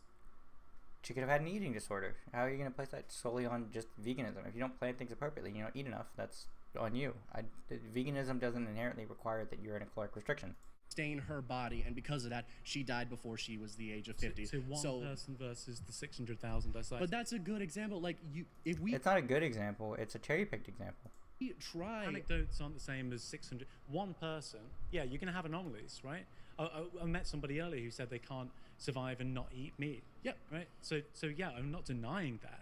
I think that the number is so slim that it's very impossible to become full vegan. There's nothing. It's very impossible to become full vegan. And what have I been doing? What has he been doing? What? I've been doing this for a decade. He's been doing it presumably for quite some time. What do you mean it's very impossible to become full vegan? There's nothing really in this. Impossible to be. What are you wearing, by chance? Are you wearing Doc? What? Vegan Doc Martin, dude. Like, there's like, hold on a minute here. There's so many. Like, these are not made of animal products. Like, what are you getting at here? Like, my shirt is not silk. It's made of like cotton. You can get rayon. My jeans, not either. Like, lanyard, not either. My jewelry, my shampoo, vegan. Not made with animal products either. My underwear, again, like, not made of wool or animal products or silk. What are the the lengths people go to, man? Martins, by chance? Yeah. Are those vegan? Yeah. Are you sure about that? Yeah, they're made of rubber. I love that. I love it. Everyone's like, ooh, gotcha. Survive and not eat meat. Listen to the people in the background. So yeah, I'm not denying that. Nothing, by chance? Yeah. Are those? Look, she's like, ooh, ooh, got him. By chance? Are you wearing Doc Martens, by chance? Yeah. Are those vegan? Yeah. Are you sure about that? Yeah, they're made of rubber. And rubber is made of? Rubber's not made of animals. But rubber? Wait, really? Rubber, like, good. You're good. You could just not be educated on rubber. That's fine. Yeah, rubber. We create rubber. We make rubber. If anyone actually does not know, I actually won't be mean, because the Goodyear blimp comes by my house very often. We make rubber. There's a lot of vegan product. There's a lot of animal products and things that you don't you think I'll turn up to one vegan versus 20 meat eaters wearing leather shoes? you think I'll turn up to one vegan versus 20 meat eaters wearing leather shoes? Maybe. You think I'm? I mean, to one vegan. There's a lot of vegan product. There's a lot of animal products and things that you don't You think I'll turn up to one vegan versus 20 meat eaters wearing leather shoes? Maybe. You think I'm? I mean, a lot of people don't know a lot of stuff's in there. Oh my days, man. To be honest, it crossed my mind too. Oh my days. Crossed my mind too. Thank you. He crossed his mind too. I rest my case and my time is up. Great meeting. Pick up some vegan dot malt. Thank you. Pick up some vegan dot. Yeah, actually, hold on a minute. Let me get in here on this too. Yeah, just to his point. Yeah, make sure that you get yourself some vegan Doc Martens. I've had these things for like 8 years. They're pretty beat up now at this point, as are most of my shoes from raves. But yeah. All synthetic means as well. You can get a myriad of things. You can say, oh, they're pretty beat up. But yeah, went hiking quite a bit with them. They've still got a lot of mud on them. I still do enjoy my time out in nature. But yeah, pick up some vegan Doc Martens, dude. They're great. You get more fashionable ones, some burgundy, oxblood, a lot of different colors. And yeah, for the price, they last for forever. I mean, I think I paid $90 for those on sale. And I mean, they lasted me basically a decade. The only thing is now, from wearing them so often, everywhere, almost basically daily during the winter months or anytime. Let me put my mic here. But yeah, anyway, like these have lasted me like 8 winters plus, and they've also been, as you can see, outdoors quite a bit in large piles of mud. They've been in a lot of beaches. They've been to a lot of locations. They've been with me for a ton of places. There are more stylish things too, where you can get things that look like leather and they look almost identical. I mean, the quality for them, you can certainly have some contentions with. Like some of these that I have currently, they look very much like leather, but the back's kind of falling out on them. And yeah, you can get things that look the part because they look fashionable, and someone asks you about them, you can be like, yeah, they're vegan. They're made with like synthetic means, by polyester, leather, or like rubber or some other polymer. Like these ones, for example, are all mesh and like plastic material as well. You can find like quite a bit of things that are man-made. They even have like pineapple leather now. So the options for non-animal based things are pretty amazing. And yeah, they can even fool some people and be like, oh, you're wearing leather. Like, no, actually, it's not. It's not made of animal skin at all. So there you go. Somebody who you want to bring back to the center for one more debate. I'm going to pick my guy in the red shirts. And what's your reasoning? We started having an interesting conversation earlier. We didn't really get into it. So yeah, interested to hear more, hear what your claim is. All right. How's it going? My surrounded claim is that going completely vegan is, for the entire world at once, is impossible. I would agree. Would not reject that claim. I think. Yeah, no. We can't go entirely vegan over the world overnight. That would lead to a lot of infrastructure collapse. It's more likely that as even we ban things like leather goods or animal products that people wear, we have to do that to phase things out, to clear for inventory, to account for discounts, sales, recomped losses, and not having supply chain issues, for sure. So this is a claim I think almost every single vegan would agree is a fair point. Going completely vegan for the entire world at once is impossible. Yeah, I don't reject that claim. Going all at once to veganism would be... It's an absolute claim. It would be possible. I do. What's your reason for it? I do want to have a conversation with you about something. When I make food for my vegetarian friends and have cook dinner for them, it feels more expensive for me to go to Ralph's or Trader Joe's and buy, a fancy dinner for them, fancy groceries for them, compared to when I would make food for my meat eaters friends, and I knew you have great stats to support it. And I'm often left with just making chana masala or something, and I don't want to serve them vitamin B12 on a plate or, a protein shake on the side. Well, you're not cooking for your friends indefinitely and the sole arbiter of their food, right? Yeah. And I just wanted to have a conversation about that. Yeah, I feel it. I think one of the most common objections to the vegan is that, it's some left woke person who has excess money, has the time to sit around thinking about moral philosophy, and then makes the change to go vegan, whereas other people don't have the privilege. They're trying to put food on the table. They don't have the time or even the resources to go out and buy vegan food, and therefore it's a privileged position. I don't think that's true. I think we've got lots of intuitions. Give you an example. How many animals of each kind did Moses take on the ark? I'm not Christian, so I'm not How many on the ark? You should know. I do not know. You don't know how many animals on the ark? Anyone know? 40. Not 2, John. Why? It's 2 of each. No, I said Moses in the question, not Noah, right? Oh, sorry. And so, sorry, why would you didn't even need to fall for that gotcha. I don't know what you're doing over there. The point is that, like, our intuitions about things like that, immediately we think too, but if we slow down, we think about these things, we do the research, then we'll find that actually it's, again, this University of Oxford study found it's 30% cheaper to go vegan, and that the people in third world countries such as Ethiopia and Sudan, the people who are worst off across the world, they're more likely to be eating meat. Yeah. So I take that to be true. Yeah. When it comes to cooking for your friends, like, I've only been a vegetarian vegan since I was 21, 12 good years. And before it'd just be beef burgers and chips and a bit of veg on the side. Very common dish for a lot of people, right? Not very healthy, but yeah. And since I've went vegan, I've started enjoying loads of different foods, Indian curries, Mexican spicy food, and it sort of opens up a new world, Yeah, I think I definitely agree with all your points about being, going vegan, and like a lot of people should aim to be vegan. Yeah, that's the whole point. As far as practical and possible, and just expand your horizons and learn for it.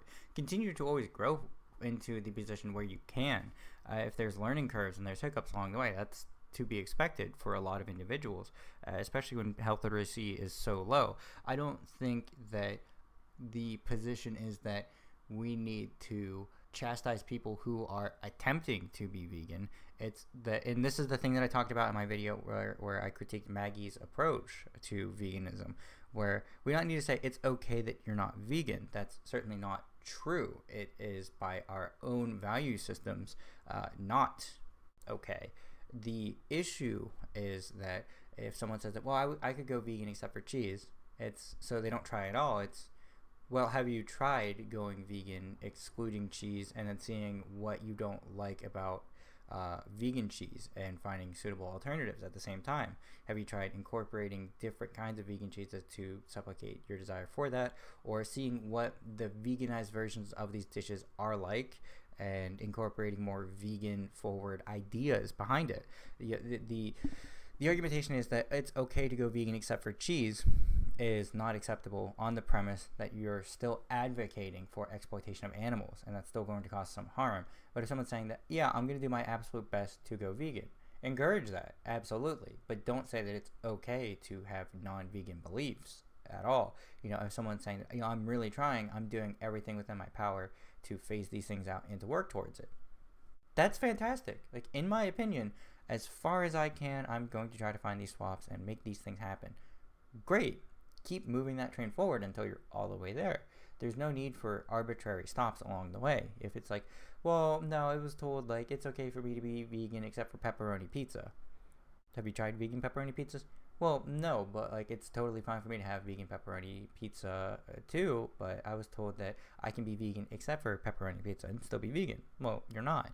But if you're striving to be as vegan as possible, and there are some things that you're learning that you need to find suitable swaps for, then continue to try out those suitable swaps and find what works. And if you find that, yeah, you know, I don't really like this brand of mozzarella cheese, but this other one is really good and I really prefer it, then that's good. You've found a solution for one of your things. And, you know, I need to find a solution for baking. Okay, what about bananas? I don't like the texture. What about applesauce, unsweetened? I can't really do that. What about extra olive oil? Oh, that worked. Okay. Well, as you're working towards these solutions, you find more and more of what you can and can't do. So, you know, I think that, yeah, more people should aim to be vegan as far as possible. I don't disagree with that claim. And which is Do you think you could go vegan? And this is, as a man of like my word, I know that it will be very difficult, and I think I won't be completely able to go completely vegan, because I do, and I know there are moral obligations to it, but I do enjoy the taste of, you know, eating chicken. Would you consider just trying a plant-based alternative instead? Because I cited that study earlier. Right. 175 people. I think that's so interesting when you give people a blind taste test. Right, and it tastes pretty similar, yes, and that has happened to me as well. But to me, it feels way easier to, you know, run to the grocery store walk down a different aisle, street, and get a thing of chicken breast and cook it and eat it for the night. You feel the moral obligation.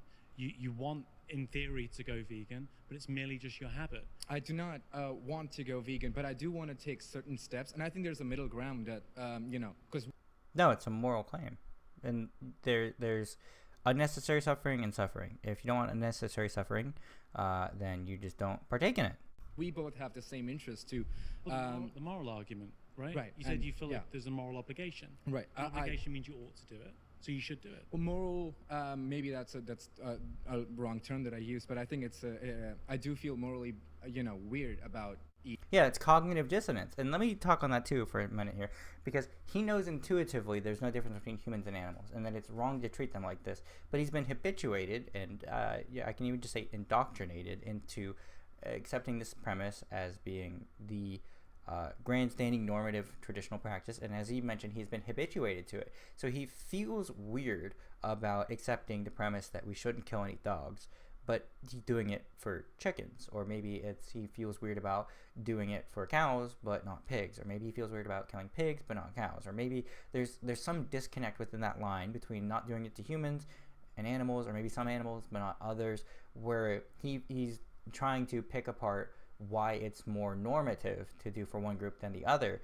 and subsequently the result is a cognitive dissonance. There is a bit of disconnect between what he's practicing and what he's feeling, and that's entirely normal. It's a bit of a jarring experience to have to unlearn these things and have to dehabituate from these practices, and then to further extend that into your daily waking life and habituate yourself to a new routine. That is genuinely difficult, which is why the claim that one should aim as far as practical and possible comes into the effect of you should strive towards that as much as within your capabilities, and even just eschewing that within capabilities, if there's going to be people that aren't entirely grossed out and they say that, okay, well, you know, I've still got 3 things of chicken that I've already purchased, and you know, they won't throw it out, but then they go, okay, I had this chicken meal, what can I make to be as similar to it as possible? And then they just no longer are going to be purchasing animal products, and then they go about their life as a vegan. It's like, you know, they would feel maybe morally dubious about eating the animal after knowing what they've paid for after the fact and feel bad about throwing it out.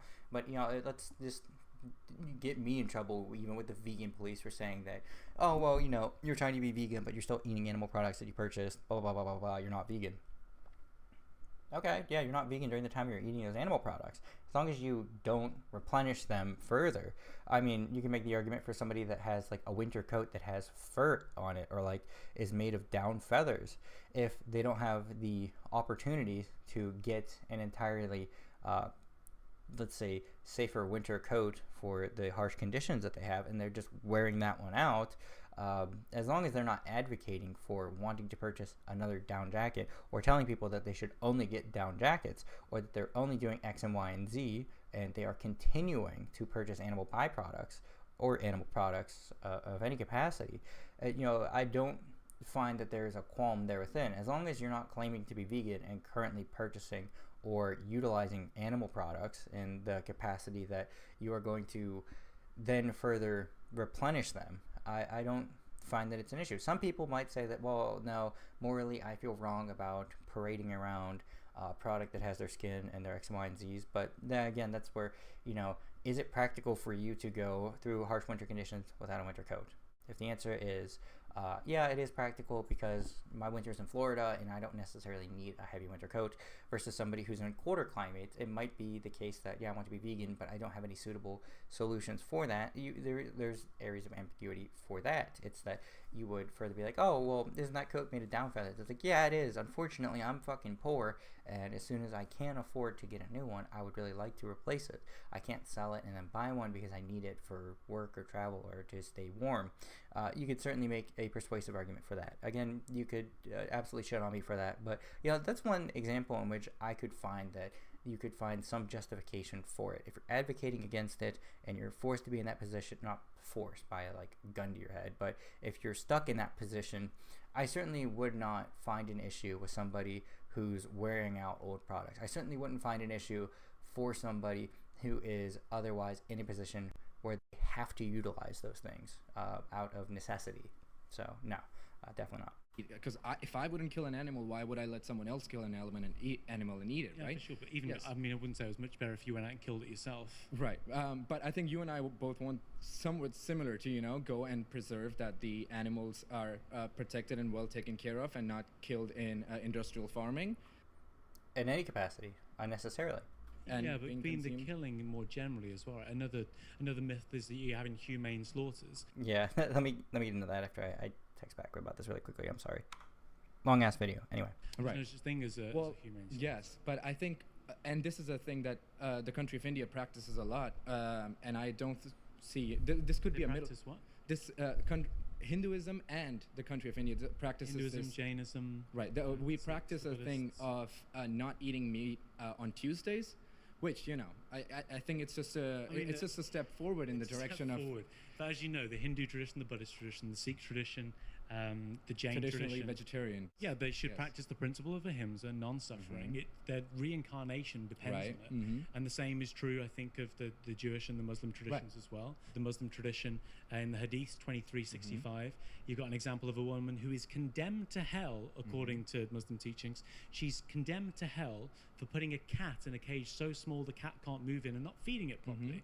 Yet the overwhelming amount of produce that Muslims are eating under the label of halal is factory farmed, and so is the kosher meat as well. So it seems like the Abrahamic salvation is dependent on it.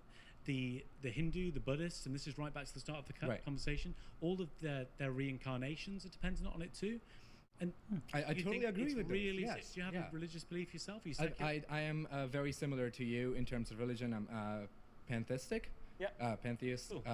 But yes, I do believe that if you are making someone suffer, the karma is going to catch you back, and it seems like you agree with the moral obligation, though, and it doesn't seem like just because of you do, and just because of the habit, it doesn't seem to be good enough. Obligation is the wrong word, but yes. And it seems to me like the reason is habit. Would you say that's fair? I don't think it's habit, because I did in fact turn vegetarian. What is the reason? It can't just be what you're cooking for people. I think how easy it is for me to consume meat, and how easy it is for me to go to a restaurant and there are 2 options for vegan or 3 and 10 options for me to enjoy a nice dinner, right? And do you agree that ease doesn't override the moral ought, though, right? Say that again, please. The ease of it doesn't override the moral ought. It's easy to have slaves. right? But we shouldn't have slaves. We shouldn't talk about that. I think it's a different kinds of topic. It's an analogy. I can change the analogy if it makes you feel right. You Yes, know, if you want to avoid that completely. It's easy to. Yeah, I face that a lot where it's like, well, that makes me like I had to earlier when there was a woman or feminine presenting individual. I did not use the driving factor of consensual versus non-consensual intercourse because I was like, I'd catch a lot of flack for that, and it would detract from the argument. And so I talk about in the veganism and extreme language argument. And some people are like, you shouldn't bring that up. And it's like, I can just change my analogy. The point still stands. It's legality, morality. Ease does not snuff out the moral ought. We shouldn't talk about that. I think it's a different kinds of topic.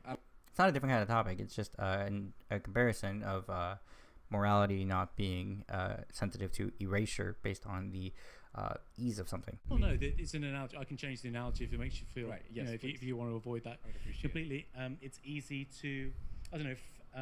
If you're very rich, it's easy to fly a private jet wherever you go, right? But you think you have a moral obligation towards the environment more generally, not to use private jets all the time. I don't understand the analogy. It's just easy to eat meat. It doesn't justify the harm inflicted on that is totally and fair. It's really it doesn't justify. Yes, it's picking up a Beyond Meat burger rather than the beef burger. It's not really ease. It takes a second. I do think that there needs to be a middle ground where but there isn't, because you're producing unnecessary harm versus something that does not produce unnecessary harm. The meat eaters and the vegans or vegetarian choice people meat, because I can't just snap a finger and say, okay, we're stopping all the. Well, you don't have to snap your fingers and the entire world changes. You agreed that that's not going to happen. It is entirely impossible. But you are an individual. You can make an individual choice. There's the solution. Farming, industrial farming in terms of animals. No, you guys both agree on that. We all agree on that. So I think there needs to be like a step. It could be a step-based. No one's arguing for that. Take that step right now. Yes, I do in fact intend after this, thing to maybe not eat meat one day a week. Well, why not the whole time? Why is only one day your litmus test? Or why not more though? Because that is still 3 meals a day that I'm not eating meat. But why not all the time? If you declare it not right to do for one day, what's the difference between 1 day and 7 days? And I do intend, when I do cook for other people, I do eat vegetarian. Like saying, I love getting in pub brawls, but I only beat people up on Fridays, Saturdays and Sundays. I disagree with that. Then go the whole way. Just say you'll try it. You'll try going vegan. I know I won't succeed in that because I have tried it. I'm not asking you to do. I'm asking you to try. I said everyone should aim to be vegan.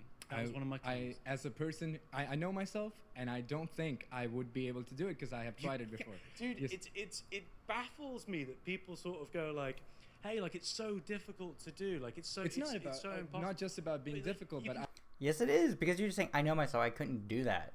What is the difficulty? Well, I'm just so used to it. Okay, so it's habit.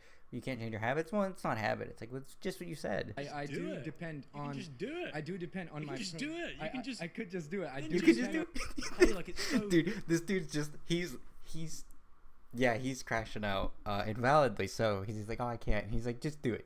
You can just do it. Difficult to do. Like it's so. It's not about so not just about being difficult, but I do depend. You can just do it. And he's like, bro, come on, you can just do it. Just do it. I do depend on my. Just do it. You can just. I could just do it. I do depend on my protein and my vitamins and a lot of things on me. Just say you'll try and you'll do it. You'll give it your best.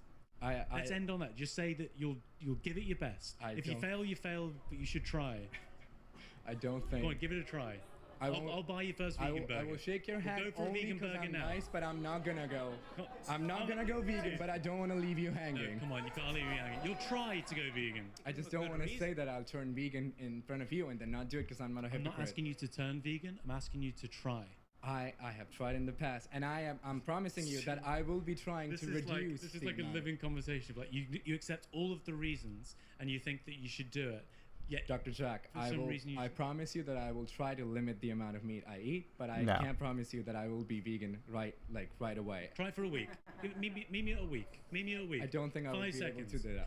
Try me a week. I don't think I would be able to do that. I apologize. You can't not eat meat for a week is diabolical. I'm a weaker man than you, but I won't be able to do that. Disappointed me, dude.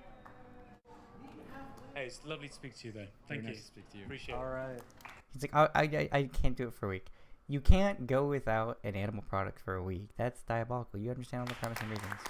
I think he was just. I think on the whole, like everyone's sort of like an animal lover anyway. Just like vegans take it a bit further, so everyone feels like the pull of it. There was probably 3 or 4 people who have thought, might be tempted to at least reduce, if not go vegan. Reddit mod. Just on the off chance that one guy. At least reduce, if not go vegan. I'm gonna eat twice as many meat just on the off chance that one guy at the end does go vegan one day a week. I'm gonna offset it. I'm a big proponent of doing whatever feels right for you. Let's go through these point by point really quickly. He's going to eat twice the amount of meat, so he's going to have twice the amount of harm being produced. You can make the same thing that you're only going to beat your wife twice as much because your neighbor's not beating his wife as much anymore. Let's go to the next part. So if they decide... I'm a big proponent of doing whatever feels right for you. If engaging in non-consensual sex with somebody, it feels right to you, then she's a big proponent of allowing people to do that. She obviously does believe that, so she's on a whimsical, arbitrary value ascription. To become vegan after this, I guess, if they feel like it's right for them. I think when you actually see somebody living a carnivore lifestyle, no. You might be more inclined to check it out because it's just more real. It's relatable. It's real. It's relatable. Sounds like an industry plant. It's real. It's relatable. How is it more real? There's no justification for that. Numbers and stats aren't relatable. Numbers and stats aren't relatable. No, numbers and stats are pieces of evidence, empirical data that show statistically what is relevant and what is potentially worse. And she just got... I don't think he was very relatable. He wasn't very relatable. Yeah, not to you guys, because he has an entirely different worldview than you. Of course he's not relatable to you. To most people. He's very numbers, doctor. How many people live like that? Okay. If you decided to become vegan after watching this video, let us know in the comments. If you are a vegan and you convert... I gotta stop this. I've been yapping for multiple hours, and this needs to quit going on, so I will leave you guys with that as well. Thanks. Bye.